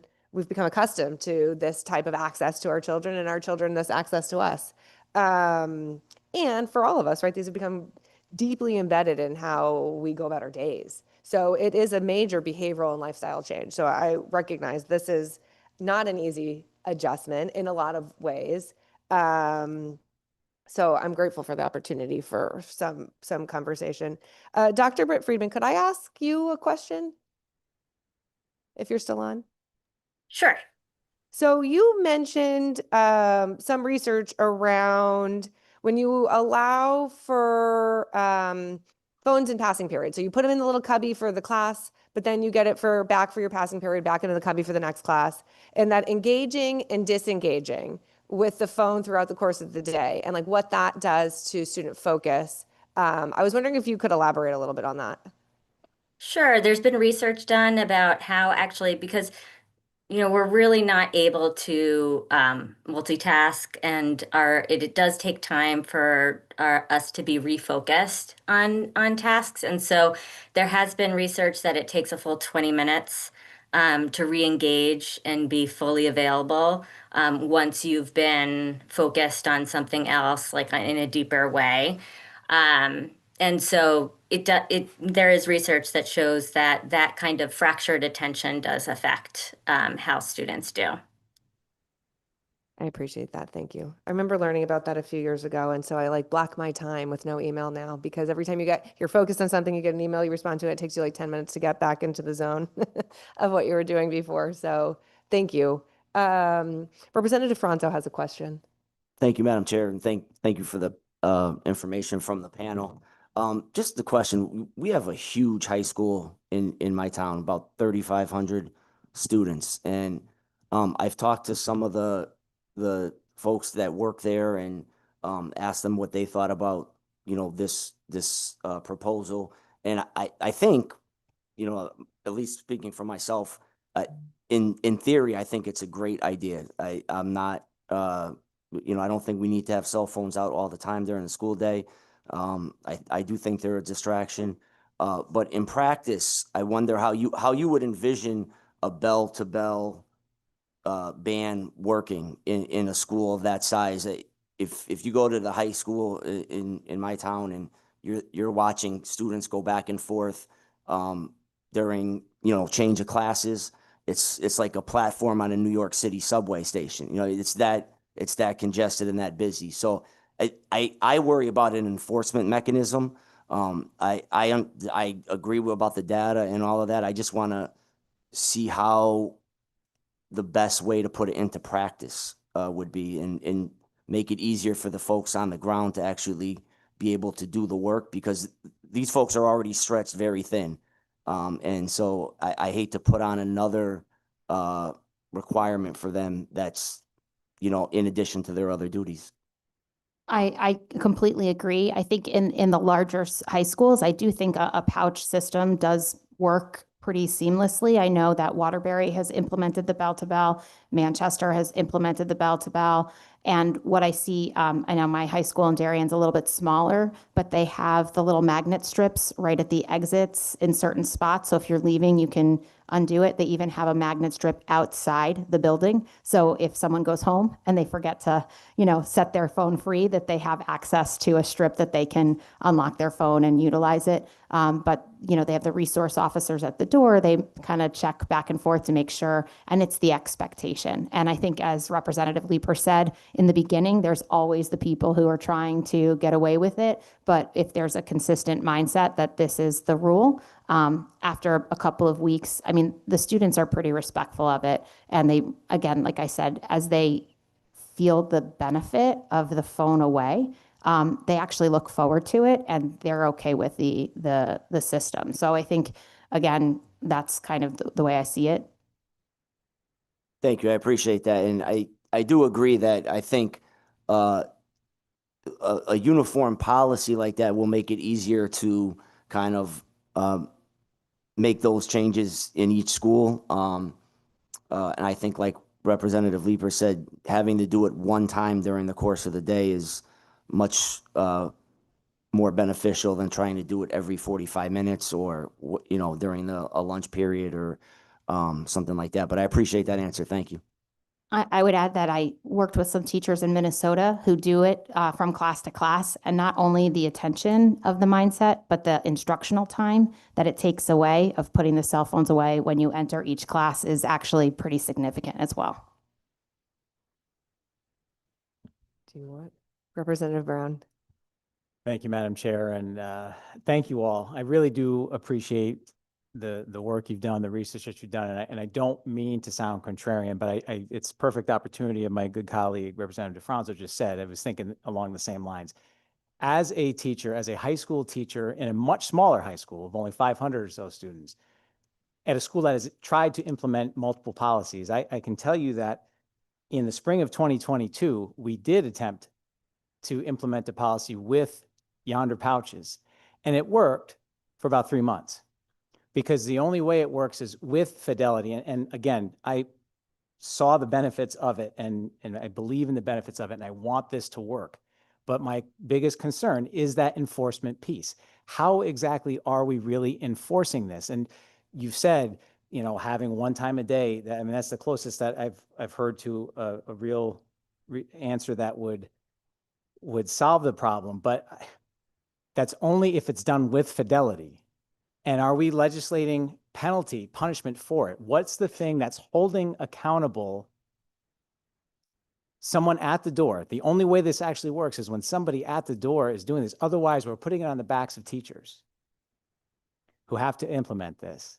And again, I want this to work, but what's the appropriate response? How do we enforce this and make sure there's fidelity and make sure that it's being followed through? Are we arresting administrators because they're not following a policy? How do we get this to work? It's a fair question. I'm glad you asked, Kevin. No, so we have a lot of, right now, without statute, it's a lot harder to ensure that there's fidelity because we don't have a lot of tools at our discretion, aside from community voice, parent outreach and outcry at public comment or in spaces. Once there's legislation of the expectation, we can, file the 10-4B complaint with the State Department. There are systems and ways, and I can guarantee you that local unions would absolutely make sure that we are following through and that administrators are upholding, their responsibilities. It is absolutely part of our code of conduct and ethics to ensure that we are implementing the legislation that's passed by, this body. And so I think when there's no actual mechanism to address the lack of compliance, when there's no compliance, it's just because there hasn't been buy-in and people haven't supported it. Even in districts where there is policy, there are ways that the community partners who want this to be followed with fidelity can go to their boards of ed, they can file complaints, they can do all sorts of things. There's the evaluation process for our educators and administrators. There are systems in place. But again, if the policy doesn't speak to a ban and the policy doesn't speak to behaviors and the legislation doesn't, then we have less right. But I mean, again, when people don't follow through with any sort of statute, right, we have to go through systems. I don't think we're looking to arrest anybody. I think what we're looking to do is set a standard and make sure that that standard's understood, bought into, and supported. And I would say if we look at New York, they've done a lot of work in terms of understanding the policy, building procedures, getting community buy-in and having those conversations.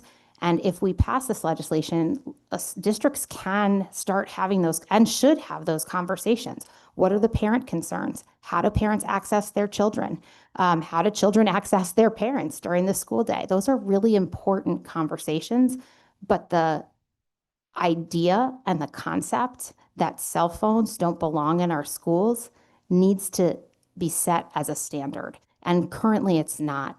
And so we're really, really hoping that statewide we can set that standard. Well, thank you. And I certainly appreciate that answer. And as someone who has had to make the choice in a classroom of whether or not I was going to waste the time fighting over the use of a cell phone to the detriment of the other children in the class who I'm trying to teach, I appreciate that. So again, I really seriously hope that we can get something here that is enforceable, that does work, so that children aren't distracted and lose those critical skills they're going to need for the rest of their lives. So thank you. Thanks, Representative Brown. And I think you do such a nice job also of highlighting that right now teachers are the ones stuck with all the consequences of this broken system, and the status quo is also not working. Thank you. Representative Arzeno. Thank you, Mrs. Chair. Madam Chair. Thank you very much for a very comprehensive presentation. Great job from all of you. And also, I am part of a large school district, 2,800 students, not 3,500, but when you see them going from class to class, it's an interesting scene. And in the past, I was I was just a parent helper and a tour guide at Greenwich High, so I saw that in action. And I fully agree with you. I mean, I took the time to talk to the principal, to teachers, administrators, and all of them that fully agree with what you are saying, without exceptions, are asking for an state direction in that sense. And I think that we are moving on the right direction. We did it last year, but I think that they are asking us for that extra step that each Board of Education will implement, but they are asking for that state message without exception. Thank you very much. Thank you, Representative. I think we now have a couple representatives online. Representative Reddington Hughes.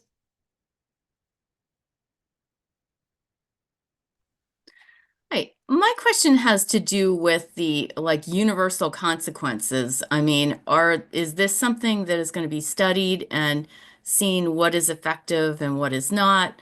Or is this, again, something that each school district will come up with on its own? So I think under the current bill proposals, there isn't necessarily a metric for measuring the success of the implementation of this, but I think that we did offer proposed language of some metrics and measurements that we could put in place to actually follow this and make sure it's working and that it's worth the conversation.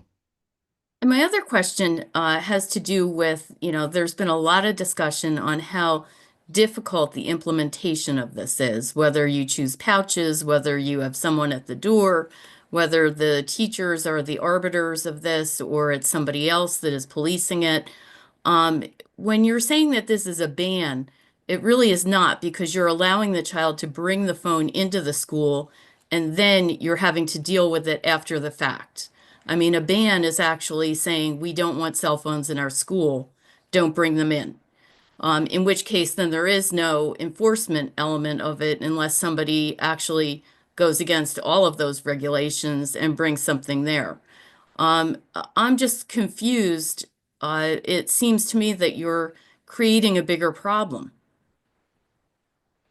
So I think that the language doesn't specify that a district couldn't say, don't bring your, the answer could be, don't bring your phones at all. I think that we were trying to be mindful of the fact that that's a difficult ask for parents to then have to make sure and, maybe sometimes unfortunately argue with their child every day about, not even bringing the phone. And we also understand that students have after school activities. They might need to access their parents or such, especially in high school. I think Deepa also has something to share about that. I mean, we have students who commute distances on their own on public transportation. So I think that the space between the time and distance traveled between home and school is one in which parents want their kids to have their devices. And we don't see it as appropriate for this bill to contemplate that. Okay, thank you. And then also, Representative, I just wanted to respond. I understood your first question about universal consequences a little differently. And there's quite a body of research on the universal consequences of these devices on our kids. So if that was what you meant and you're interested in more information, I do think we have Dr. Britt Friedman, who maybe could either respond or provide us with some of that information. Oh, no, I'm not debating that there are negative things that happen when a child is tethered to a cell phone. I think that that's pretty self-evident. My question had to do with if in the event that they didn't follow policy, was there going to be something later that was more of a pro forma for the schools, since this is a mandate for them? Gotcha. Thank you. Representative Kennedy. Thank you, Madam Chair, and you just partially answered my question. Thank you to our speakers. You provided us a lot of information, a lot of dialogue. We still have a lot more people that need to speak, but if Dr. Britt Friedman could provide us with a link to those statistics and those studies, maybe to the administrator, and share it with this committee, I would be grateful. And just a quick comment just an observation. I've been in several schools, some larger high schools, mostly high schools, and it seemed like a pretty seamless process watching these kids walk into their room, drop their phone into the shoe style, sit right down, and when the class ended, pick it up. It went in their pocket. A lot of what I observed, they weren't quickly on it to see what they might have missed. They were talking about what they just did in the class. So that was, to me, a little refreshing. So I know we say there's that fracture, you were saying before, fractured. I've witnessed the kids pick up their phone when they're leaving the classroom and they're still talking about the work that they just did. And to me, that's really super refreshing. So I would love to look at your statistics if you could provide that to our administrator and some of your research. And we have a lot more to discuss. And I look forward to hearing from the rest of almost 40 more people. Thank you, Madam Chair. No problem. Thank you, Representative. Representative Zupkis. Thank you for the second time. I believe quick. I just have one question. Do you foresee this ban applying to administration as well? Teachers, administrators? You mean paras? we put our phones in pouches too? Is that what you're asking? Yeah, not having them in ban bell to bell. Same policy that you are wanting for children for all administrators and teachers. I think that there are instances where cell phones might be important for our administrators in terms of if they're walking through the halls and they have to contact security or other spaces. So we haven't contemplated that. I'm not opposed to having a conversation about the impact of putting our phones away. But as an educator, I can tell you that if I have my cell phone out and my principal comes into my classroom, I'm in trouble. So you know, I think that there's an expectation that as grownups, we don't have our cell phones out. We're professionals. We have, again, standards, ethics that we're supposed to follow and professional responsibilities. And at the current moment, our cell phones are supposed to be away. We have a different set of consequences from our administrators and our bosses if our cell phones are out. And I would agree, you should be in trouble if you are a teacher and have your cell phone out. But I think if it's a ban, it should be for everybody. And if there's an emergency, understood, but the security guy's there. So I don't think the principal or administrator would have to call in the school to get a hold of them. So if we're just talking about a policy, it should be for everyone and not just the students. Thank you. I think a part of why we're also targeting children is because they still have a developing brain and they are becoming addicted to these devices. And so that's a part of the protection we're trying to institute. And I'll just add, in my conversations with DESP, part of the reason they felt like it was not a safety risk for students not to have their phone is because they recognized there was an adult in almost every classroom that did have their phone. So if there is an emergency or a crisis, they could quickly call the school safety officer or the police or an administrator, what have you. So I'll just add some context there. I know that we could likely talk about this for the rest of the day, and I want to be both respectful for your time. You all have been extremely generous, and also my colleagues, because this will likely be a late night. Is there any other questions? Is there anyone else online? Thank you so much. And if you guys don't mind, any research you have can share with our clerk, and Jazz can then distribute it to the entire committee. Thank you so much.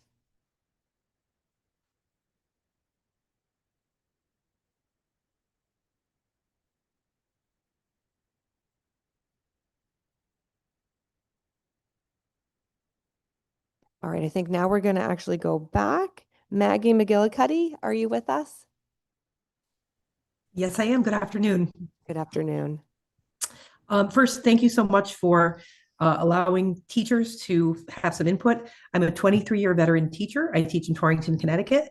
I am I'm a product of our public schools, but I also have 2 children who've already gone through the school system and one who is a senior in high school. We do have a cell phone ban in Torrington. We have used the Yonder pouches since either 2022 or 2023. I can't quite remember. The years start to blur after a while. I have seen a noticeable difference in my classroom. My students are less distracted. They are more focused on the education, and they get a break. I've actually had some kids tell me it's nice to take a break from all the nonsense that happens when you have a cell phone in your hand. And the wonderful thing about the policy that Torrington has in place, teachers are able to ask for permission to use cell phones in class when it's educationally appropriate and with intention. I'm a science teacher, and we do have a lot of data collection and data analysis that we do. For example, taking pictures with a digital microscope. That's difficult to do with a Chromebook, very simple to do with a cell phone. So our teachers are able to ask for permission to have one of the unlocking devices for our Yonder pouches. The kids are able to use the devices in what I believe is an appropriate and educational sound manner. And then the phones go back in the pouch and get locked up for the rest of the day. So we have been very fortunate that our building administration, our central office administration, our communication with parents and families, we are all on the same page that the students know they are not to use their personal devices from the start of the bell of the school day till the end of the bell at the end of the day. And we have seen a drastic reduction in cell phone use in our schools. So we've been very, very fortunate. Thank you so much for sharing that experience with us. Yes, you're welcome. Zepkis? Thank you. That's very good to hear. And again, I think we all are in agreement that phones are not good for our children or adults. I'll say also, I've said it before today. When this policy was put into place, did the Board of Ed and the superintendent make it? Did y'all have a group? Did you survey parents? How did y'all kind of put that into place? We did work with all the stakeholder groups, parents, students, administrators, faculty, our local unions. So it was a very collaborative process. We did, as you can imagine, have some outcry from the students who thought, oh, we can't live without our cell phones. They're so educationally valuable.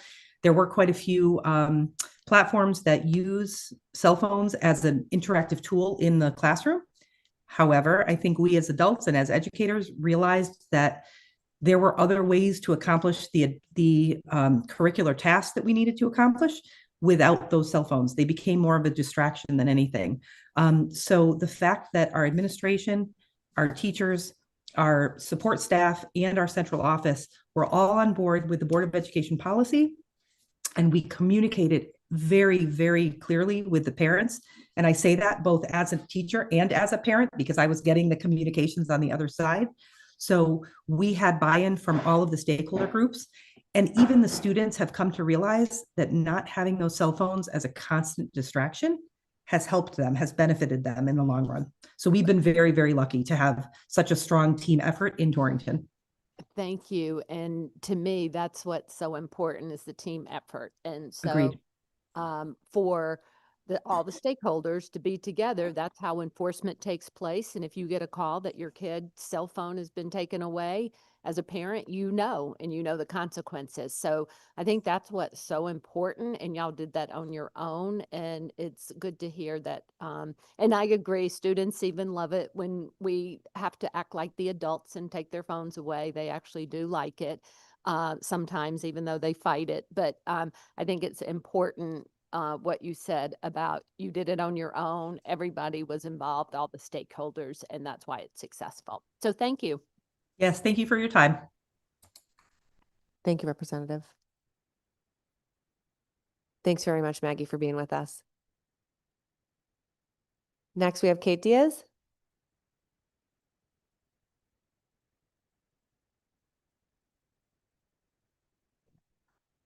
Good afternoon. I will not talk about cell phones. Actually, I'll happily talk about cell phones if you'd like, but you have a vast number of bills in front of you that we have submitted a great deal of testimony on in terms of kind of where we see these issues falling for our teachers, our students, and our public education system. I kind of want to draw attention to just a few of them that I think are worth noting. Obviously, the magnet school funding cuts are deeply concerning to us. Those are not cuts that won't be felt. They will be felt throughout the local school districts and will result in loss of positions, increase in class sizes, all of the things that we have continuously raised the flag of alarm on. So whatever you can do to restore those cuts, I would please encourage you to do so. In addition, the Teach program, where we really talk about the pipeline and drawing in and how are we bringing people into this beloved profession, cutting the $1 million in that alignment is really problematic. It's really the only or kind of state program right now that is focused on bringing people into the profession. So I really hope that we can consider bringing that program back. I would actually like us to really be thoughtful. We would join with CAPS in the sense that we need to be intentional. We need to be thoughtful about how we are recruiting and retaining educators in this state. It's a desperate need for us. I think the other thing I really want to talk about is this concept of reducing testing. Go team, let's do that. We have discovered after 20 years of testing our students to death that it has done nothing to help them. Maybe we know a little bit of something that is maybe more interesting to us as the adults, but we have not improved student outcomes by testing our children more.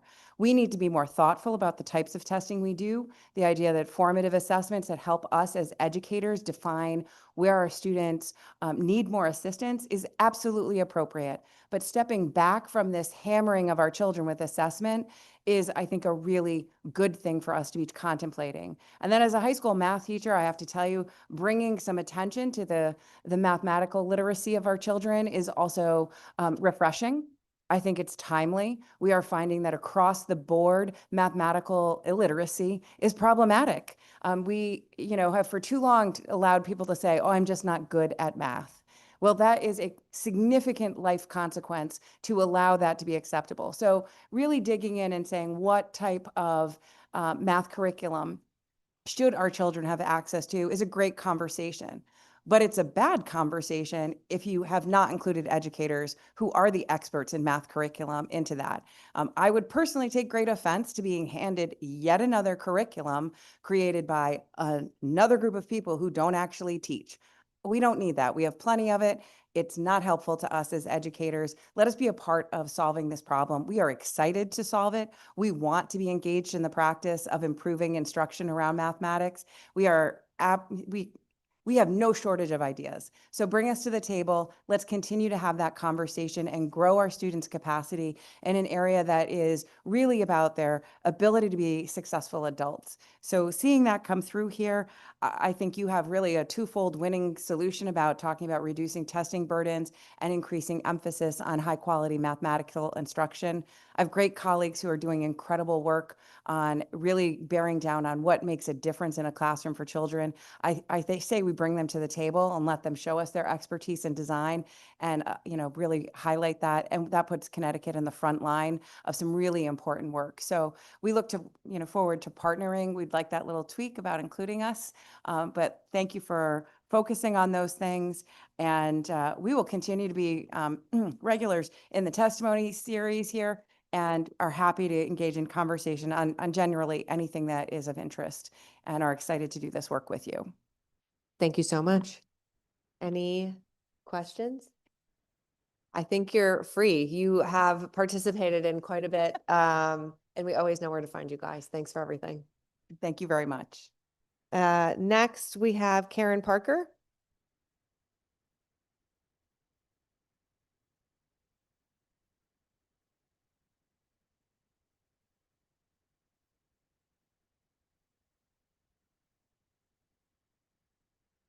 Rachel Armstrong? No. Jacqueline Hines? I'm here. Hello, good afternoon. Senator McCrory and Representative Lipper and the Education Committee.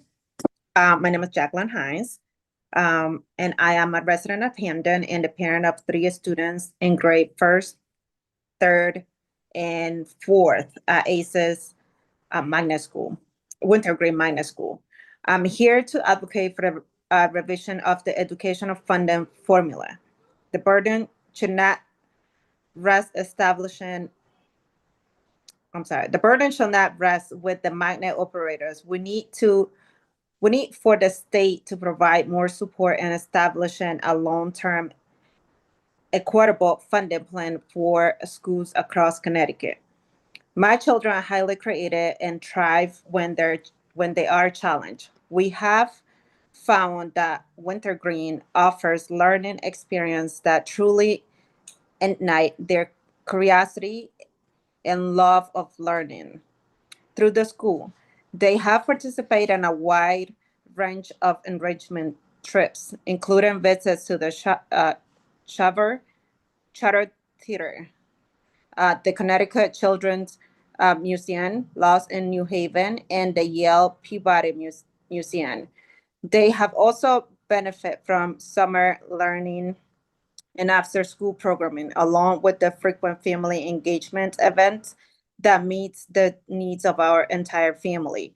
Without the funding and without the sustainable long-term plan, magnet schools like Wintergreen will face fewer resources, reduced programming, and limited opportunities for students to succeed. A long-term funding solution is essential to ensure that all students in Connecticut, regardless of where they live, have access to a high-quality enrichment education. I urge you to continue working towards a sustainable and equitable funding plan that supports regional educational service centers, magnet schools, and all public schools in Connecticut. Investing in our education today means a stronger future for all of us. Thank you very much, Jacqueline. Are there any questions, members of the committee? Seeing none, thank you very much for your testimony, and you have a wonderful rest of your day. Thank you for your time.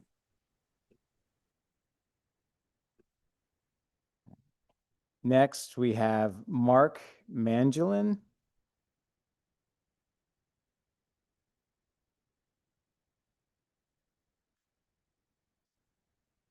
I'm not seeing Mark, so we'll go ahead and move along to Eric Carson. Hi, good afternoon. Thank you. I was a teacher at the previous speaker's children's school for a couple years. Now I'm at our high school. Good afternoon, Representative Leeper, Senator McCrory, Representative Zupkis, Senator Berthal, and distinguished members of the Education Committee. My name is Eric Carson. I've been a special education teacher with ACES, Area Cooperative Educational Services, for 24 years. And I also currently serve as the membership chairperson for the ACES Education Association, representing nearly 100 magnet school educators. As a former magnet school teacher myself, I've witnessed firsthand the unique contributions that the magnet model affords our communities. We connect families from across the region with specialized programs that expand on traditional curricula with a focus on the arts and STEM. Across Connecticut, RESC magnet schools support integration, offer specialized programs, and serve thousands of students statewide. There is a desire for magnet schools in our state. Districts utilize ACES to meet the needs of students they cannot fully serve in district. Parents value the choice of enrolling their children in a program with one of our magnet themes. Cutting $12 million in state funding would undermine these programs and shift costs back onto already strained local districts. Undoubtedly, you're already aware that school districts are under enormous pressure to balance quality educational services with responsible budgets. Magnet schools are in a unique position to provide districts without the resources of ACES to deliver high-quality STEM and arts programming to those children of those districts. But ACES and other magnet schools would struggle to continue providing this service with a decrease to their funding. On the contrary, magnet schools would be able to provide districts with more services given increased funding, benefiting the sending school district, but more importantly, the students themselves. The children of Connecticut need more educational funding, not less. Cutting magnet school funding forces already strained districts to pick up the bill. That means fewer supports for students, fewer educators in classrooms, and greater inequity across communities. Fully funding magnet schools is a commitment to every child in Connecticut. Thank you for the opportunity to speak with you this afternoon. Thank you, Eric, for your testimony. Anybody have any questions from the committee? Seeing none, enjoy the rest of your Friday afternoon. Thank you very much. Next, we have Caitlin Richard from Hartford Public Schools. Hi, good afternoon, honorable members of the Education Committee. I'm Caitlin Richard, the Chief Financial Officer for Hartford Public Schools. Really appreciate the opportunity to give testimony. I'm going to speak about two things in particular. One is HB 5033, so the governor's budget recommendations, and the second is SB 138, the State Department of Education's recommendations. For a little context on Hartford Public Schools, we have a continual structural deficit. So this has been going on for a decade. It is driven almost entirely by tuition and transportation for special education students who don't attend Hartford Public Schools. So they either engage in magnet schools, open choice schools, or out of district private special education programs. We've made a lot of budget reductions recently to be able to address this. So in the past 3 years alone, we've cut $70 million and 500 positions. And so I want to speak about two things in these bills that could impact our fiscal reality, because it really matters about the resources we're able to provide our students. The first on HB 5033 is opposition to sections 1 through 3. So this is about the cap for magnet school tuition. We've heard some other folks speak on this. Currently, there is the 58% cap, and this bill proposes removing that. We currently pay about $115 million in tuition costs. That's out of a $450 million budget. 18 million of that is the general education tuition. And if this cap were removed, it could lead to a $13 million increase. So we could pay up to $31 million. So that would directly add to our budget deficit as opposed to relieving the budget pressure, which is really what we need to do. So we're opposed to that. We would actually recommend there be changes to the ECS funding, like an inflation adjustment to the ECS to help keep up with those rising costs of tuition. We've seen those costs rise at about 8% every year, so far beyond our revenue. The second piece I'd like to talk about is Senate Bill 138. This is about the alignment between the district responsible for determining special education services through the IEP and the district paying for it. So we are in support of Section 4 of this, as long as there's some funding alignment. So right now, the way it works is when a Hartford resident student goes to an open choice school, a suburban district, that school determines the IEP, the services for those students, but we pay the bill. When a student goes to a non-Hartford magnet school, so like CREC, we determine the services and pay the bill. So there's alignment there. And what we see actually is that the cost for students who go to open choice versus magnet schools in terms of special education is twice.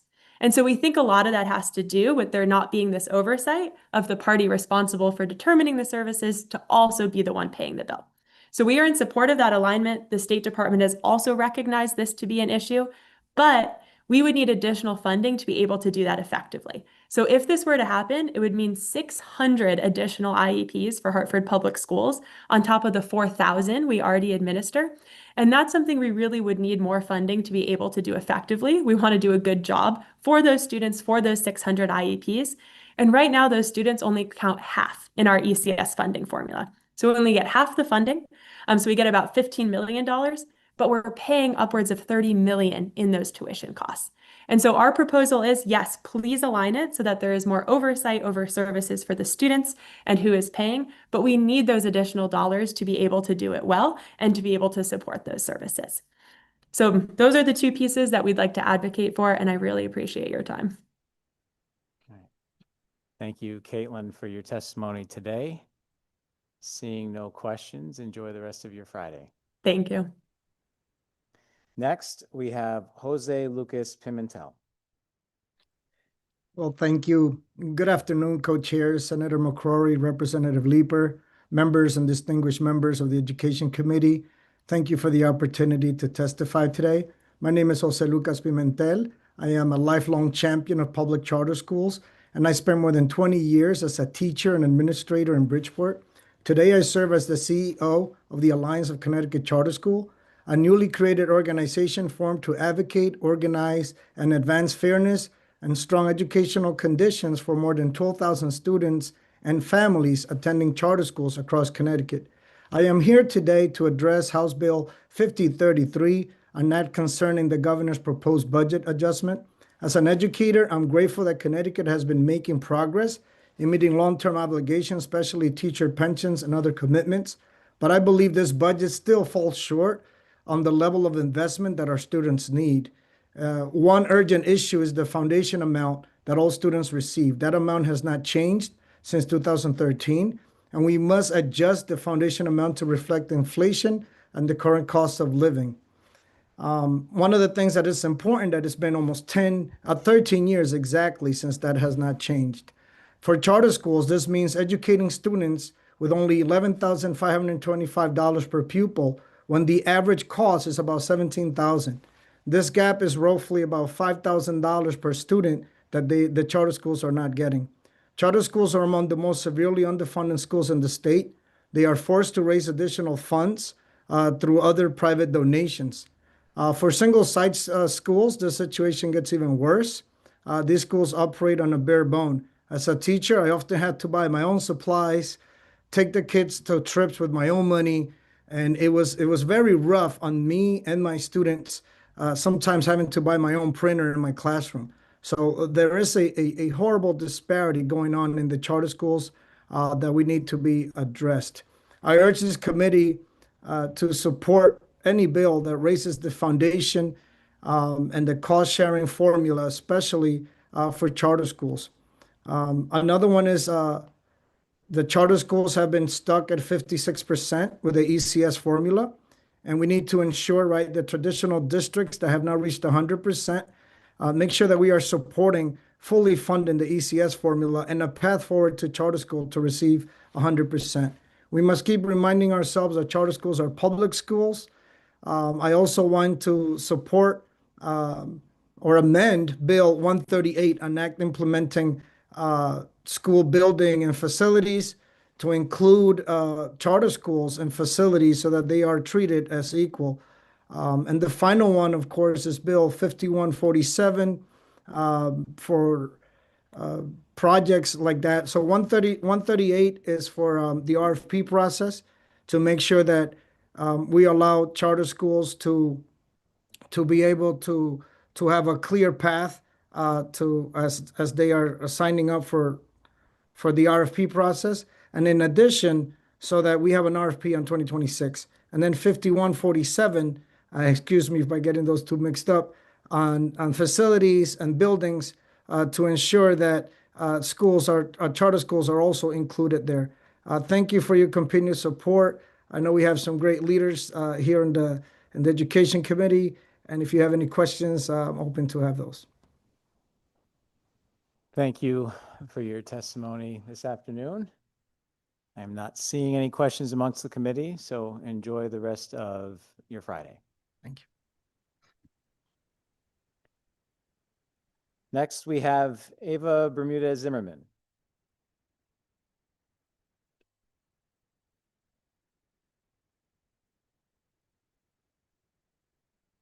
Thank you for pronouncing my name correctly. I try. You're welcome. Well, honorable members of the committee, my name is Ava Bermudez Zimmerman. I'm here representing Childcare for CT. We're here just giving some commentary and some feedback on 137. And I know that the bill in question right now is a regulation bill from OEC. We want to first and foremost say that it's very important to support regulations in early care and education.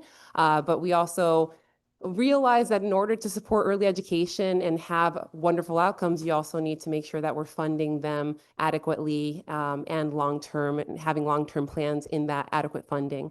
Childcare for CT is made up of now 26,000 individual members, parents, providers, advocates throughout the state of Connecticut, all with the same mindset of trying to see successful educational outcomes starting from zero, not from 6, 7 or beyond, but starting from zero, because those return on investments, when you see a child that is in their most innocent time of their brain development, and you start from scratch, you start from zero, you have the most successful outcomes, all the way ranging from less incarceration status, seeing kids that have better outcomes from early age, also excelling in going to colleges, being able to find jobs. The return on investment is astronomical when you really concentrate on early education.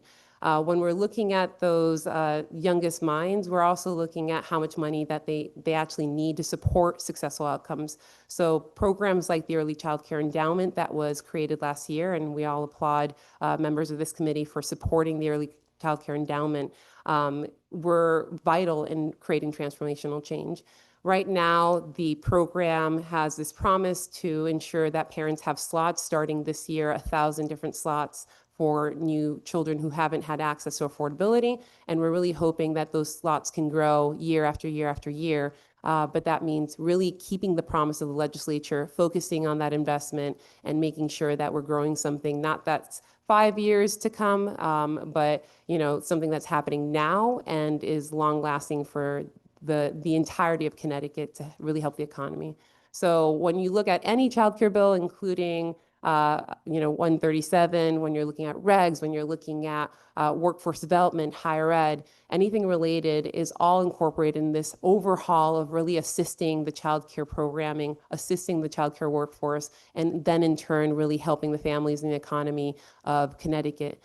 So we really do hope that you support early care bills and early care outcomes, and hopefully support the families here in Connecticut and the economy through supporting it through early education. Thank you. Oh, well, Ava, thank you for your words today. Certainly when you're building anything, you have to start with the foundation, and children, it's no different.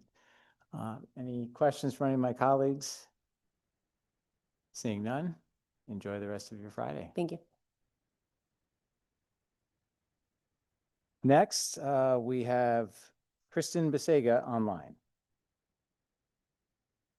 Hey, Chairpersons McCrory and Lieber, Honorable Education Committee members, good afternoon. My name is Kristen Besega. Thank you for getting my name right. I'm representing the Glastonbury Education Association, the union for more than 500 educators in Glastonbury, Connecticut. This spring, when we surveyed our members about upcoming legislation, establishing a bell-to-bell cell phone plan was our number 6 priority. So it's up there, right, with funding the pension fund, salary enhancement for teachers. This was a high priority for our members. And so today I'm speaking in support of HB 5149. To start off, cell phones are detrimental to young adults, full stop. Studies show consistently that even having a phone nearby lowers concentration and memory, because things like notifications, vibrations, and the temptation to just look and check your messages, those all interrupt learning. And school overall is meant to be a place for focused learning.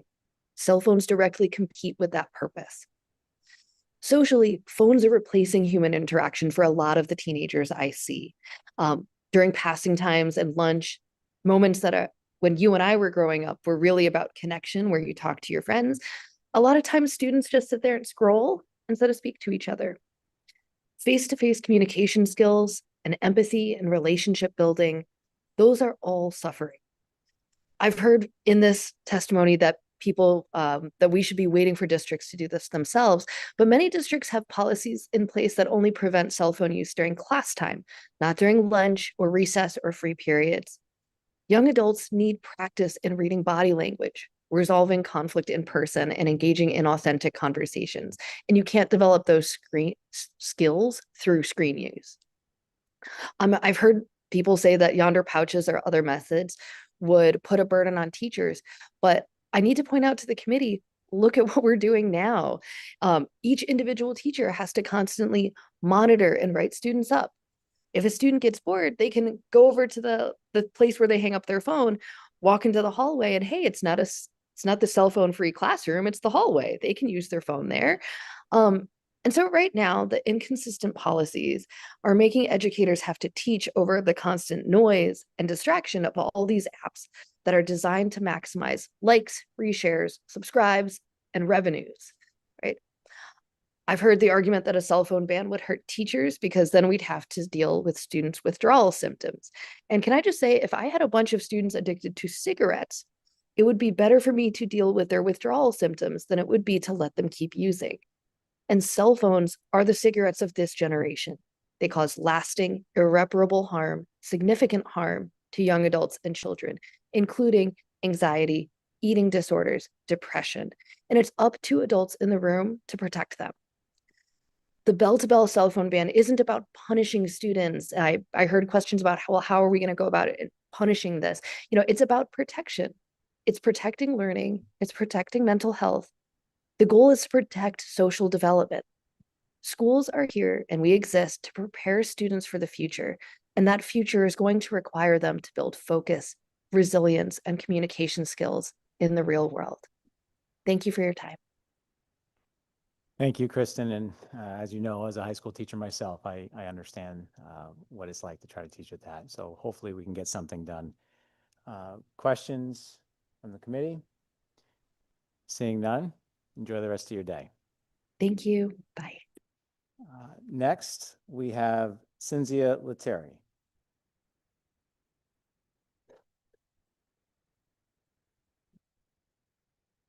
Not seeing Cynthia. We'll move along to Derek Muharram.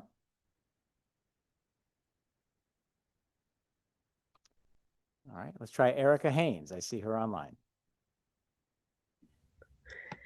Good afternoon, and thank you, Chairs McCrory and Leeper and members of the Education Committee. My name is Erica Haynes, and I'm a resident of Litchfield. I am in strong opposition to HB 5035 and HB 5149, both restricting cell phones in schools. My family has navigated a total of 6 districts, all with cell phone policies and the needs of teachers and students being met in the district, exercising local control without state interference. I trust and support my superintendent and Board of Ed to guide our district appropriately, but I'm passionate about this for another reason. September 19th, 2024, 12:54 p.m., my son texted me, "Hey, Mom, we're in a lockdown, and it hasn't stopped for a while, and I'm starting to worry." It's dead silent. The alarm ain't going off. I don't know what's going on. My 15-year-old was in a lockdown for more than 40 minutes, huddled in a corner and told to be silent. The therapy lasted for months. He felt guilty. What if he hid behind someone bigger than him and they died? Was he selfish? My family was terrified that day. Terrified. The realities we confront every day when we send our child to school now are different than before the lockdown and different than my older daughters experienced. We are implicitly asking him to take a life risk, to be brave, and to soldier through, and he knows it. We got through that, and a year later, hey, you guys, I'm updating you on a lockdown that's going on right now. I'm fine. They found a bullet in the ground in my classroom, and they're not letting us leave because we hold a threat. I'll update you as I learn more. You think you're controlling a distraction, and maybe you are, but our kids are also distracted because they're scared and haven't been safe. A phone is a lifeline to parents and to students. My son at 15 thought he was texting us before he died. At 15, process that. When you threaten to take phones away, you are taking security and lifelines away. Adults would be rattled in this situation, but we ask kids to lean in as if it's normal. It's not normal. I asked my son how he felt about this legislation, and he said, "I'll give up my phone when they can keep me safe." Can you? Can you keep him safe? Because it comes down to a student being able to text a parent when they think they are going to die, to say they love them, to hear they are loved. If you haven't received these texts, you cannot fathom the fear, and I hope you never have to. I heard earlier that the rest of the world is doing this, controlling student phone usage. The rest of the world has not normalized school shootings. For these reasons, I respectfully request that you oppose 5035 and 5149, and I welcome questions. Thank you. Erica, I want to thank you for your testimony today, and clearly it's something that has deeply personally resonated with you. I can tell you that as a classroom teacher, this is one of my biggest concerns that I've had in the banning of cell phones. While I agree that they're a detriment in so many other ways, I've been in lockdowns, not knowing what the outcome is. And quite honestly, we live in a world today where we cannot guarantee the safety of students in a school. So it's something that weighs on me considerably in making this decision and what we're working on here. So I appreciate you highlighting that specific point in our public hearing today. And it looks like we do have some questions from the committee, so we'll go to that. Ranking Member Zupkis. Thank you, Mr. Chair. Thank you for sharing. It is horrific when those things happen. I had the same experience, not as dramatic or tragic, but it is extremely scary for a parent. And unfortunately, we live in a world now where people are crazy, and we do need to protect our kids. Understanding how the effects of cell phones. You know, my daughter, they have a cell phone policy. She does not get her cell phone. They put it in class, and I got a text from her when I heard that there was an active shooter around her school. And it is a major relief when you get a text. So I thank you for sharing that, because that is one of the concerns with this. And I believe, just my only question, I believe you did say that your school does have a policy. Is that correct? Yes, they do. And it is no phones in class unless the teacher authorizes it. And if a student does take a phone out, there are consequences, and students respect that, and they peer police as well. So it isn't like they are living in just kind of this random usage space. And that includes not in the hallways typically either. Right. And I would agree with you. If our administrators can't control that, they're not going to be able to control a bell-to-bell ban. So thank you for sharing. And I wholeheartedly agree with you with local control. So thank you. Thank you. Thank you, Representative Zupkis. Representative Haynes. Thank you, Mr. Chair. And I just wanted to echo what my colleague said, that I think it's so important that we were just saying how we hadn't heard from parents yet. So it's nice to hear from a parent in regards to this particular situation.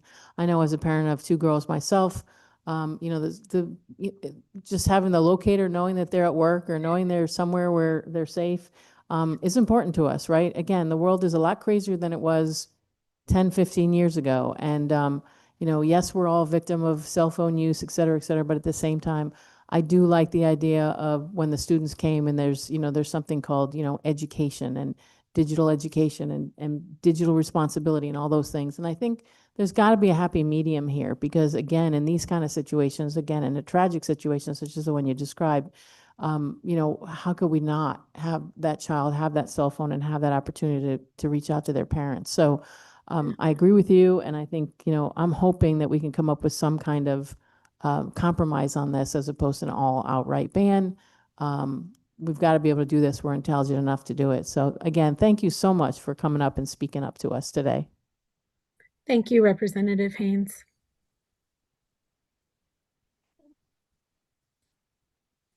All right. Seeing no other questions from the committee, Erica, have a great rest of your day. Thank you, Representative Brown. Have a good day. Next, we have Catherine Meyer.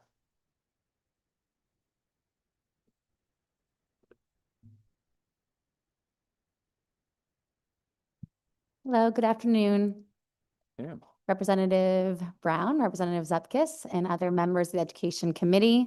I'm Catherine Meyer. I'm an attorney at the Center for Children's Advocacy, and I direct our medical legal partnership at the Yale Child Studies Center.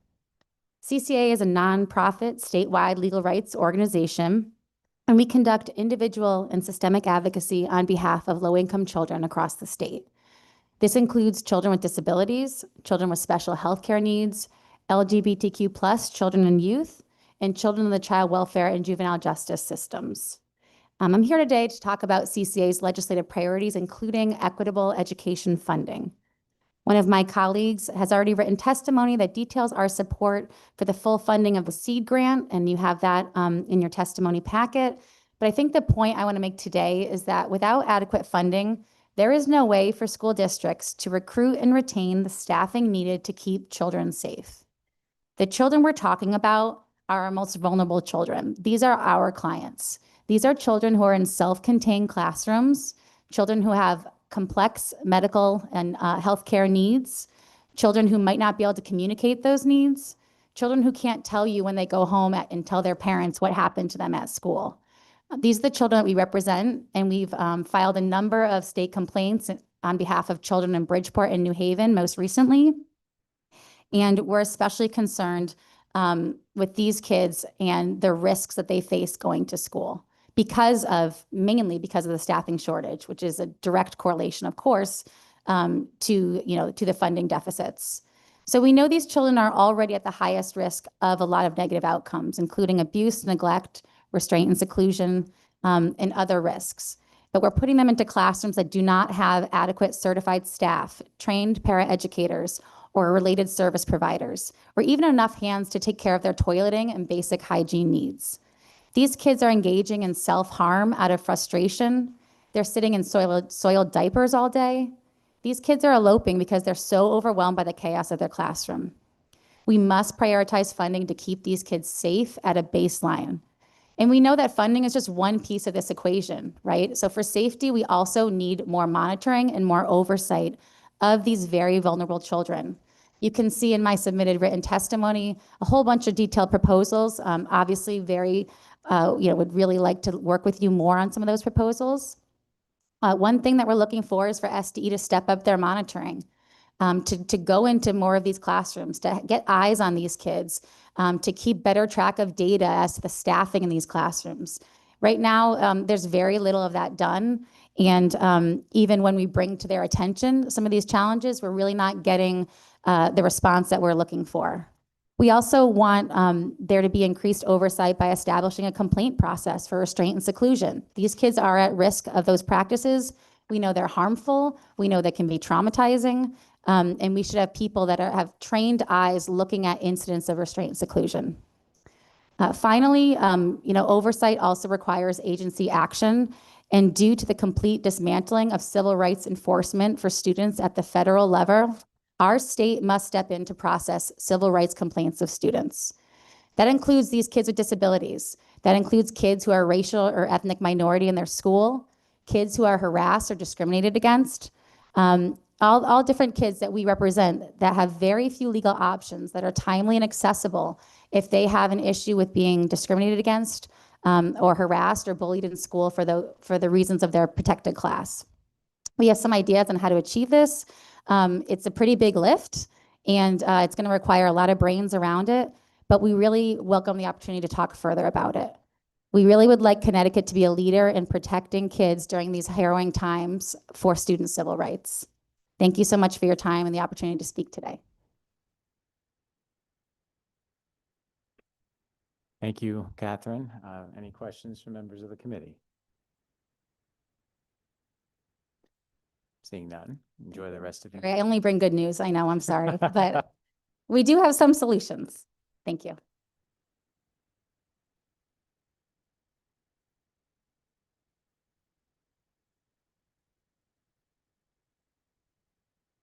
Next up, we have Bishop John Diamond from Faith Acts. I think it's actually Pastor Ron. Or you guys come together. You got a tag team. Tag team today. Oh, got a lot of faith in here today. I'm Batman, this Rob. All right. How about Jordan and Pippen? Thank you so much. We want to say first, good afternoon to Senator McCrory and to Representative Leeper and to the ranking members, Berthel and Zupkis, all right, and to other distinguished members of the Education Committee. I'm Pastor William McCullough. I am the founder of Faith Acts for Education, and I'm here today with my colleague and co-founder, Bishop John Thomas, to voice our support for cell phone-free schools and charter approval timelines that make sense. First of all, I want to commend you, Representative Leeper, man, for your bold leadership, right? You had the courage to say, we will remove distractions, we will confront bullying and anxiety, we will protect the mental health of our children. The data is clear. In the United States and abroad, removing cell phones from school improves test scores, school safety, and school climate. Faith Acts supports House Bill 5149 and 5035, and we believe The built-in nuances around principal approval and accommodations for instructional purposes and learning differences ensure this policy is applied equitably. Second, FAFAC support the State Department of Education's proposal to align the charter approval timeline with the state biennium budget. It just makes sense. We have seen firsthand what a misaligned timeline costs our children. FAFAC is amongst the strongest advocates for traditional public schools and unapologetically support parental choice because I myself had to exercise that choice. When I moved to Bridgeport 16 years ago, I changed my son's school 5 times in 5 years. He ultimately graduated from Capital Barber Prep and went on to UConn, where he finished with a bachelor's degree in psychology. He now works for Bridgeport Public Schools. My wife and daughter are both educators in the Bridgeport Public Schools. This is not abstract for us. This is our family. And today, 8 years ago, you made a promise to students in Danbury. You made a promise to schools in Middletown that they would have a quality educational opportunity just like my son did. But you have reneged on that promise. Those kindergartners are now in the 8th grade and schools are overwhelmingly approved by the State Board of Ed, still have not been funded. Let the record show only 11% of Black students and 15% of Latino students in Danbury are college and career ready, compared to 38% of white students. Only 14% of Black students and 17% Latino in Middletown are college and career ready, compared to 40% of white students. Roughly 37% of Black and Latino students in Middletown are chronically absent. Black and Latino students are suspended and expelled at 2 to 3 times the rate of their white peers in both cities. As I close, the charter timeline provision in this bill is a step in the right direction. But let me be absolutely clear. It does not go far enough. It does not undo the justice inflicted upon families who have been waiting 8 years for a promise. FAFAC stands with Danbury and Middletown because, as Reverend Dr. Martin Luther King Jr. declared, injustice anywhere is a justice everywhere. These children are our responsibility, and God has called upon you to seek right, seek justice, and defend the oppressed. That is Isaiah 1:17. All right, do right, seek justice, and defend the oppressed. Thank y'all so much for hearing my testimony today. And if I have any questions, I'll be glad to answer if I can.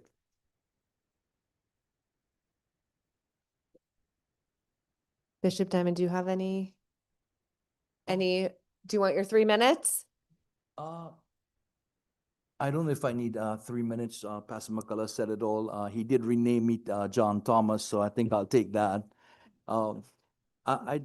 Listening to the testimonies of parents concerning the issue of cell phone in the classrooms, my heart breaks with the parents that have the concern that they might not have the opportunity to get a last text from a child or a assuring text from a child. And that is a concern because I'm a parent, I'm now a grandparent. So when we support these decisions, it's not abstract. We're thinking about our children as well. What would it mean to me? When I think about the overall issue, millions of students are impacted by the negative effect of cell phones. We do have those isolated incidences, and they are serious when a child's life is threatened. One child's life being threatened is too many. But we have to weigh out the balance in what matters, what impact do we bring to our children, and what questions are we answering? And I don't want to say one is greater than the other because they're both significantly important. The challenge we face here is a classroom is designed to educate children. That's the first and foremost purpose of a classroom. And our decisions should be based always on giving our children the best education. I think there has to be a workaround to figure out the safety for our children. What do we do to protect them? That is serious and very, very important. But I do not think cell phones in the classroom is what protects our children from a gunman that is running rampant in a school. Cell phones can't protect them then. So we have to think through, how do we deal with this? How do we manage it? So I just want to explain why we are so adamant about supporting removing cell phones from the classroom, because we fight for education. We want to see our children receive a quality education, and that is a step in the right direction. Thank you. Thank you both so much. I always am so grateful for your moral clarity and your passion, and you don't hesitate to speak truth to power, as they say. So I find you incredibly inspiring. Thank you. Yeah, I want to say thank you all, both of you guys, for advocating not just for yourself individually and your families, but for all the children in Bridgeport and beyond. You guys been up here for a very long time advocating, and I appreciate all the work you're doing, and continue the good work. Thank you. Thank you, Senator. Okay, next up, we have, All right, y'all have a good day. all right, have a great day. James Tierney. I'm here virtually. Okay, you're up, James. Thank you. I wanted to thank all the members and the representatives there that are listening to me today. I came here to speak to support the statewide ban on cell phones. I know there's multiple bills that are being pushed forward on this. I am a teacher at Manchester High School.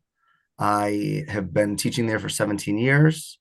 Was also a student at Manchester High School, and am also currently, I have 2 kids that attend Manchester Public Schools in Manchester, Connecticut. And I feel like I have a very unique perspective because I've sort of witnessed the cell phones come of age and all the variations of what have happened. So when I started teaching in 2009, cell phones weren't very prevalent because the iPhone just sort of came out in 2007. So kids weren't really on the cell phones a whole bunch. And as the years have gone past, more and more kids want to be on their cell phones, right? COVID happens. And what we've done in Manchester for the past few years is we have a ban on cell phones where kids place their phones in yonder pouches during the day. And there's also a policy that their phones, even if they're not placed in the pouch, cannot be out during the school day, specifically in the classroom. And I have seen so many positive effects from this. I do believe that it should be supported on a statewide level. Not only do I see as an educator academic gains in my students that have been made in the past few years, but I also see the social and emotional health of kids improving. Where in the past, as like a math teacher, I would say, all right, now we've sort of done this mini lesson. We're going to get into groups. We're going to work with each other around how to do these math problems. And I'm going to go around from group to group and sort of provide support. When it was a cell phone free-for-all, the first thing you said when you said want the kids to get in the groups, the first thing they do is check their notifications. They check their text messages. They check, whatever they're doing on their phone, their videos, anything else. And then when they're in their group, if the teacher's not there and a buzz goes off, they want to check again. And I think what's sort of been lost in this equation, because I've seen the whole spectrum come, is if it was a cell phone and it was legitimately a phone and just a phone, I don't think you would see as many issues. But the cell phones aren't made to be phones. They're mini computers with social media on them and all these other things that are made to like addict our children to looking at their phones for multiple hours a day.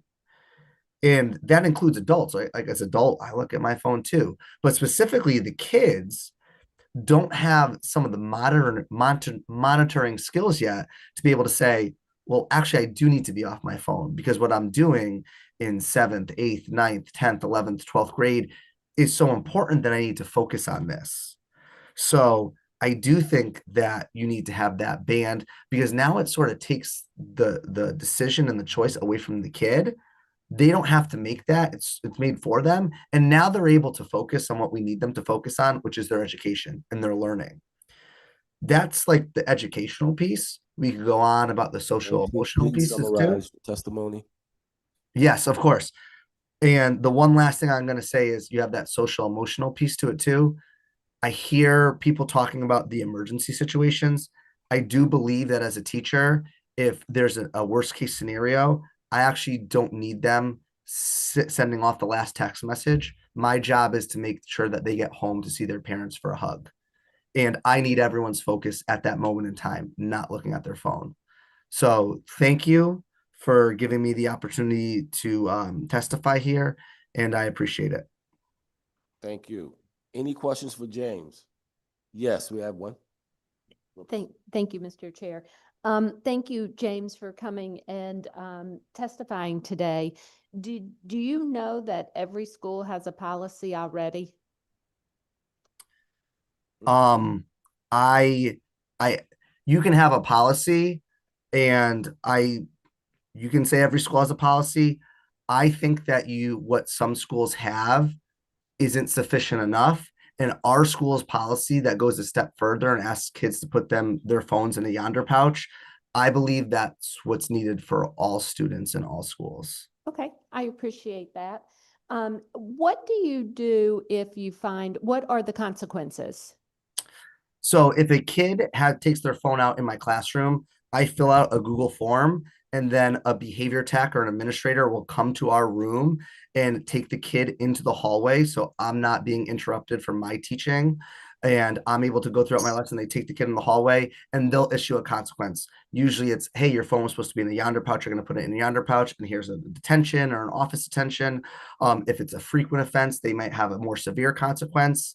To be honest, I know that they do that, but I don't know each individual decision that's made, because kids can be on different levels of where they are in the consequence spectrum. Okay, thank you. Thank you. Any other? Yes, Representative. I just had wanted to say, I really appreciated you bringing up the example you had of the Google form. I know some of us who are teachers know that well, because that in itself is an interruption for teachers, because we need to stop what we're doing to fill out a Google form to tell someone to come and collect it. Otherwise, we're just supposed to take it. But then I've been in a school where it says, oh, no, you're not allowed to take the phone. That has to be someone else who can handle this. So I guess I was wondering, like, do you find it that the system that your school currently has with the Google form to have a behavior tech come, does that disrupt your teaching? So the simple answer is yes, it is a disruption, but it's a much smaller disruption from what I was doing even 8 years ago, which seemed to be having to tell kids constantly to put away their phones. And when I say constantly, I don't have raw data for you, but there's days where I probably had to tell the class 10 to 15 to 20 times, maybe more, to put away their phones. This is much simpler, and it's way less of a distraction from my teaching. And to be honest, it's a really good deterrent, because kids know now, don't take your phone out in class, period. And when you do it without that form and without our school-wide policy, you get like teacher to teacher discretion. And then it can be really challenging from one teacher to the other. So to answer your question, it is a distraction. I don't mind it because it's way less. And I don't think I've had to fill out the Google form but like once or twice this school year, because all the kids at this point, because we're in February, know I'm not taking my phone out in class, period. Thank you. Thank you. Any other questions? Any online? Okay. Thank you for your testimony, James. And we're going to move to, we're going back to 40 something. We're going to go back to someone who we missed, 48, Cynthia. I think you might be online. Yep. Hello? Yes. You're up. Fantastic. If I can get, okay, here we go. Hi, so thank you for having me. My name is Chinzia Leteri. I'm currently an elementary school teacher in Hamden. I appreciate the opportunity to testify today in support of Governor's Bill 5035, requiring school district to ban student access to personal wireless devices during the school day and to restrict social media access on school provided internet except for instructional purposes. This legislation, I feel, really reflects what educators, parents, and mental health professions across the country are seeing every day. Unrestricted access to cell phones and social media during the school day is undermining learning. It's increasing student anxiety and making it harder for students to engage meaningfully with one another and with their teachers. This bill is not anti-technology. It is about setting clear, developmentally appropriate boundaries during the hours when students are expected to learn, concentrate, and build social skills in a structured environment. Our research consistently shows that cell phone access negatively affects academic performance. One of the most frequently cited large-scale studies examining schools that implemented phone bans found measurable improvements in student achievement after bans were adopted, with the largest gains among lower achieving students. That finding is especially important from an equity perspective, which I know we talk a lot about. So students who are already struggling with attention, organization, and executive functioning are often the most harmed by constant digital distractions. Even when phones are not actively being used, their presence matters. Cognitive science research demonstrates that the mere presence of a smartphone can reduce available working memory and attention, a phenomenon that is sometimes referred to as brain drain. This aligns with what teachers observe daily, including myself. Students are less engaged, more impulsive, and are quicker to disengage when devices are within reach, even if they are face down or silenced. The impact on student mental health is equally important. The Center for Disease Control and Prevention report historically high rates of persistent feelings of sadness and hopelessness among adolescents, alongside increases in anxiety, depression, and electronic bullying. Heavy social media use has been associated with increased exposure to peer conflict, comparison, and harassment, often occurring during the school day itself. The U.S. Surgeon General has warned that current levels of social media exposure pose a potential risk to youth mental health, and that safety has not been proven at the scale at which these platforms are used. I know sleep disruption is another issue for my kids and for students across the board, and I understand that while schools cannot control device use at night, they can establish healthy norms during the school day that reinforce healthier habits and reduce constant digital stimulation. Connecticut would not be acting alone in taking this step. Across the United States, large districts such as Los Angeles Unified have already implemented bell-to-bell cell phone free policies, citing improvements in focus, reductions in conflict, and healthier school climate. Several states, including Florida, have adopted statewide restrictions on student device used during instructional time. Internationally, countries like France, England, and the Netherlands have already moved toward national policies limiting phone use during the school day. In the Netherlands, government-commissioned research found that a strong majority of secondary schools reported improved student concentration and social interaction after phone restrictions were introduced. What distinguishes this governor's bill, I think, is that it sets please summarize your testimony. Sure. It sets a clear statewide expectation while preserving important safeguards. It requires devices to be powered off and stored, which is essential for consistent enforcement, but it also explicitly protects our students who need access under an individualized education plan or a 504 plan or a documented medical necessity. It requires districts to establish clear emergency communication procedures so families can reach students through appropriate school channels, addressing a common and legitimate concern raised by parents. It also recognizes that social media access on school-wide networks should be limited to instructional purposes, not unrestricted use during the school day. Educators should not be left to negotiate phone use in a classroom, classroom by classroom or school by school. So I think that a statewide standards provides clarity, consistency, and fairness, while still allowing districts to determine the best local methods for storage, discipline, and communication. And it sends a clear message that the school day is a time set aside for just learning, connection, and growth, not for constant digital interruption. Thank you for your time and commitment to Connecticut students. Thank you, and thank you for your testimony. Yes, Representative Menopause. Thank you, Cynthia. I believe you actually came down here last year and testified on the part we had here for cell phones as well. So I really appreciate you taking the time to be able to talk about this with us. I just wanted to, because I really like the point that you made, really all encompassing of like both of the behavior, the academic, and well, the social emotional of this as well. But you mentioned a big part in that, which is something that I also have a lot of concern about, which is the bullying in the classroom. I know that some of us who are teachers know that every student who has ever been caught using their cell phone has told us that they are texting their mom. And we also know that that is not always the case, and that we have had a lot of issues of this, and it is very difficult for us to monitor interactions with students if it's being done via social media or their cell phones or whatever it is. I was hoping that you could kind of speak, because I know you are a Hampton teacher. What are some of the experiences you've had that you've seen when it comes to these kind of I guess we would say bullying, or these just negative peer interactions in relation to cell phones and social media? Yeah, I mean, so when kids have access to cell phone, it's like the teacher who spoke before me. They have access to more than just a phone, right? They have access to a camera. They have access to, social media where they can, post pictures of fellow students. I had a student who, is just wearing a pair of regular sneakers, not Nikes, not anything particularly expensive. And kids took a picture of those sneakers and made a comment, about where she bought them. She bought them at Walmart, and they weren't, the greatest sneakers, or they're not Nikes, and, put that all over their social media account.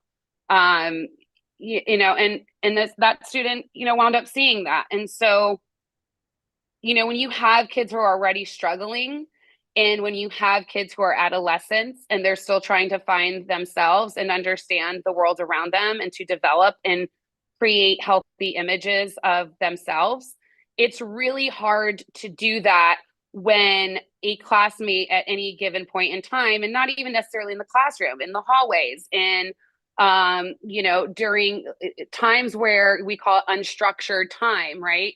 When lessons aren't going on, recess or lunchtime. And it's really, this should not be shocking to anybody listening that it's taking a toll on our children. Our suicide rates are up. Depression is up, especially amongst young teenage girls. Eating disorders are up, not only in K through 12 systems, but on our college campuses. This is all, in regards to what we are seeing these young adults and young minds exposed to at a very young age, and what they perceive to be important, or where their attention needs to be. And in attention spans, we're seeing a lot of kids who are just constantly have this overstimulation of images and pictures, in their faces. And so if they're not getting this break, at least at school, at least during the school day, we're going to see an even bigger drop in social and emotional health than we already do. And so, that is why I am all for this, not only as a teacher, but as a mother. And so, yes, I do think that the state moving in this direction is what is actually necessary to save our children on so many different levels. Thank you, Cynthia, and I appreciate your frankness on that. Representative Haynes. Thank you, Madam Chair. I just wanted to say really quick, thank you so much for your advocacy. Thank you for being here and coming up and speaking. You're one of my constituents there in East Hampton. So thank you again for being here today. Thank you. Next up, we have back to 53, Fran Rubinowitz. Fran. Good afternoon, Senator, and thank you, Senator McCrory and Representative Leeper, and all members of the Education Committee for paying such close attention to every person who testified today. I really admire that. I'm quickly going to speak to the 5003, the governor's budget. I spoke at length for the Appropriations Committee. I want to again reemphasize the importance of the magnet school funding. Superintendents realize that magnet schools are really wonderful choices for students, and it also affects their budget if the magnet school budget is lessened. So hopefully we're moving in the right direction there, and you'll preserve the 12 million. On 5034, I applaud less summative assessments at the end of the school year, and we definitely would push for more formative assessment that really looks at teaching and learning and how we can better improve teaching and learning. And I agree with Kate Diaz that we need teachers on that committee, which I'm sure there will be. The commissioner gave me a level of comfort today. I worried when I first saw this that we were moving toward commercial programs in mathematics, and I heard clearly that that is not where the commissioner wants to go. So I think it's a move in the right direction. On the cell phones, I know you've heard a lot about that, and we, as the superintendents I represent, we do believe that the overuse of cell phones or technology is detrimental. We brought in Jonathan Haidt last year to speak to all of us on about the anxious generation. My testimony here is a bit complex. The majority of superintendents in the state feel that they have policies at their local level that are working well for them. I have a minority of superintendents, but I still represent that minority who have said they would welcome a statewide policy on cell phones because they haven't been able to get their boards and community to move in the direction of a policy on cell phones, either bell to bell or not in class. So it's a bit complex, but I represent all superintendents, so I wanted to bring that forward to you. So thank you for listening. Thank you, Fran. Any questions, anything I can answer on any of those? I'll be I happy might to. ask a question since you brought up assessment, and actually we haven't had too much public testimony on the assessment piece of the agency's proposal. But my understanding is really they're looking to help districts phase out some of the what you might call duplicitous assessments and better integrate the free and aligned assessments through the Smarter Balanced sort of like package so that districts could use those in lieu of, for example, NWEA or iReady or some of those other ones. I'd love your thoughts on an approach like that. So, I've used the SBAC, formative assessments, and they're fine. I still believe that I would not want to see that mandated in any way. I think assessments are best done at the local level. And so I think incentivizing people to use them because maybe they haven't used them before, but I also like leaving the door open for other assessments if districts feel that they need those. For example, I had a superintendent that said he was mandated to give the DIBELS it's a statewide for K-3. And he felt his own assessment was far more accurate for his kids. The DIBELS didn't pick up anyone that was in need of intervention in his district, while his assessment, perhaps it demanded more, it did pick up for that. So I think incentivizing people is great, but I certainly hope it doesn't come with a mandate. I also absolutely believe in formative assessment. I think formative assessment takes many, many forms, but the most important piece is I see teachers developing formative assessment and talking about the results in their grade level meetings, figuring out Oh, well, your kids did really well on that particular item. What have you done to teach that item that I'm not doing that maybe I can learn from you? So I believe formative assessments, we have not use them enough in education. We rely on those summatives, and I'm not sure that's the way to go. I also think we ought to look at our summatives. You know, every other year is just fine. And maybe SBAC is okay for right now, but maybe we ought to be looking at other summative assessments. Thank you, Fran. I appreciate that. You're welcome. Anytime. Thank you all. Any other questions? All right. We know where to find you. You know where to get me. Okay. Take care. Thank you. Bye. Thank you so much. Bye. Next, we have Leanne McAvoy.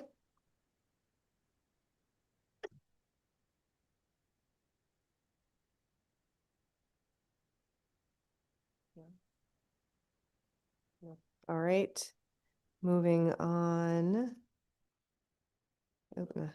Oh, Jamila, Prince Stewart. Nope. Okay. Stephanie Wanzer. Yep. Can you hear me? We can.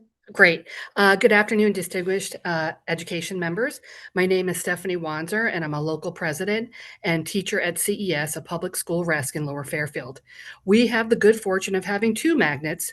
Our 6 to 6 program has evolved into a science, math, and technology magnet and was designed to meet the needs of the whole child and the needs of today's family.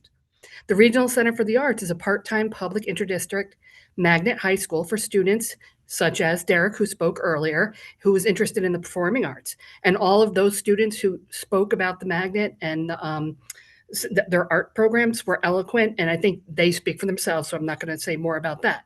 But I want you to imagine a classroom where zip code doesn't determine a child's potential.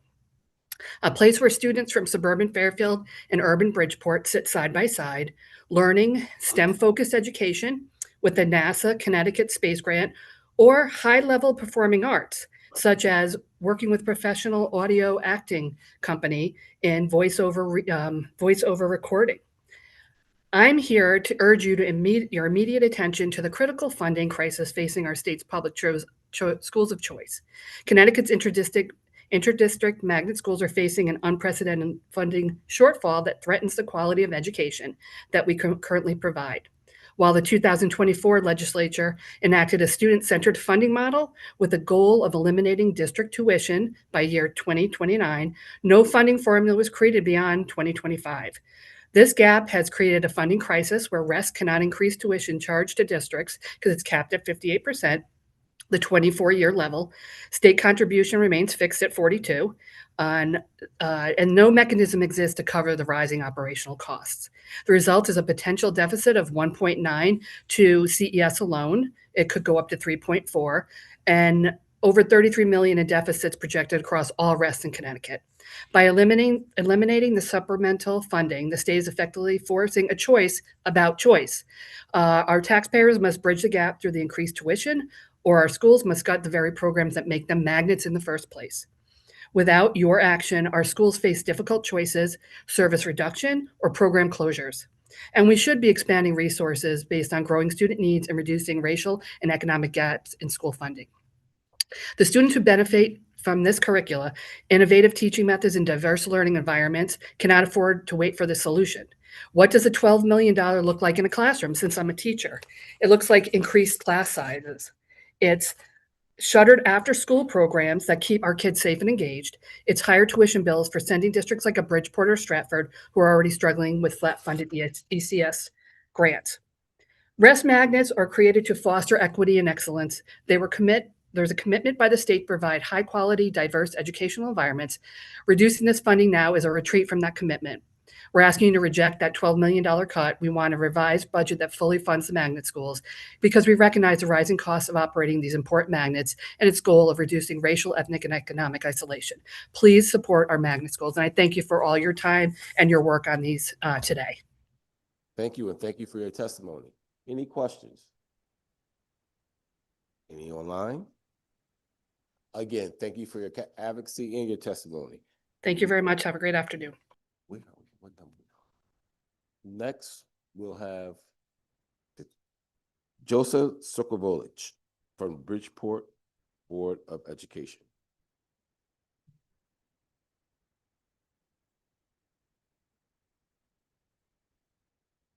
Good afternoon, members of the Education Committee. My name is Joseph Kalovic, Vice Chair of the Bridgeport Board of Education, and I'm here today to testify in strong opposition to SB 138 as written.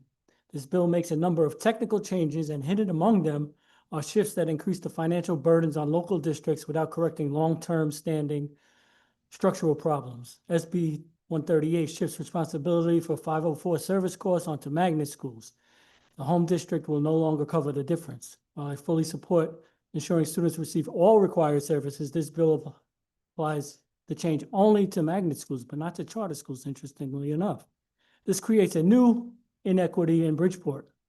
Magnets must pay for additional 504 services or have them cut, while charters remain protected from these same obligations. In Bridgeport, charter schools redirected $42 million in state tax funds from the traditional public schools and will drain an additional $5.3 million in services such as bus transportation, special education, etc., from Bridgeport Public Schools operating budget before it gets to all the other students. It's time to recognize that the great charter school experiment has failed on several fronts, especially in Bridgeport. Charter schools are fiscally reckless and requires many duplicative administrative staff, 6 extra buildings, 6 extra principals, 6 extra schools with bus routes. Poor use of the tax dollars. It's also discriminatory. The 6 charter schools in Bridgeport range in servicing English language learners from a low of 5% to a high of 19.3%, far below the 31% English language learner population in Bridgeport. Don't our non-English speakers deserve the same opportunities as everybody else? And there's also a similar disparity in the servicing of special education students. Additionally, SB 138 does nothing to address charter saturation. State law currently looks at charter enrollment caps in the singular. This leaves open a dangerous loophole where multiple small charters can be approved at one time, and each technically under the cap, but collectively capable of overwhelming an entire school district and its budget. SB 138 expands charter-related structures without ensuring proportional enrollment of English language learners and special education students. Charter schools statewide consistently enroll lower than average ELL and special education populations, leaving districts to shoulder the most complex and expensive educational responsibility. SB 138 fails to require proportional enrollment as a condition of approval, expansion, or renewal. Without that requirement, charter schools can continue to serve fewer higher needs students, while true public schools serve even more high needs students with fewer dollars. This is not equity, this is not accountability, and it's certainly not sustainability. I urge this committee to amend SB 138 to ensure that charters carry equal responsibility for 504 ELL and special education services, create safeguards against charter oversaturation through aggregated enrollment caps, and to mandate proportional ELL special education enrollment as a condition of charter approval, expansion, or renewal. Connecticut's public school students serve a student that strengthens equity, transparency, and equity and financial responsibility, not one that widens gaps and increases burdens on districts already stretched thin.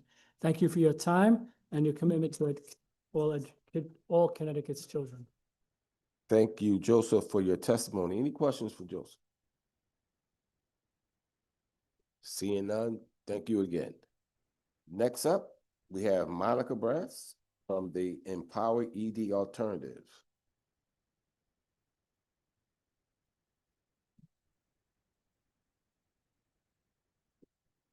Good afternoon, Chairpersons McCrory and Leeper, ranking members and distinguished members of the Education Committee. As an educator, I want to thank you for your work on education in the state of Connecticut. My name is Dr. Monica Brazzi, and I'm the Executive Director of Empowered Alternatives and a North Star Fellow with the Mind Trust. I'm here on behalf of Transformed Academy, or TITA, a proposed public charter school designed to serve disengaged and disconnected learners in Hartford and the greater Hartford area. I'm here to offer comments and considerations for Raised Bill 138. In Hartford, there's a significant need for personalized education that engages our young people who have disconnected or disengaged from education. Hartford Public Schools' four-year graduation rate in 23-24 was 78.6%. However, stark differences occur when the data is disaggregated. Hispanic Latino students across the district have lower graduation rates compared to their peers, as low as 60.6% in one of the comprehensive high schools. The average graduation rate for students with disabilities in the district was 65.1%, but as low as 50% in the comprehensive high schools. And students who were EL or MLs had an average graduation rate of 69%, being as low as 57% in the comprehensive high schools. Chronic absenteeism follows similar patterns at 67% for the comprehensive high schools, reaching as high as 81% for students in special education and 70% for EL/MLs. These numbers are not to shine a spotlight on the comprehensive high schools. I was a teacher and a principal in Hartford Public Schools for 15 years. I know how hard the work is and how hard the educators in Hartford work for their students. What I do want to highlight is the need to do education differently for some of our learners with the greatest needs, which is what TITA is designed to do. Hartford Public Schools is too large to meet the needs of all disengaged students effectively, and TITA wants to serve these learners and collaborate with Hartford to do so.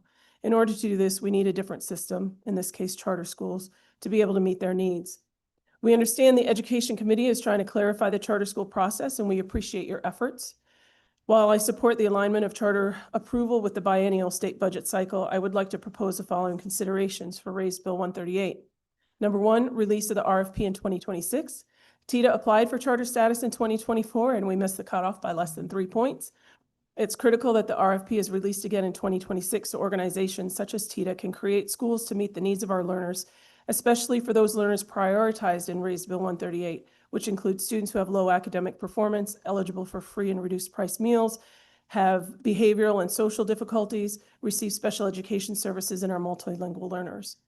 Number two, compliance. If the charter school RFP is not released according to state statutes, there must be accountability under penalties.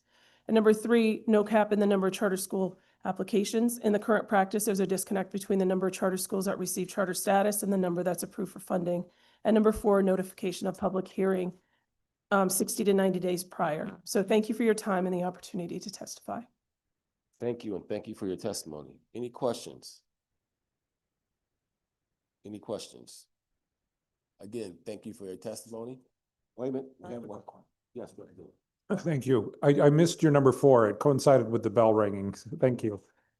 It was notification of public hearing last year, or 2 years ago, the public hearing notification was very short. So it's recommended that the Connecticut State Board of Education provides 60 to 90 days for charter schools to prepare their hearings. Thank you. Thank you for your support of charter schools. Thank you. Next up, we have, I'm about to butcher your name, chemistry teacher, Anaga Sabanis Samboy from Glastonbury High School.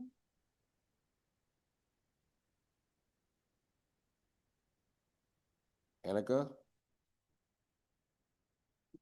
She's on mute. Can you please unmute yourself, Anaga?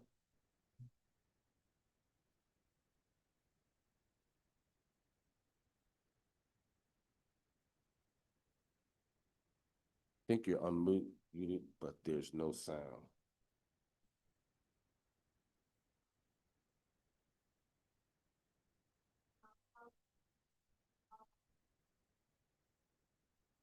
Anna, will you jump offline and then come back because we cannot hear you? And when you come back, we'll try you again. In the meantime, we'll go on to our next advocate, which will be Teresa from teach.org. Didn't butcher your name.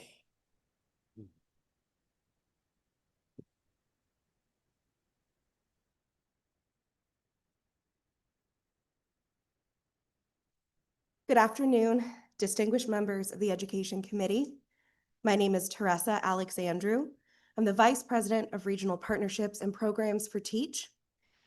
TEACH was established by the U.S. Department of Education as an independent nonprofit organization in 2015. Our mission is to help talented people from all backgrounds explore and enter the teaching profession. Since 2018, I have worked closely with the Connecticut State Department of Education's Talent Office on an initiative called Teach Connecticut, which is a critical component of our state's teacher recruitment efforts. I appreciate the opportunity to comment on the governor's proposed fiscal year 27 budget adjustments. I respectfully ask the committee to support the establishment of a dedicated line item for Teach Connecticut within the CSTE budget under the Talent Office's purview in the amount of $1 million. Through close partnership with the Talent Office, as well as educator preparation programs, school districts, and community partners across the state, Teach Connecticut has become an integral component of our state's teacher recruitment work in 4 ways. 1, we increase awareness of teaching as a viable and meaningful career pathway through marketing, advertising, and multimedia content. 2, we expand recruitment into the state's existing educator preparation pathways and programs through strategic community outreach and ongoing engagement opportunities.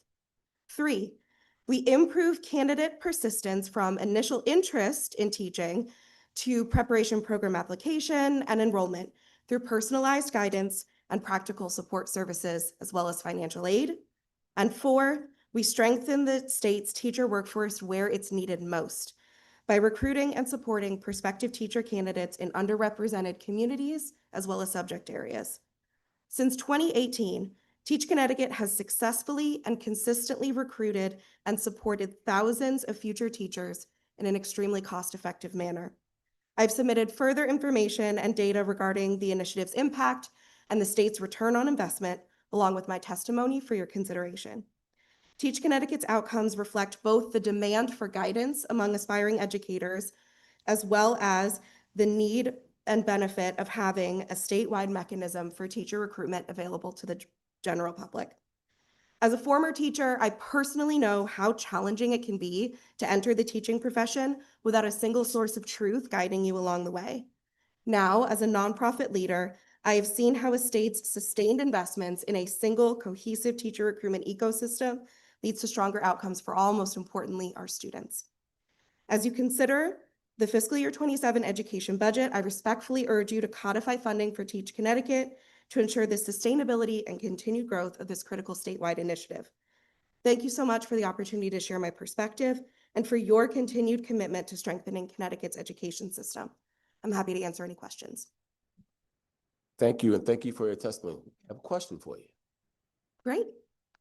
Teresa, thank you for being here today. Could you talk a little bit more about, the importance of, making the teaching profession attractive and for removing barriers so that we can diversify the teaching profession a little bit more? Absolutely. So we believe that it's absolutely critical to not only create programs where people can go into the teaching profession, but to inspire and encourage folks to consider teaching as a viable career. And by folks, I mean anyone from a high school student, a college student, or a career changer. Senator McCrory, I really appreciated the fact that you asked that student from Plainville earlier today if he would consider teaching. We don't ask enough kids whether or not they would be interested in teaching, and we don't provide enough information and inspiration and support to them to enter the profession. So reducing barriers is also really important. Interestingly, research that we've done here in this state indicates that there's an extreme interest, but of course, we're still seeing teacher shortages. So research that we've done indicates that 6 in 10 high schoolers across the state of Connecticut are not sure what career they want to pursue, regardless of whether or not they're sure or not. 1/3 are open to the idea of becoming teachers. 1/3. Obviously, not 1/3 of high school students are becoming teachers. And there's a lot of reasons for that. There's social barriers, there's pressure from their parents, families, there's practical barriers, financial barriers. So it's really important that we cultivate the interest that exists and is quietly existing among students right now and provide practical supports to help them demystify entrance and then help them actually become teachers. Well, thank you for that. And as somebody who works with high schoolers on a regular basis, it's not seen as the popular or attractive profession. It's not seen as one that's going to make them financially wealthy for sure. So, it's not usually high on their list, but I'm glad to hear that 1/3 of them are open to it. We just have to sell it a little bit better and then also invest in it, which we have some bills maybe that might be going that way this year. So investing in it so that they see it as a viable option for them post secondary career. Exactly. And if I may, some of the best messengers are not only educators, but future educators themselves. So we recently interviewed high school students across the state who are planning on becoming teachers and are using that video content on social media online. I know it's been a controversial topic today, but kids are on their phones, they're online. And so it's important to reach them where they are outside of the school day, maybe, and to have peers who are considering the teaching profession encourage their other peers to consider it as well. Well, thank you so much for your testimony and for your support of education and teachers. Thank you. Tisha, I also want to say, I want to thank you for advocating for the profession itself. Too many times we talk about how difficult it is to be a teacher, how we don't have this and don't have that, but we never promote the career itself. So thank you for advocating for the field. And also, you know, I've been doing some research, or asked some research in regards to teacher preparation and getting people into the profession. What we're noticing, a lot of people are coming into the profession, especially if they're coming from a diverse background, from as a second career. And we do not have enough pathways for those individuals to come back into our profession. I think we started like the last 4 or 5 years offering all kinds of solutions. And I'm comparing what we're doing in Connecticut with other states, and we're far behind. I think we can do a better job of encouraging people who can come into the profession as a second career and also provide resources for them to get through those programs. So thank you again for advocating for the profession itself. Thank you. I absolutely agree. Some of the best teachers that I had were career changers. A majority of folks that we support, though we support everyone from high school students to career changers, are career changers with a bachelor's degree. They just need the information. They need to understand their options, and we help provide information so they can find the best option for them. So thank you for that, Senator. Thank you. Yes, Representative. Thank you, Mr. Chair. Just a quick question for clarification. Sure. Are you here advocating to put teach into bill number 5033? We're for funding? Correct. Okay. And is that for the teacher apprentice program, or is this a separate program? No. What's not listed? Sorry, I'm so sorry to interrupt No, that's you. okay. I just wanted clarification. Thank you for asking for the clarification. While Teach Connecticut does and certainly is happy to do more to promote apprenticeships, residencies, and other pathways, we're looking for a distinct line item within the talent office budget, specifically to support the work of Teach Connecticut, so that we can get more word out there about apprenticeships and the other teacher recruitment initiatives and programs across the state. So that's not there right now? Correct. Okay, thank you. Okay. Next up, we have Kristen Hempel from East Con. Thank you. Thank you. Thank you very much. So good evening, Senator McCrory and Representative Leeper, as well as the distinguished members of the Education Committee. My name is Kristen Hempel, and I serve as the Director of Adult and Community Programs at EastCon, as well as the President of CASE, the Connecticut Association of Adult and Continuing Education. I'm here to urge you to fund adult education at the FY27 appropriated level of $26 million. The governor's budget freeze funding at FY26 levels already 13% below demonstrated need, as evidenced by grant requests that went unmet statewide. Flat funding, as you know, is not a neutral act. It's a cut, and our learners pay the price.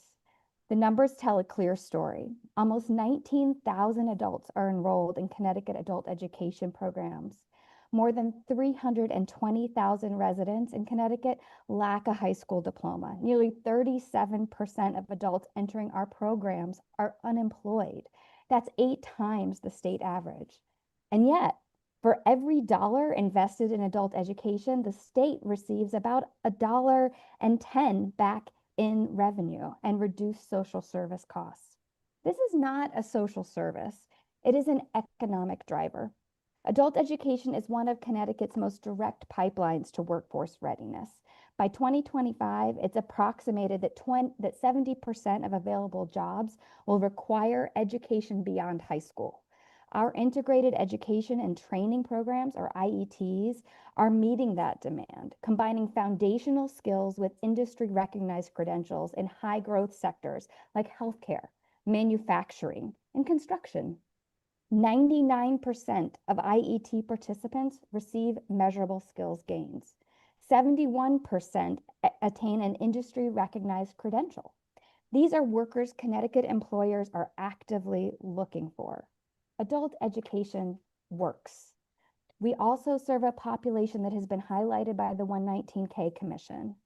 Disconnected youth, young adults between the ages of 18 and 24 who are neither in school nor employed represent a significant and often overlooked segment of our enrollment in adult education. And frequently, it is their on-ramp back into education and economic and civic participation. Cutting funding doesn't just hurt them today. It forecloses the futures of an entire generation of Connecticut's economically desperate needs. And behind every number is a person. For example, in our program at EastCon, Blanca, she arrived at 16, speaking no English, and she earned her diploma, her English language diploma, her GED, through EastCon. She started community college and is now working towards an associate's degree. Leanne, she battled illness and family loss for years before passing her GED by a single point. That took determination, that took consistency in programming, it took relationships, it took time, but she did it, and now she's a contributing member of our economy as well. Jory, he dropped out as a teenager. He served in the military, came back to us, and then he graduated finally from ECSU with honors, and he's now a local business owner in Willimantic. These are Connecticut's taxpayers and parents and workers. They are people who came to us seeking opportunity that this state has always promised. So I urge you to keep that promise. I urge you to fund adult education at the FY27 appropriated levels. Thank you. Thank you for your testimony, Kristen. Any questions? Thank you for your testimony and your advocacy. Next up, we can go back to Annika Samboy from Glastonbury High School. Hopefully this is working now. Now we can hear you loud and clear. Okay. So good afternoon. I'm sorry for the tech difficulties. Good afternoon to the chairs and members of the committee. My name is Annika Samboy, and I am here today to speak in strong support of HB 5035 and HB 5149, the proposed bell-to-bell ban on cell phones. I'm approaching this issue from two deeply invested perspectives. First, as someone who has spent 22 years teaching biology and chemistry in public high schools, 18 of which has been here at Glastonbury High School. And second, as the parent of middle school twins. In my 2 decades in the classroom, I've seen and witnessed the shift of cell phones from an occasional distraction to constant digital interference. We're asking teachers and students to compete with a multi-billion-dollar algorithm and algorithms that are specifically designed to capture human attention. It's an unfair fight and one that educators are unequipped for and simply cannot possibly hope to win. A bell-to-bell ban is not about being anti-technology. In fact, as one of the technology coaches in my building, I'm heavily invested in the appropriate inclusion of technology in education. This is about reclaiming the classroom as a sanctuary for focus, deep thinking, and authentic social interaction. When the phones go away, the engagement levels go up. In my own classroom, anytime that I can keep an area completely phone-free, I see a positive change in student curiosity and inquisitive behavior. And as a science teacher, I need my students to be curious and inquisitive. As a mother of middle school girls, as well as a teacher of teenagers, I'm seeing the always-on anxiety that follows our students. They need a break. They deserve 7 hours a day where they're defined by their ideas and their friendships and not by notifications or their social media metrics. As a family, we've made certain decisions about my preteen cell phone and social media usage. However, all of our children deserve to have a school environment where they don't have to worry about being filmed without their consent by other students and having that then posted to multiple social media outlets. By implementing this at the state level, you're taking the pressure off of individual parents, individual teachers, and school administrators by creating a consistent environment for all students. It's no longer an us versus them mentality. Instead, it's about all of us working together to create a safer environment for all of our children.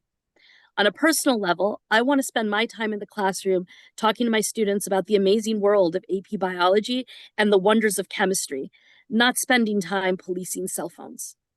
Finally, I wanted to highlight a critical component of this proposal, the provision for medical and educational exceptions.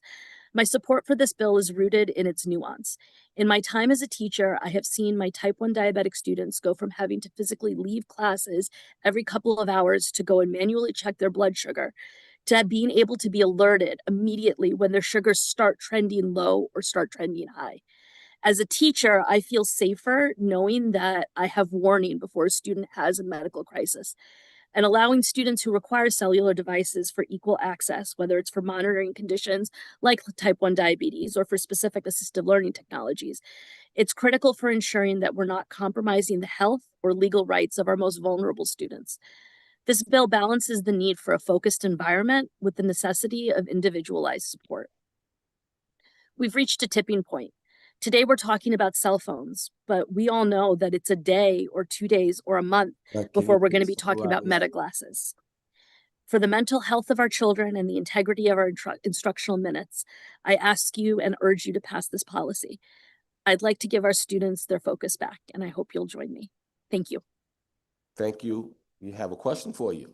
Don't go anywhere. Thank you, Mr. Chair.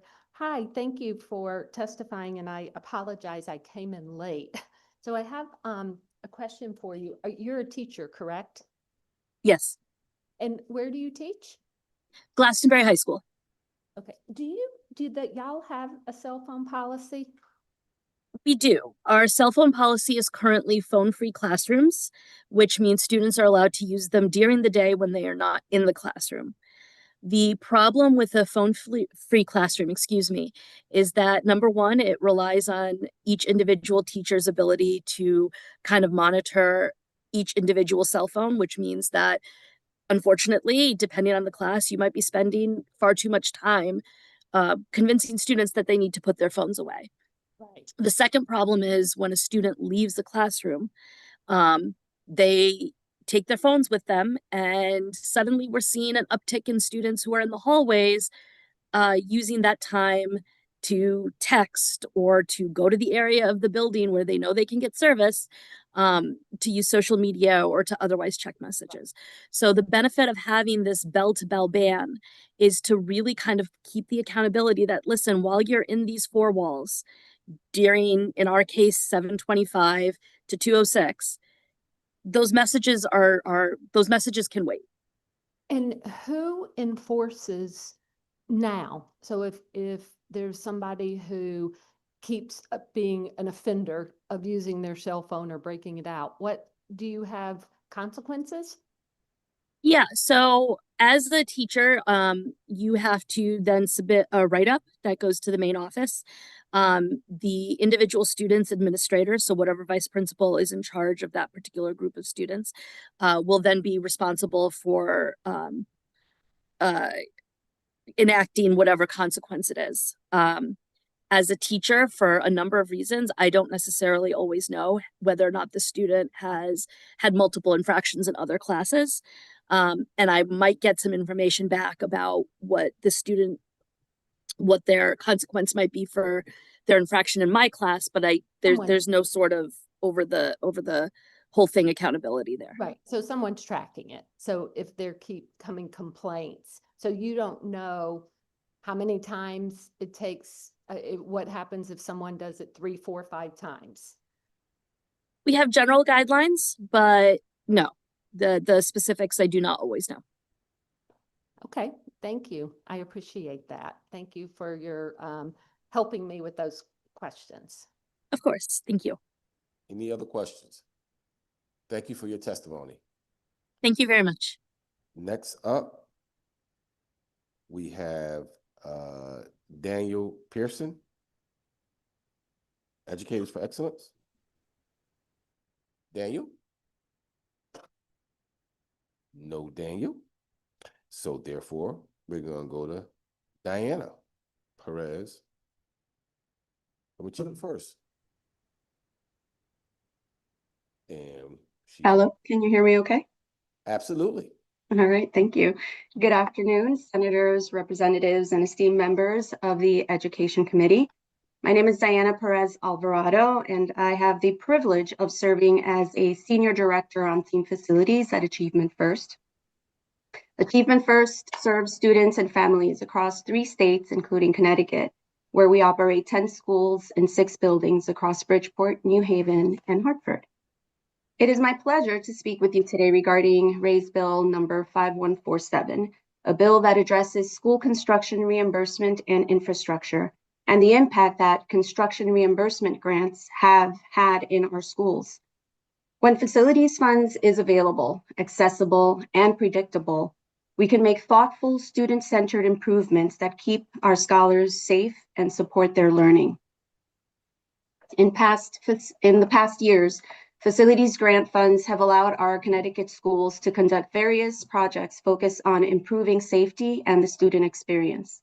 Some of these projects include strengthening our building's security by creating multiple controlled entry checkpoints, which allows visitors to interact with front office staff without gaining access to the rest of the building. This change has allowed some of our schools to gain control of who has building access, reduces unnecessary risk, and aligns with updated safety standards. We've upgraded camera systems and installed 3M security film on exterior windows and glass doors, keeping students and staff safer by slowing forced entry, preventing glass shattering inward, and giving school staff and first responders additional critical minutes to react in an emergency. Other grant-funded projects have enabled us to replace fluorescent LED lighting, replace fluorescent with LED lighting throughout some of our buildings, which is known to support learning by reducing eye strain and improving focus. LED lights also help promote and a welcoming environment for our scholars and staff. We were able to replace aging exterior playground surfaces with poured-in-place rubber flooring, eliminating trip hazards and reducing injuries from falls and hard surfaces. This change seems simple, but it transformed our youngest scholars' outdoor recess experience and increased their safety. Our work is in service of our scholars, families, and the communities we serve. These are some examples of strategic projects grant funding goes towards, and we ask that you continue to work towards making school construction legislation equally predictable for public and charter schools alike, and that we align on a long-term policy that promotes safety, sustainability, and success for all students. With consistent policies and reliable funding, we can make the kinds of improvements that keep students safe and strengthens their daily school experience. I thank you for your time. Thank you, and thank you for your testimony. Do you have any questions for this young lady? Seeing none, again, thank you for your testimony. We have up next, I believe it is a panel of Stacy, TA, and some more. Forgive me, young man. Come on up with your team.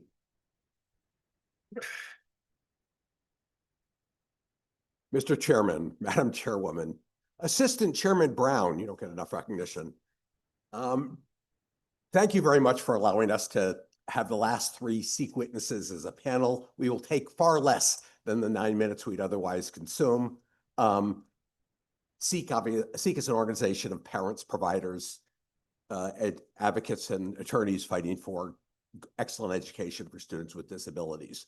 I'm going to let Naomi Nova go. You heard from John Flanders first. I'm going to let Naomi go first, then Stacy online. Not online, Stacy online, and then I have some comments about money at the end.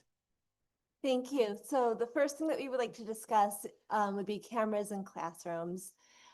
Specifically, what we are asking for is that we create an incentive program for cameras in the limited spaces of seclusion rooms and in self-contained rooms. We're not looking for an unfunded mandate. I want to be very clear about that.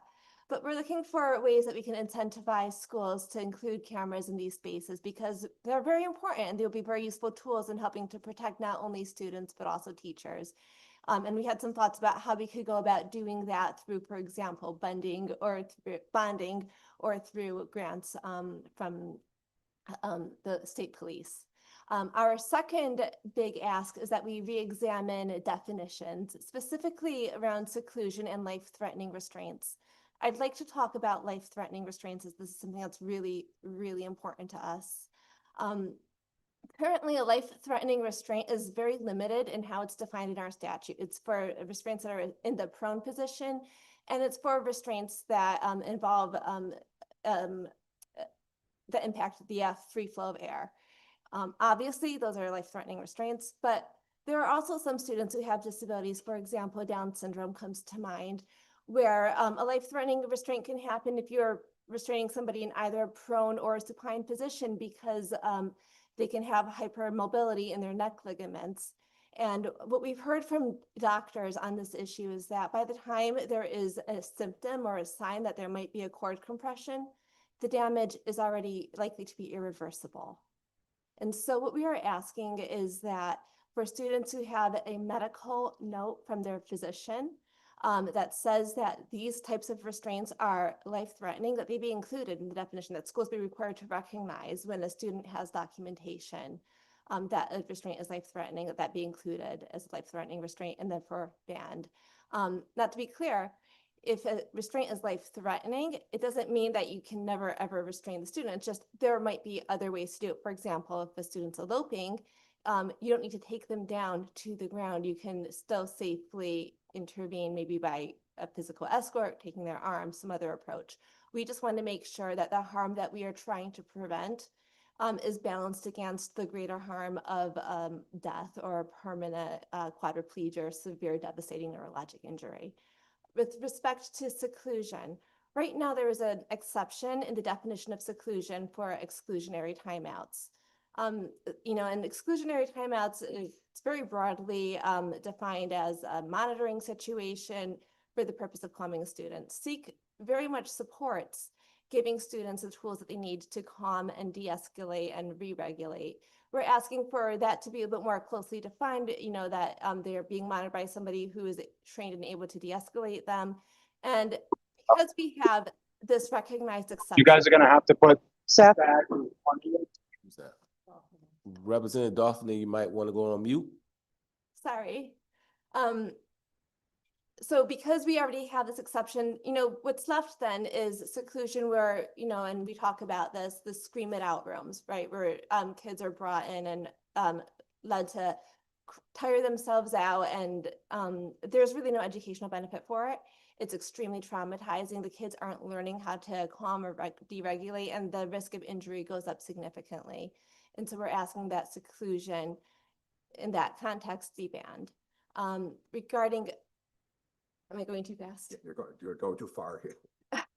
Regarding observations, it's our third ask. Right now, there is state guidance that says that that recognizes that observations in school by parents or their experts is necessary in order for parents to be able to equally participate in team decisions, especially when it's regarding the services and placement of their kids. But not all, because it's guidance, it's not binding, it's not mandatory. Not all school districts allow parents to bring in their experts to come in and do an observation as part of an evaluation. And so that means that a parent's ability to equally participate can be limited if they are in certain districts as opposed to other districts. We see that as a huge equity issue. And so we are asking that you codify a parent's right to an observation, which is consistent with the guidance that's been put out by our Bureau of Special Education. Hello. On rate setting, when we plan for rate setting, we want to make sure that meaningful stakeholders are brought to the table to discuss the rates setting system. This should include parents, advocates, districts, and providers. We would also request that we clearly delineate the types of organizations which rate settings apply. Small professional groups that contract with school districts and private schools that are not APSEPs should be excluded from these requirements. And then our final request for rate setting is to do a dry run for a year before we set these rates permanently. I would also like to add that we really wish that we were spending our energy on less on rate setting and containing costs and more on attracting educators to the field and providing those educators with meaningful research-based training and helping them manage their caseload so that they can meet the needs of their students. For the IEP implementer, this has been suggested to be removed. We are requesting that it be put back in. To give you an example of why we need in the IEP person responsible and the implementer is sometimes when a student has dyslexia, the special ed teacher who's really the one responsible is not the one who's trained in the research-based structured literacy that the student with dyslexia requires. It's the literacy instructor who is. What we would do is we would put the person responsible would be the special ed teacher, but the implementer would be the literacy instructor who has the training to deliver the literacy services. And then our my final request tonight is for section 7E1, for the seed grants, we are requesting the elimination of this exclusion because districts rely on this to help them give services such as OT, PT, and speech to their students. Thank you for your time. Let me just conclude. On cell phones, we are totally in agreement with the chairwoman on this, on the need for a bell-to-bell ban. However, there are students with IEPs who use them as assistive and augmentative devices. There's a procedure, the PPT meeting, where an exception can be put in. That's similarly true for 504 students.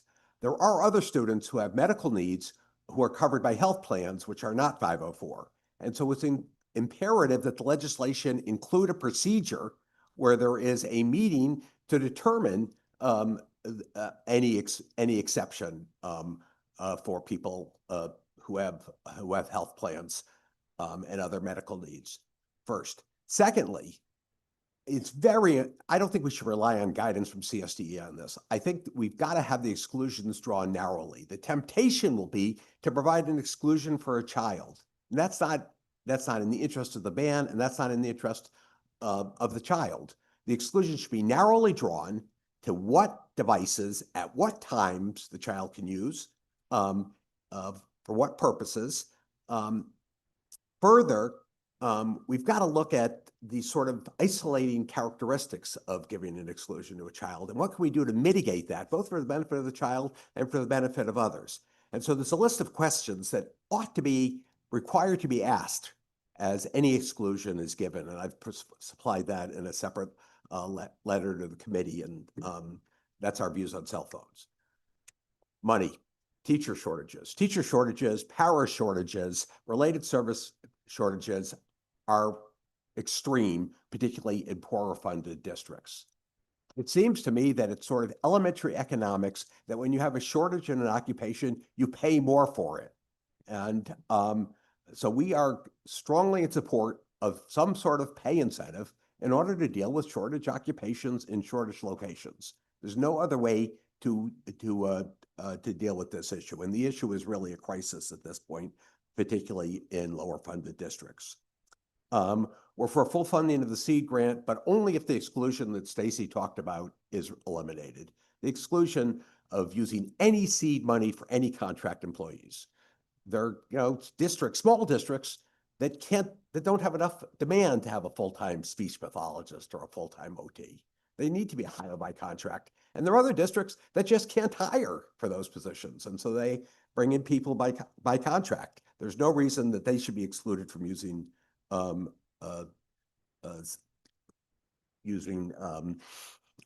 seed money. Obviously, the foundation amount is way behind time and should be raised.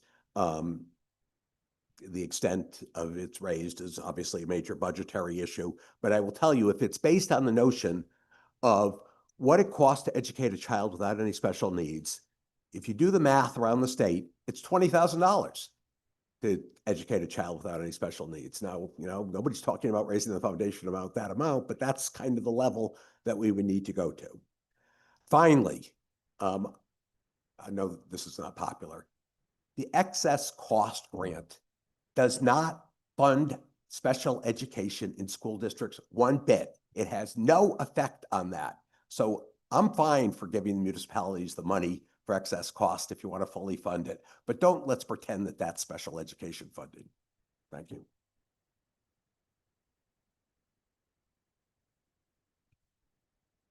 Thanks for all that.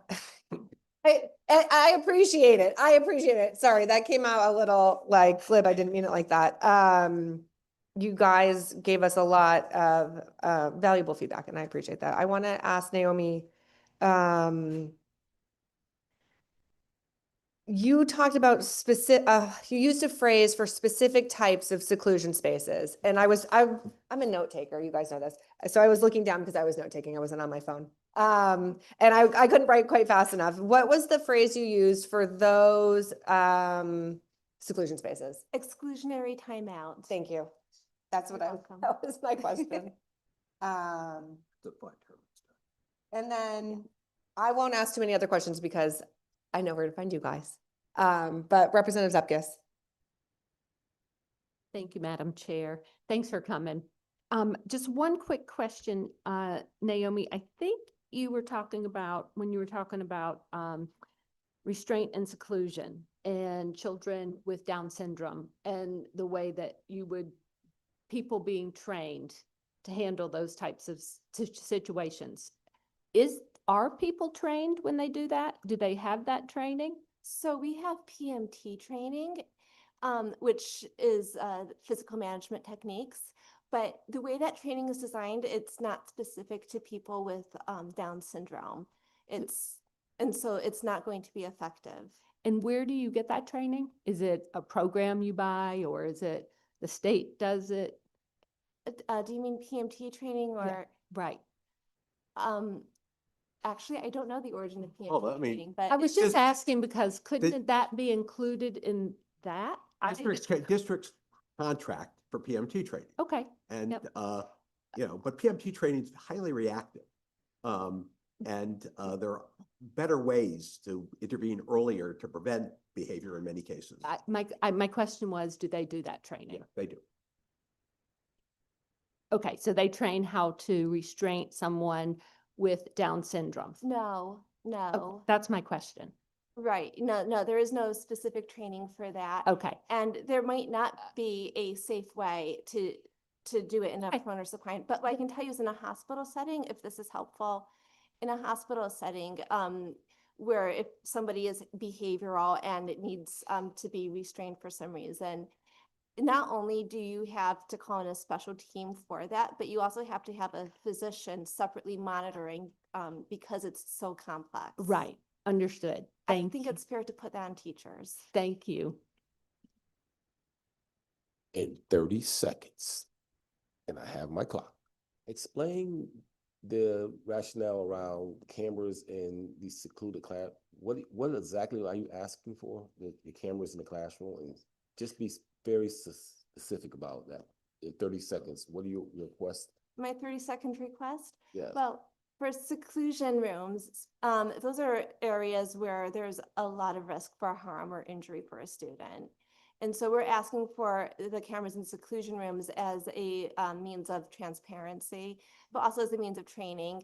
And you can also, then the school can collect data on how the student is escalating, and they can use that very objective data to help inform their interventions and policies in the future. So there are a bunch of reasons why seclusion room cameras could be very helpful and important. Okay. Does that? Yeah, no, that's yeah, okay.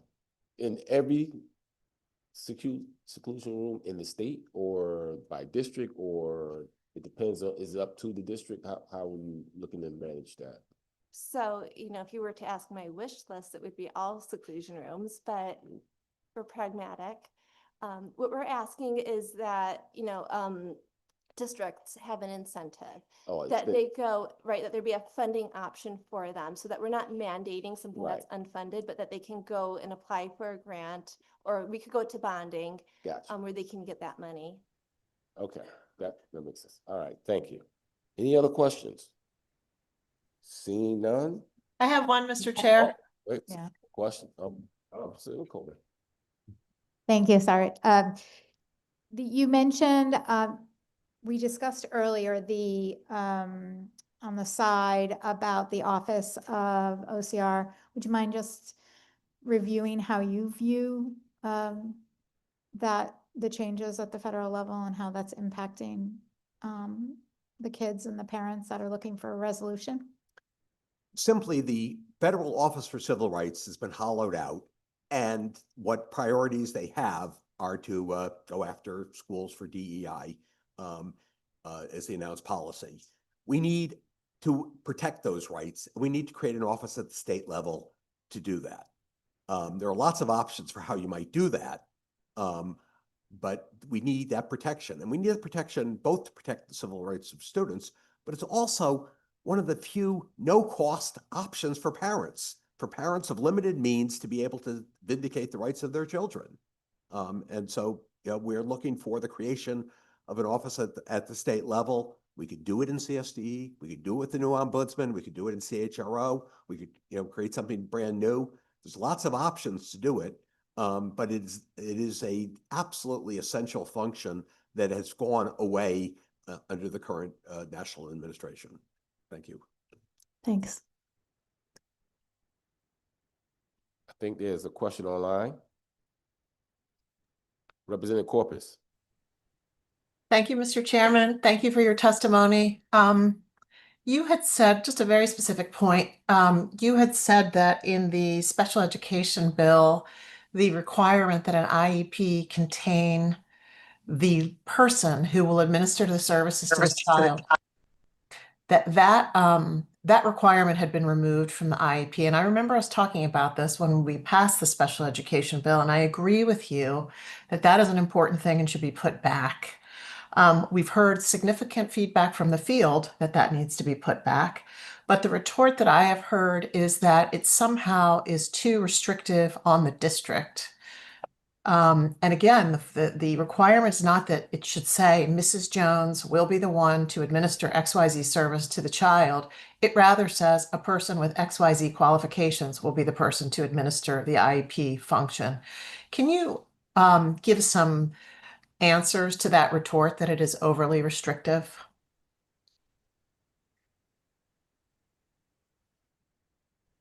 Stacy? Andy, you want me to take it? Or Please. you? Okay. Yeah, I agree with you. It's not overly restrictive.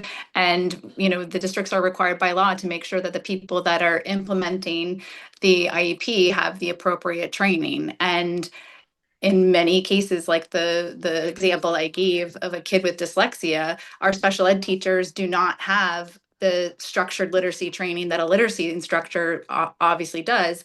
And the literacy instructor obviously doesn't have the training of a special ed teacher. So in that instance, you need to have both written down there to be able to make sure you're following all the law requirements.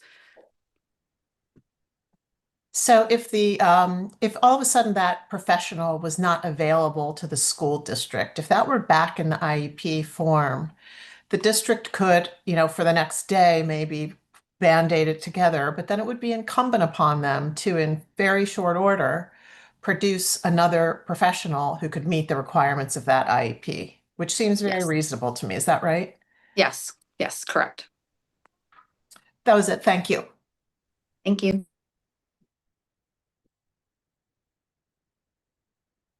Any other question?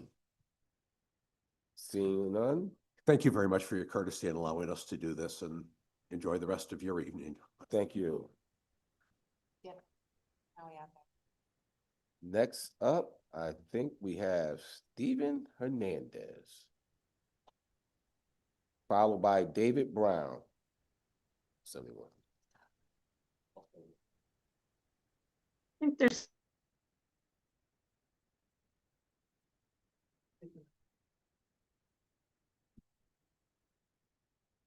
Good afternoon.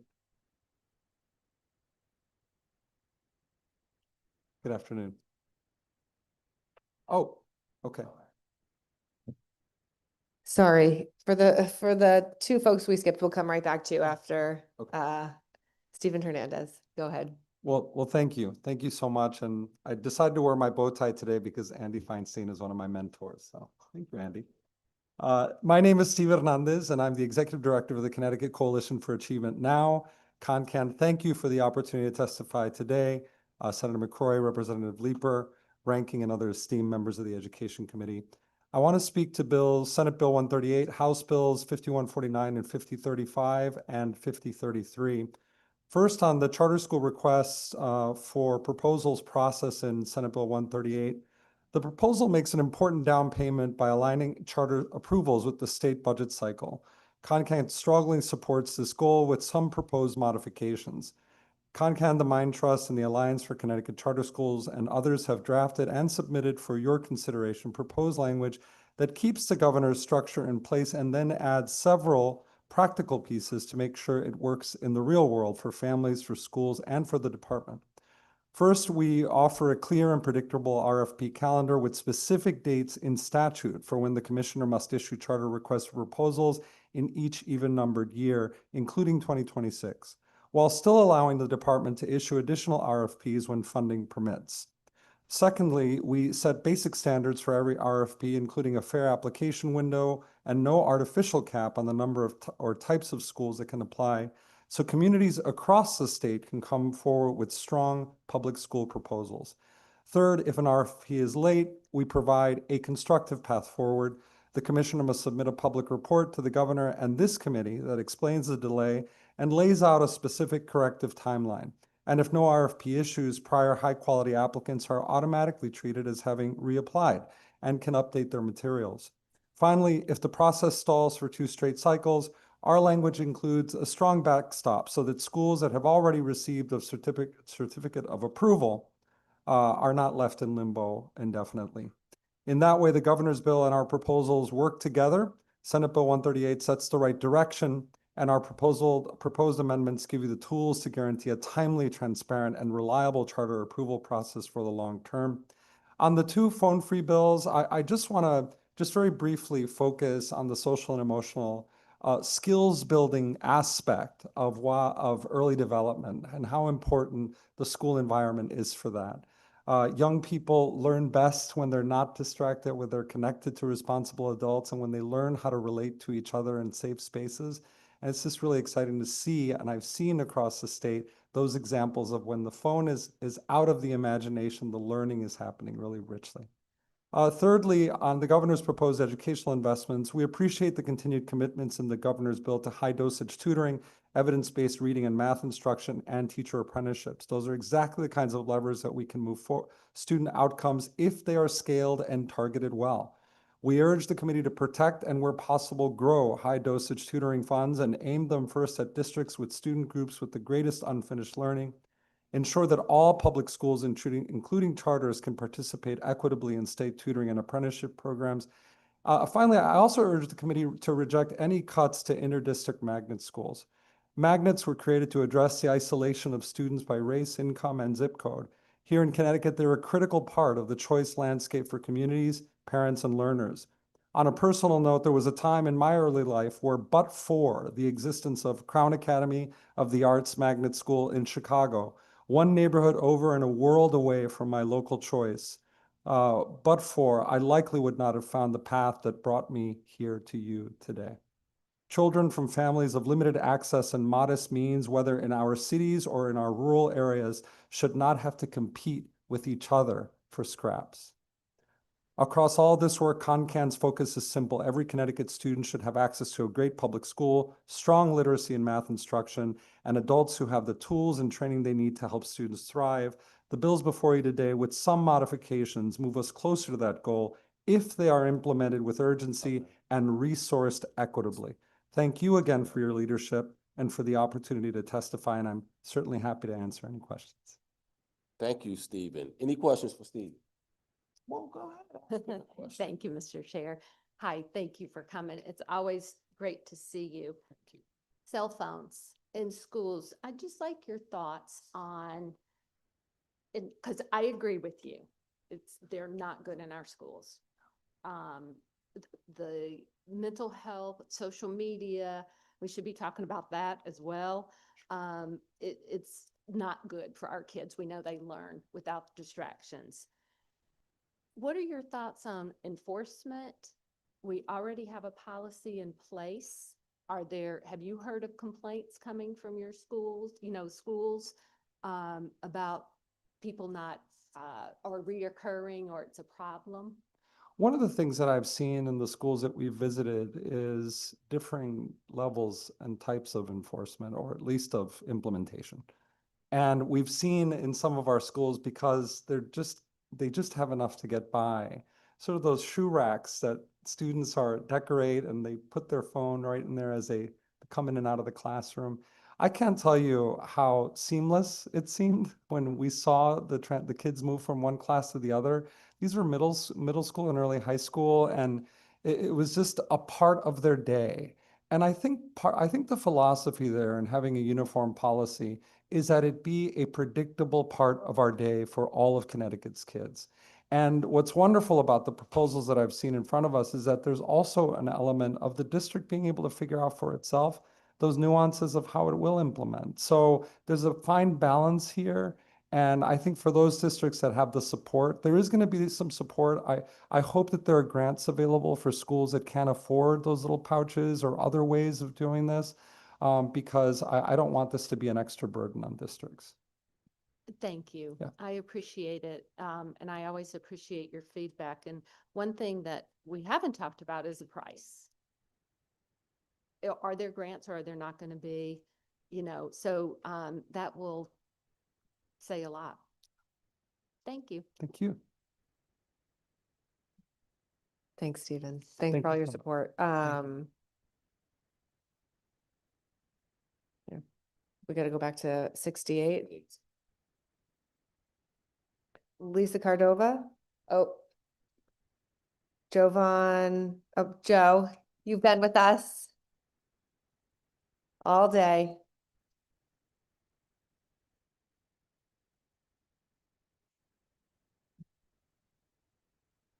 Greetings of the Education Committee. My name is Jovan Sokolovic, and I just graduated from what is said to be the best high school in Connecticut. I'm here to ask you, while you consider Senate Bill 138, that magnet schools allow local students to make extra seats, even if students from other towns don't want to come. Getting into my inter-district Discovery Magnet School, my middle school, wasn't easy. It took about 6 years of waiting and bonding with my peers. I thought I would be with Twin to the end. That was not what happened, however. I was finally accepted into Discovery in the 8th grade, a new school where everyone already knew each other, already had their cliques and memories with one another. Aside from the obvious shift in environment and everyone telling me how lucky I was to get in, I did not feel so lucky. I would not get to graduate the 8th grade with my friends. My parents said it was for the best, and I was guaranteed to get into the best high school in Bridgeport, Fairchild Wheeler. It was supposed to be hard getting into, and there was always a waiting list, just like Discovery. Well, I eventually adjusted to my new school and graduated. The next year in high school, one thing that stood out to me was the empty seats, rows and columns of seats, sometimes both, set empty. The question that boggled in my mind was, if it is supposed to be hard to get in, why is there so many empty seats? Why hadn't I been allowed to graduate with my friends? When I learned that seats remained empty because we did not have enough people from outside Bridgeport attending. And for every one student from out of town that came in, 3 more students from Bridgeport would be allowed to attend. And that seemed unfair.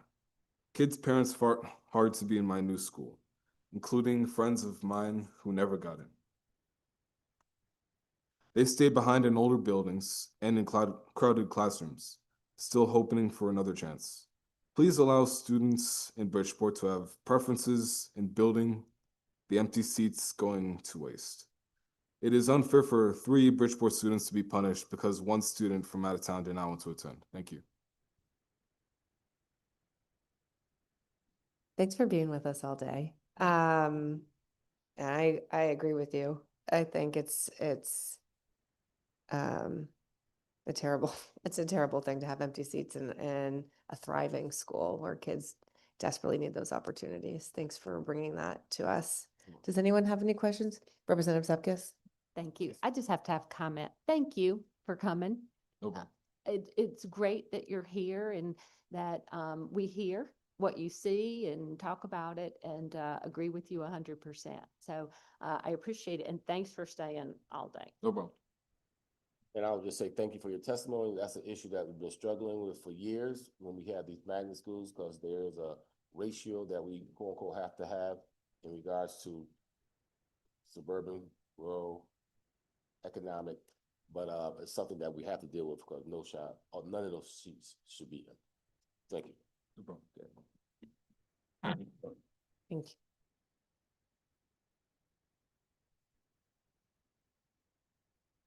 Drive back to Bridgeport safely.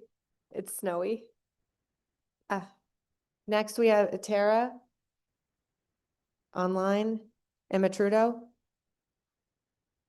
Hello, Senator McCrory, Representative Leader, and distinguished members of the committee. Thank you so much for this opportunity. I also do want to thank all the young people who were inspired to speak up on behalf of their schools today. My name is Tara Amatrudo, and I am honored to serve as principal of Marine Science Magnet High School, a Learn school located in Groton. I've been a magnet principal for over 10 years. And whether I've been up in the Chef region or down on the Eastern Connecticut shoreline, I've been witness to thousands of young people and their families whose entire trajectory has been changed by accessing the unique educational experience only a magnet school can offer. I appreciated Representative Brown's comments earlier today. Yes, I've been with you all day too, about the reasons why students and families tend to choose magnet schools. At Marine Science, our students come from over 30 sending schools. Some are attracted to our science labs and hands-on learning. Others know of our nationally recognized record for academic excellence in college preparation, but even more of them come to us for much more personal reasons. I'm sure all of us can think of a time in our lives when we have needed a fresh start, a chance to be seen and appreciated for who we are and to be supported to grow into who we ultimately want to be, to move beyond our prior experiences with an open mind to what we might not have previously even thought was possible. This is the heart of the work we do in magnet schools. The equitable access to specialized programming and magnet schools expands the range of what students can access regardless of local district capacity. At the high school level, magnet education represents more than school choice. It represents learning communities where we meet individual students where they are, for who they are, and teach them how to leverage their strengths to maximize their futures. The proposed elimination of magnet operating support would have significant implications for schools like ours. For Learn, the loss exceeds $1 million. This is funding that supports specialized programming and experiences that allow students to engage deeply with their learning. If removed, magnet schools would face increased tuition costs to districts and likely program reductions. These changes would directly affect the experiences and opportunities available to students. At Marine Science Magnet High School, students do not simply attend school. Here they grow the skills they need to be informed and engaged contributors back in their own communities. This is possible only as the result of intentionally designed learning environments that are supported by stable resources. Preserving magnet schools ensures pathways for students whose engagement depends on these opportunities to explore, connect, and graduate prepared for what comes next. I respectfully ask that you restore magnet operating support so that schools like ours can continue providing experiences that connect learning to purpose and possibility. I appreciate your time and consideration. Thank you so much, Tara, for your testimony. I don't see any questions. Have a great evening. Next, we have David Brown.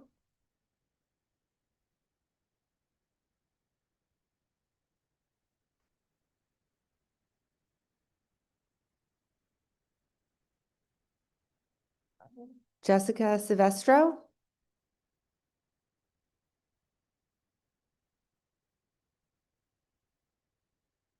Hello. Whoops. Thank you so much, Senator McCrory and all of the members of the committee. Thank you for listening to all these testimonies today. It is so important. My name is Jessica Silvestro, and I am the principal of the Friendship School, one of LEARN's magnet schools in Waterford, Connecticut. My magnet school focuses on the youngest learners. We are a pre-K kindergarten magnet school of 490 students across 24 towns here in southeastern Connecticut. Each day, I have the privilege of welcoming children and families from the many, many communities that we serve to begin their very first educational journey. Early childhood education is what we often talk about as being the beginning. This is where students come to learn how to school. These first school experiences shape the children's confidence, builds their relationships with learning, and their sense of belonging in community.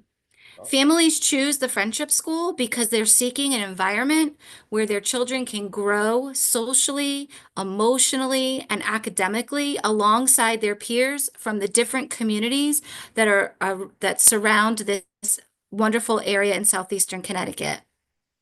Magnet schools make this possible. We create spaces where young children build friendships across town lines, engage in enriched learning experiences, and begin to see themselves as capable learners. For our student in our museum school at the Friendship School, it's not just about where the learning begins, it's about where their belonging begins. And at our school, we say that every child is a masterpiece, and we learn, we notice deeply, and we explore, and we create joyfully. The proposed elimination of magnet operating support would have a significant impact for schools like mine. For LEARN, it represents a loss of more than $1 million. This funding supports the staffing, my class sizes, classroom experiences, and the programs that help our young children thrive and really support our museum theme. If that funding is removed, magnet schools will face increased tuition costs to the districts and potential reductions in programming. These responses do not reduce the educational cost. They shift it to the communities already working to balance their budgets. For me next year, I'm maxing out class sizes with 23-year-olds in a classroom, and I'm still facing a deficit. And so it's really a great challenge. For families of young children, stability really matters deeply. They are placing their trust in our schools during one of the most important developmental times in their lives. Sustaining strong early learning environments requires predictable support and continued investment. At the core, this conversation is about preserving strong beginnings. This conversation is about ensuring that families across Connecticut continue to have access to early learning environments designated to support their children's growth and success. And it's well known that this region of the state is known as the desert of early childhood and childcare and finding high quality opportunities for preschoolers. I respectfully ask that you restore magnet operating support so that schools like mine, the Friendship School, can continue providing the strong start to their education and learning that the students and the families deserve. Thank you so much for your time and your consideration to this very, very important issue. Thank you very much. Seeing no questions, have a great evening. Thank you. Next, we have Willie Medina. Yes, good evening. Can you guys hear me? Absolutely. Thank you. Good afternoon, Chair, Vice Chairs, ranking members, and members of the Education Committee. My name is Willie Medina. I'm a Bridgeport Board of Ed member, born and raised in Bridgeport, Connecticut. We raised 3 daughters, and one of them is now a junior at Sacred Heart University. All graduated from Magnet and Fairchild Wheelers Interdistrict School. So I'm with Mr. Javion Sokolovic in, supporting fixing that issue. I'm here to testify strongly in opposition of governor's budget. We have had many mandates and charges to our educational system, which are more and more leaning on the district and putting us at a huge disadvantage. Any and all educational mandates should also be supported by dollars, which make them possible to implement instead of having it to make cuts at the cost of our stability. Governor said clearly that any budget that grows faster than any income, it can't be supported. But for over 13 years, this has been happening across our state. Let's stop shifting the responsibility and let us all represent our students in the future that is possible if we adults do the right thing and do right by them. We need balance across all areas of education. Bridgeport is here trying to build bridges together so we can uplift our state. Any budget that is balanced but fails to meet the growing needs in education in all areas is a failed budget that doesn't represent the needs of our community. We hear about billions in payments and surpluses in rainy day fund while our education system is left abandoned. Governor said we need nurses, correction officers, and state police.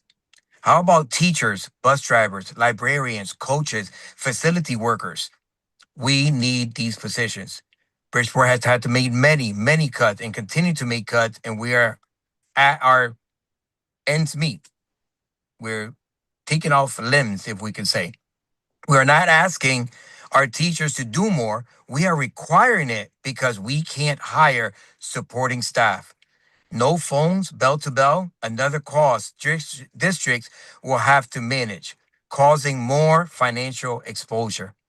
I know you didn't build the barriers to keep our students down, but you decide when they are knocked down.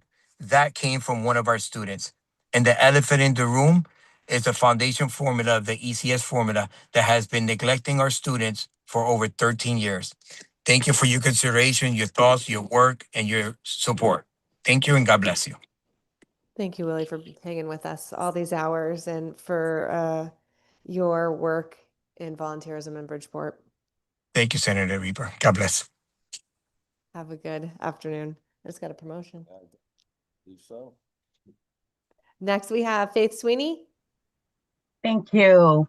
Good evening, Senator McCrory, Representative Leeper, and distinguished members of the Education Committee.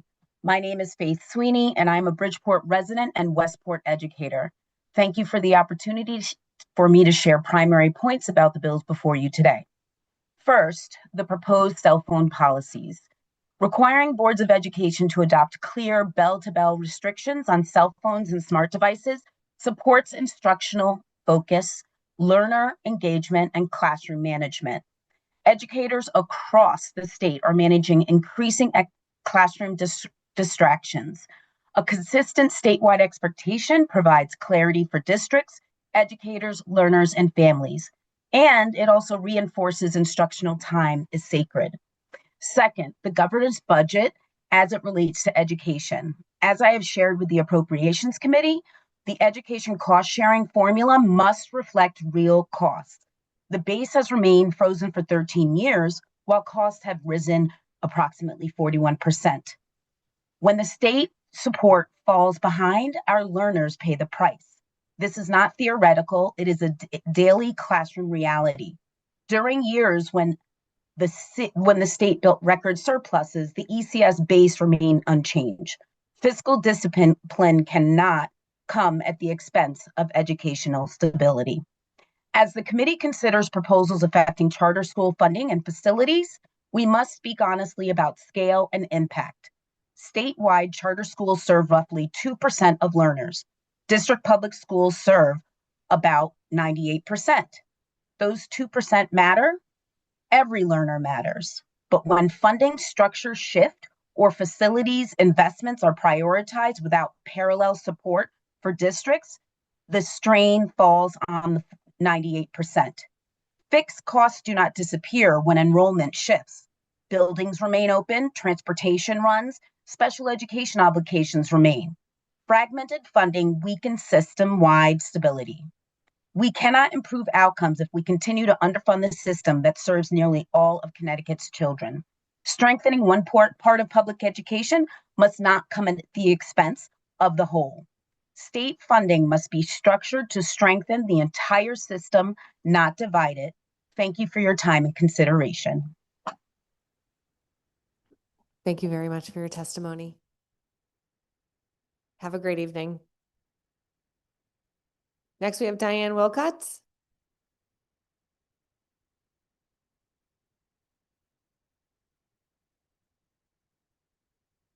Joshua Caskey. Hello, I'm Joshua Caskey. I'm from East Lyme, and I go to college in New London. I'm here to provide my perspective, I guess, on the governor's budget. I think that our schools are really underfunded at the moment. Just last year, our my district in East Lyme had a cut in service due to lack of funds, basically. And I think the governor acknowledged that we have the funds to provide to spare with the so-called energy tax rebate or whatever of $200 for everybody. I think those $500 million could be better spent by better funding the ECS grants. Because especially even the East Lyme school board is really nothing compared to what happened in New London. Last year in New London, they flat funded the budget, meaning that they had to cut numerous positions. And this year, there is a possibility again that they are going to have to flat fund the budget if they do not get more state dollars through the ECS grants. And that would mean that they would have to close a school, which is just entirely wrong when we have $1.9 billion in funds that could support these schools. It just doesn't make any sense to me why we are proposing to give a one-time payment to people that is just to get votes for the November election, when it could be better spent to support the students that really need that money and those services in their home schools. I mean, that's all I had to say. I'll be happy to answer any questions. Thanks very much for your testimony, Joshua. We appreciate you joining us tonight. Thank you. Have a good evening. Next, we have Jennifer Dowker. Maria Matos.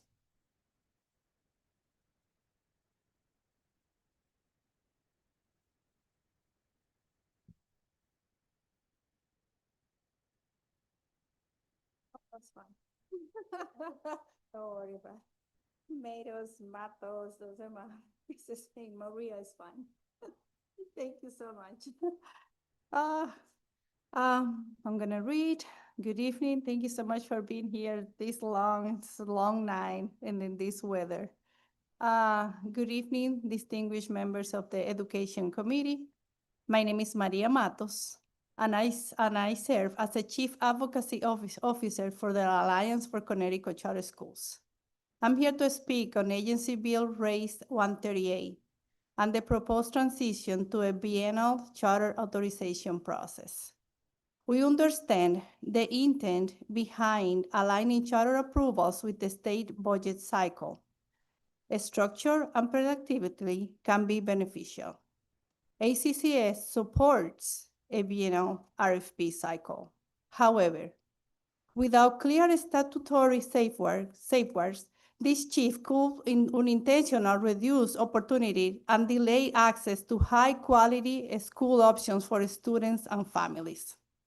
When an RFP is delayed on discretionary, just decide when to put the RFP, This chief could intentionally reduce opportunity and delayed access to high-quality school options for students and families. I read the same thing. When an RFP is delayed or discretionary, communities lose momentum.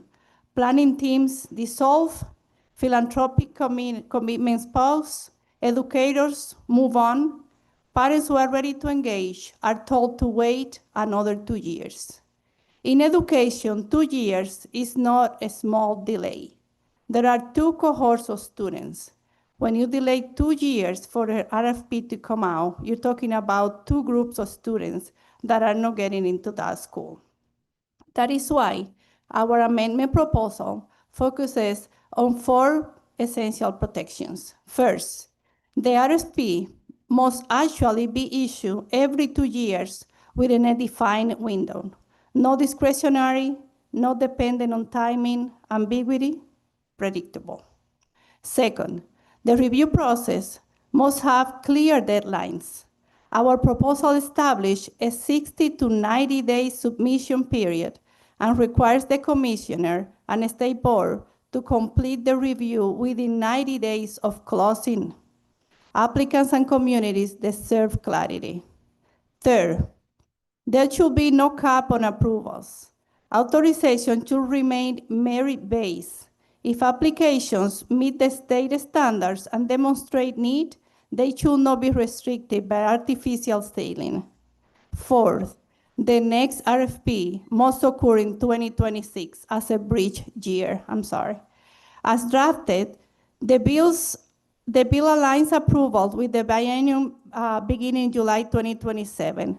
Under that structure, the next RFP will not occur until 2028, with funding tied to the 2029 budget cycle. That means communities ready to apply in 2026 will effectively be pushed back several years before the school could realistically open. In practical terms, there is not just a procedural delay, it is a multi-year pause in opportunity. Please summarize, Maria. Okay, thank you, I will. That delay could mean students currently in elementary school will age out of opportunity before a new school opens. Including a 2026 bridge RFP ensures continuity in authorization pipeline and students an unintended gap before the new biennial structure is fully operational. We are not asking for faster approvals. We are asking for reliable process. A biennial system can work, but only if it's mandatory, transparent, uncapped, and timely. Otherwise, the cost is not procedural. The cost is absorbed by a student who must wait for educational options that are ready to move forward. We respectfully urge the committee to incorporate this clarification to protect opportunity and preserve a merit-based authorization system. Thank you for your consideration. Thanks, Maria. I appreciate your testimony. Thanks for being with us so late. Of course. Any questions? Let me know. I don't think any questions. Thank you. Thank you. Next, we have Hannah Lamech. Hello. Hello. Thanks for being here on a snowy, rainy Friday evening. Good afternoon, Chairman McCrory and Leeper, Ranking Members Berthel and Zupkis, and esteemed members of the Education Committee. My name is Hannah Lamech, and I am here today representing the Connecticut Conference of Municipalities, which proudly represents 99% of towns and cities across our great state. We appreciate the governor's focus on education in HB 5033 and this committee's effort to examine the ECS Foundation grant. However, without adjusting the formula to reflect today's economic reality, we are continuing to cost shift onto local property taxpayers. The ECS formula has not been adjusted since 2013.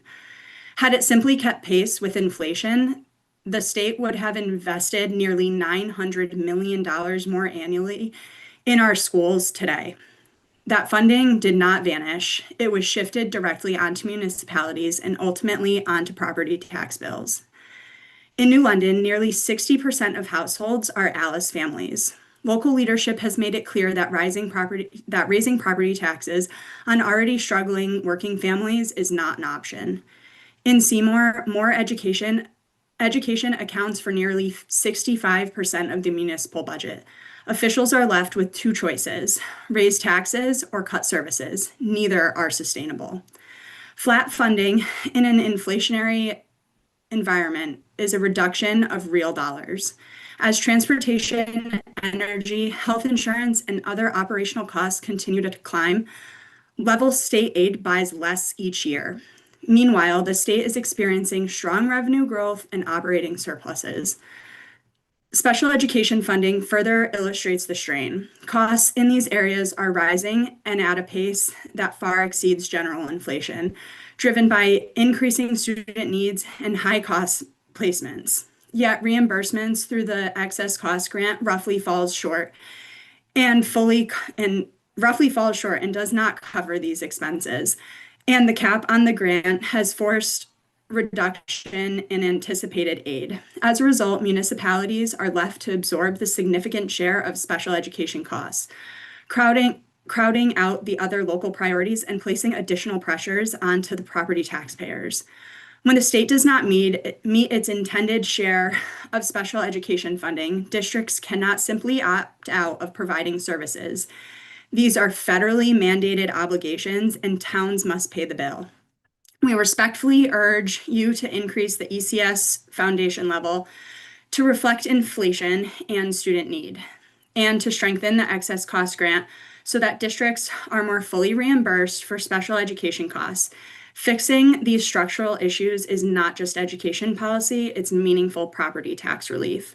Our communities and our students deserve a funding structure that keeps pace with reality and does not leave students in 2013 while charging residents 2026 prices. Thank you for the opportunity to testify, and I'm happy to answer any questions.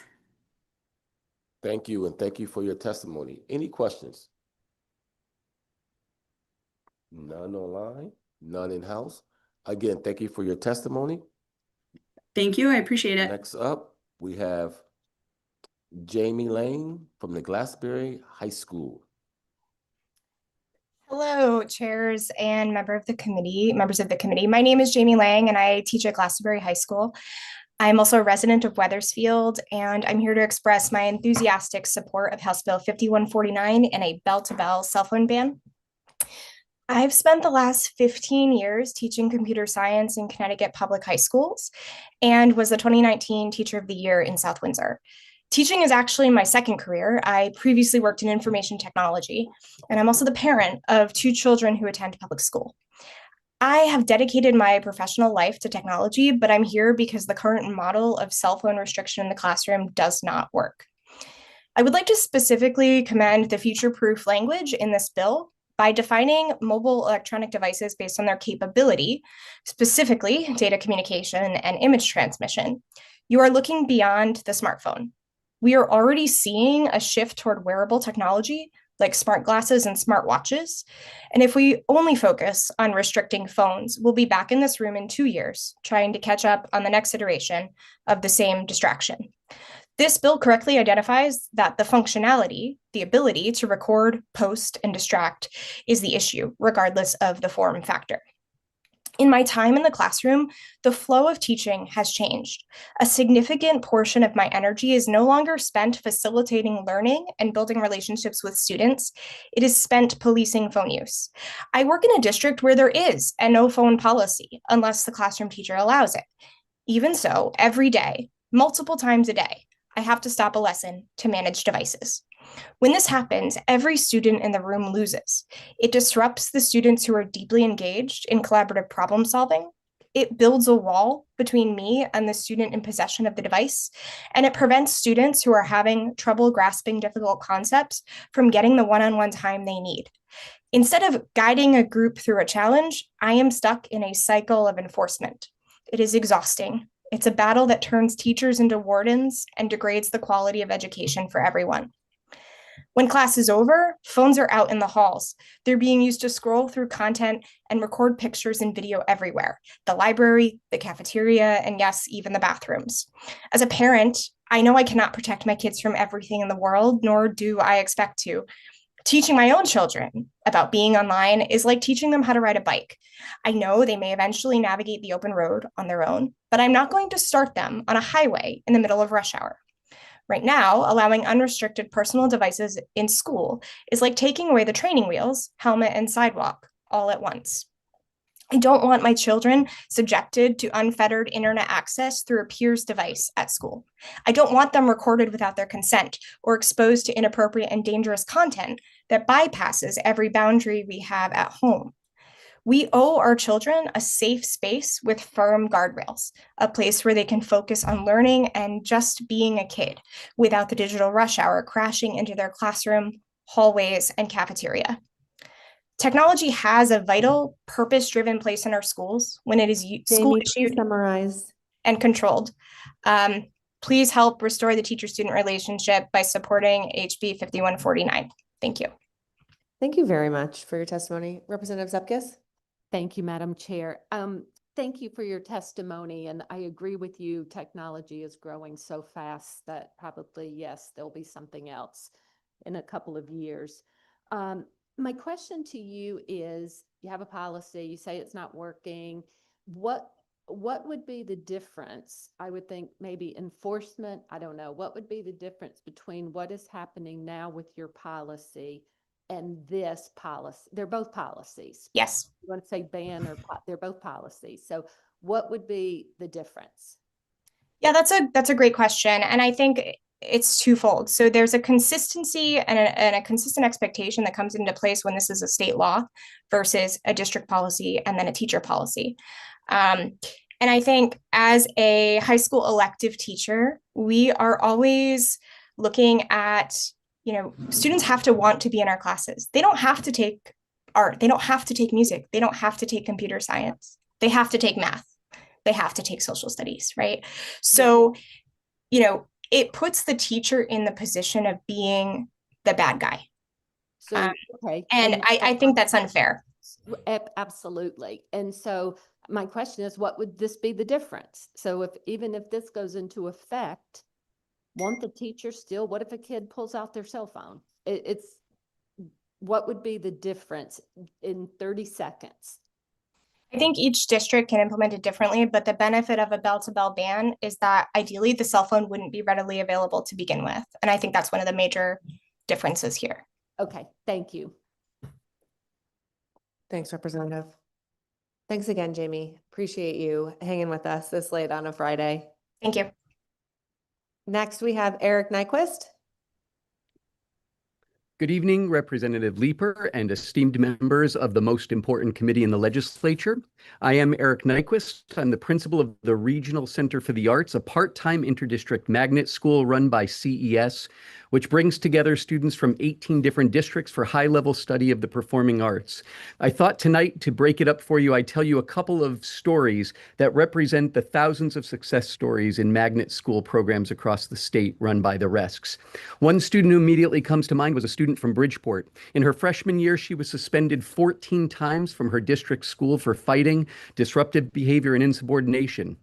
We worked with her, raising her self-expectation and self-esteem, providing her an environment of supportive peers and teachers who challenged her to be her best self.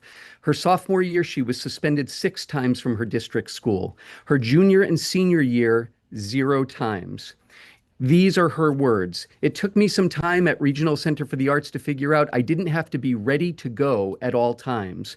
I learned to listen to others and think about things from their angle and to hear other ideas without wanting to throw down. And by the way, she also became an outstanding dancer. A few years ago, we had some folks from an outplacement school at RCA for an event.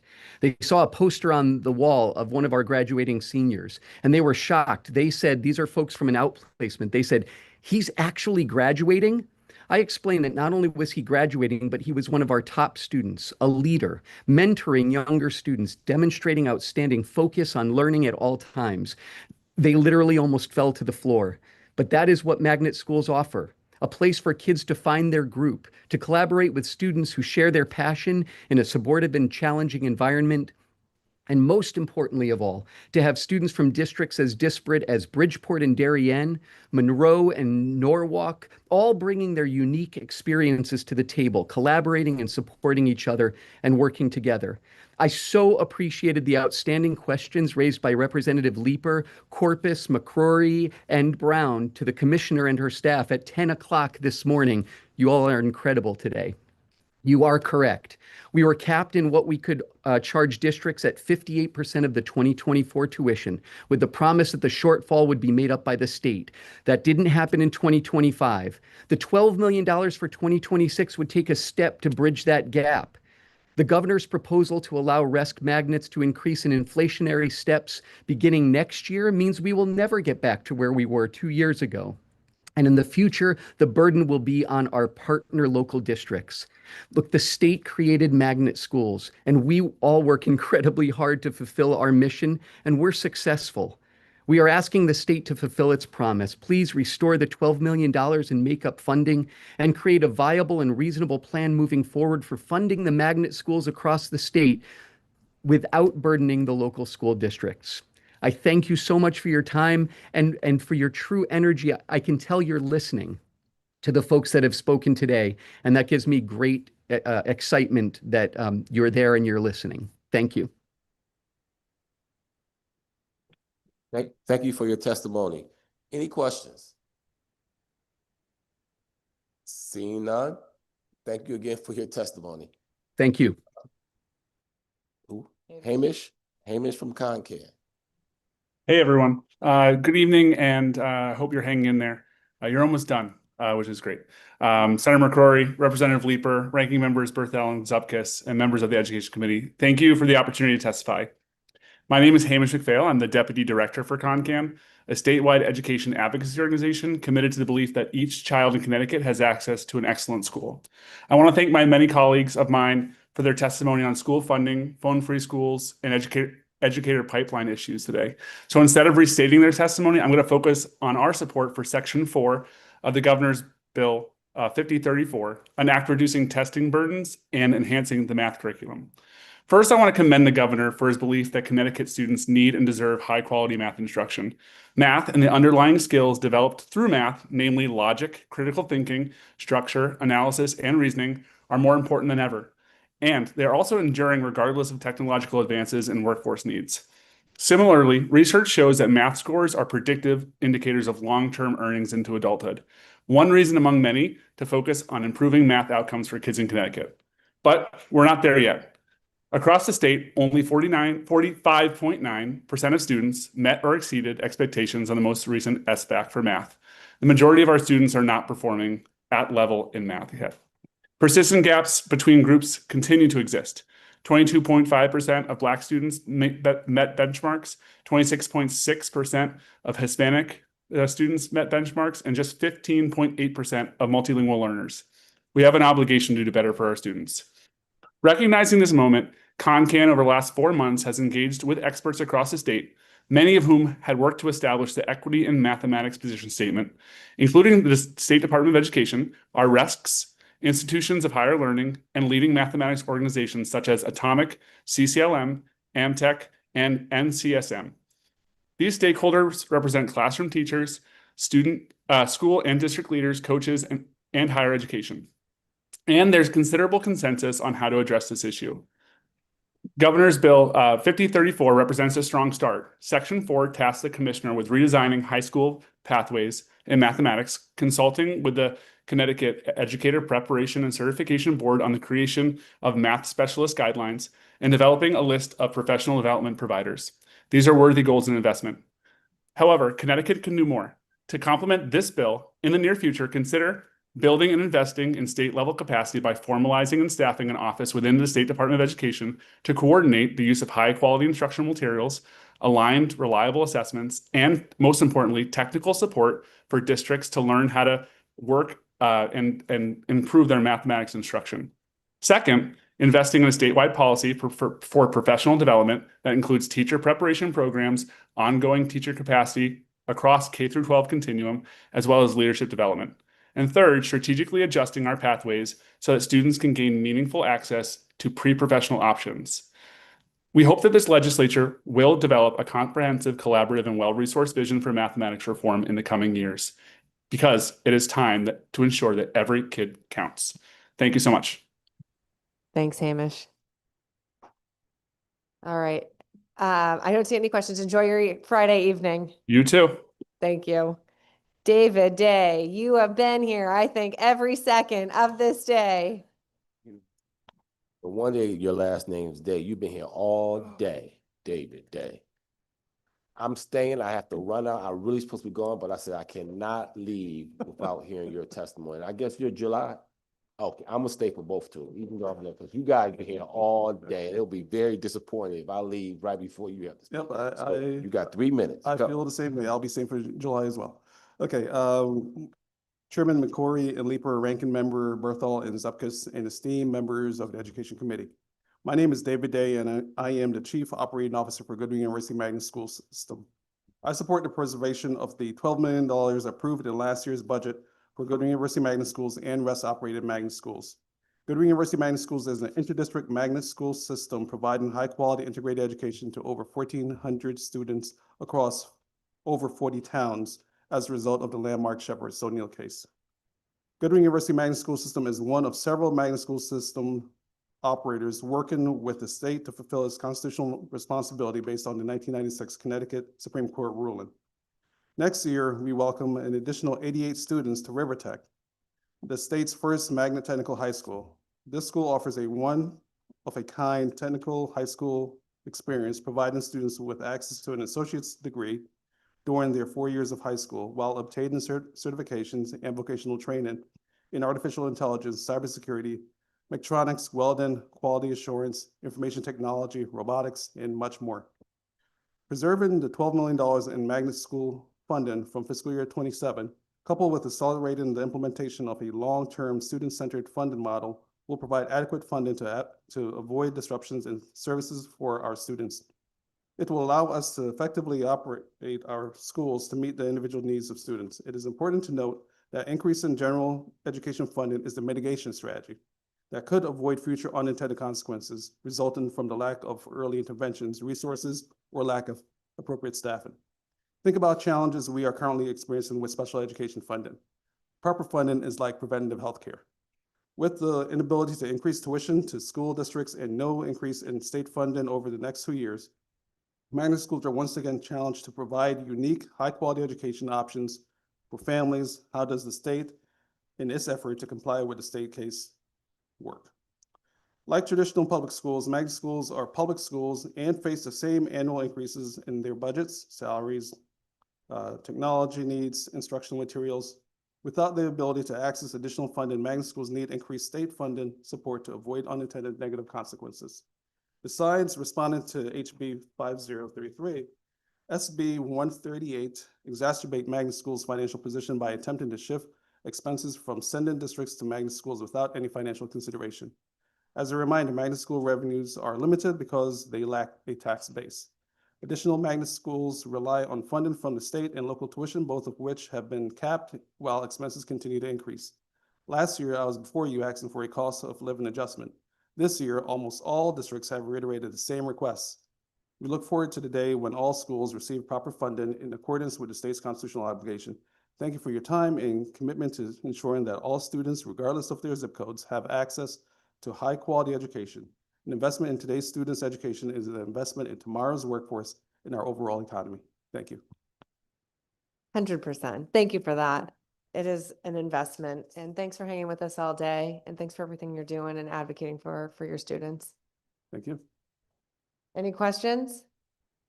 I know you deserve questions, haven't been here all day, but I was looking forward to it, but it's fine. Hey, just keep doing what you're doing. You guys doing a great job over there. And we'll look forward to making sure we have the resources so you can continue. Like Dr. Benson said, we look forward to seeing you on April 8th. Oh, thank you. July, Last but not least. last but not least. Well, we made it. I'm gonna make it sure. I've been trying to shrink it all the way just to make everybody make it on time. So Good afternoon, Senator, Representative, and members of the committee. Thank you for the opportunity to speak today. My name is Julie Miliano, and I am here on behalf of the Alliance for Connecticut Charter Schools, ACCS. We appreciate the legislators' commitment to public education and the thoughtful discussion around Bill 138. We believe Bill 138 is a strong step forward, but we respectfully ask that the legislators continue refining the language to ensure the process is clear, transparent, predictable, and consistent. Clear timelines and expectations will build trust and accountability for all stakeholders. Decisions should be based on quality and community need, not arbitrary limits. If a strong proposal meets the state standards, they should be allowed to move forward. This is all about partnership and ensuring every student in Connecticut has access to a high-quality public education, regardless if it's traditional, charter schools, or the neighborhood, your next neighborhood school. Thank you for your leadership and for your commitment to the students and family that we serve. We look forward to continue to work together, and we look forward to commitment, accountability, and guarantees for the charter school sector. Thank you very much. Thank you, Julie, and thank you for your testimony. And thank you for spending all day with us. It's only been 8 hours. That's a full day. Yes. And you didn't have a lunch break. Any questions Any for questions? Julie? Seeing none, Julie, thanks again, once again. Thank you for very much. advocacy. Have a wonderful night. All right. I think that concludes everyone that's in-house and online. I want to thank Jazzy for doing a great job. I want to thank everyone who stayed all day here to listen to every testimony. And like we said, everyone will get an opportunity to share their words, and that's what we've done here on the committee. Thank you again. Enjoy your weekend.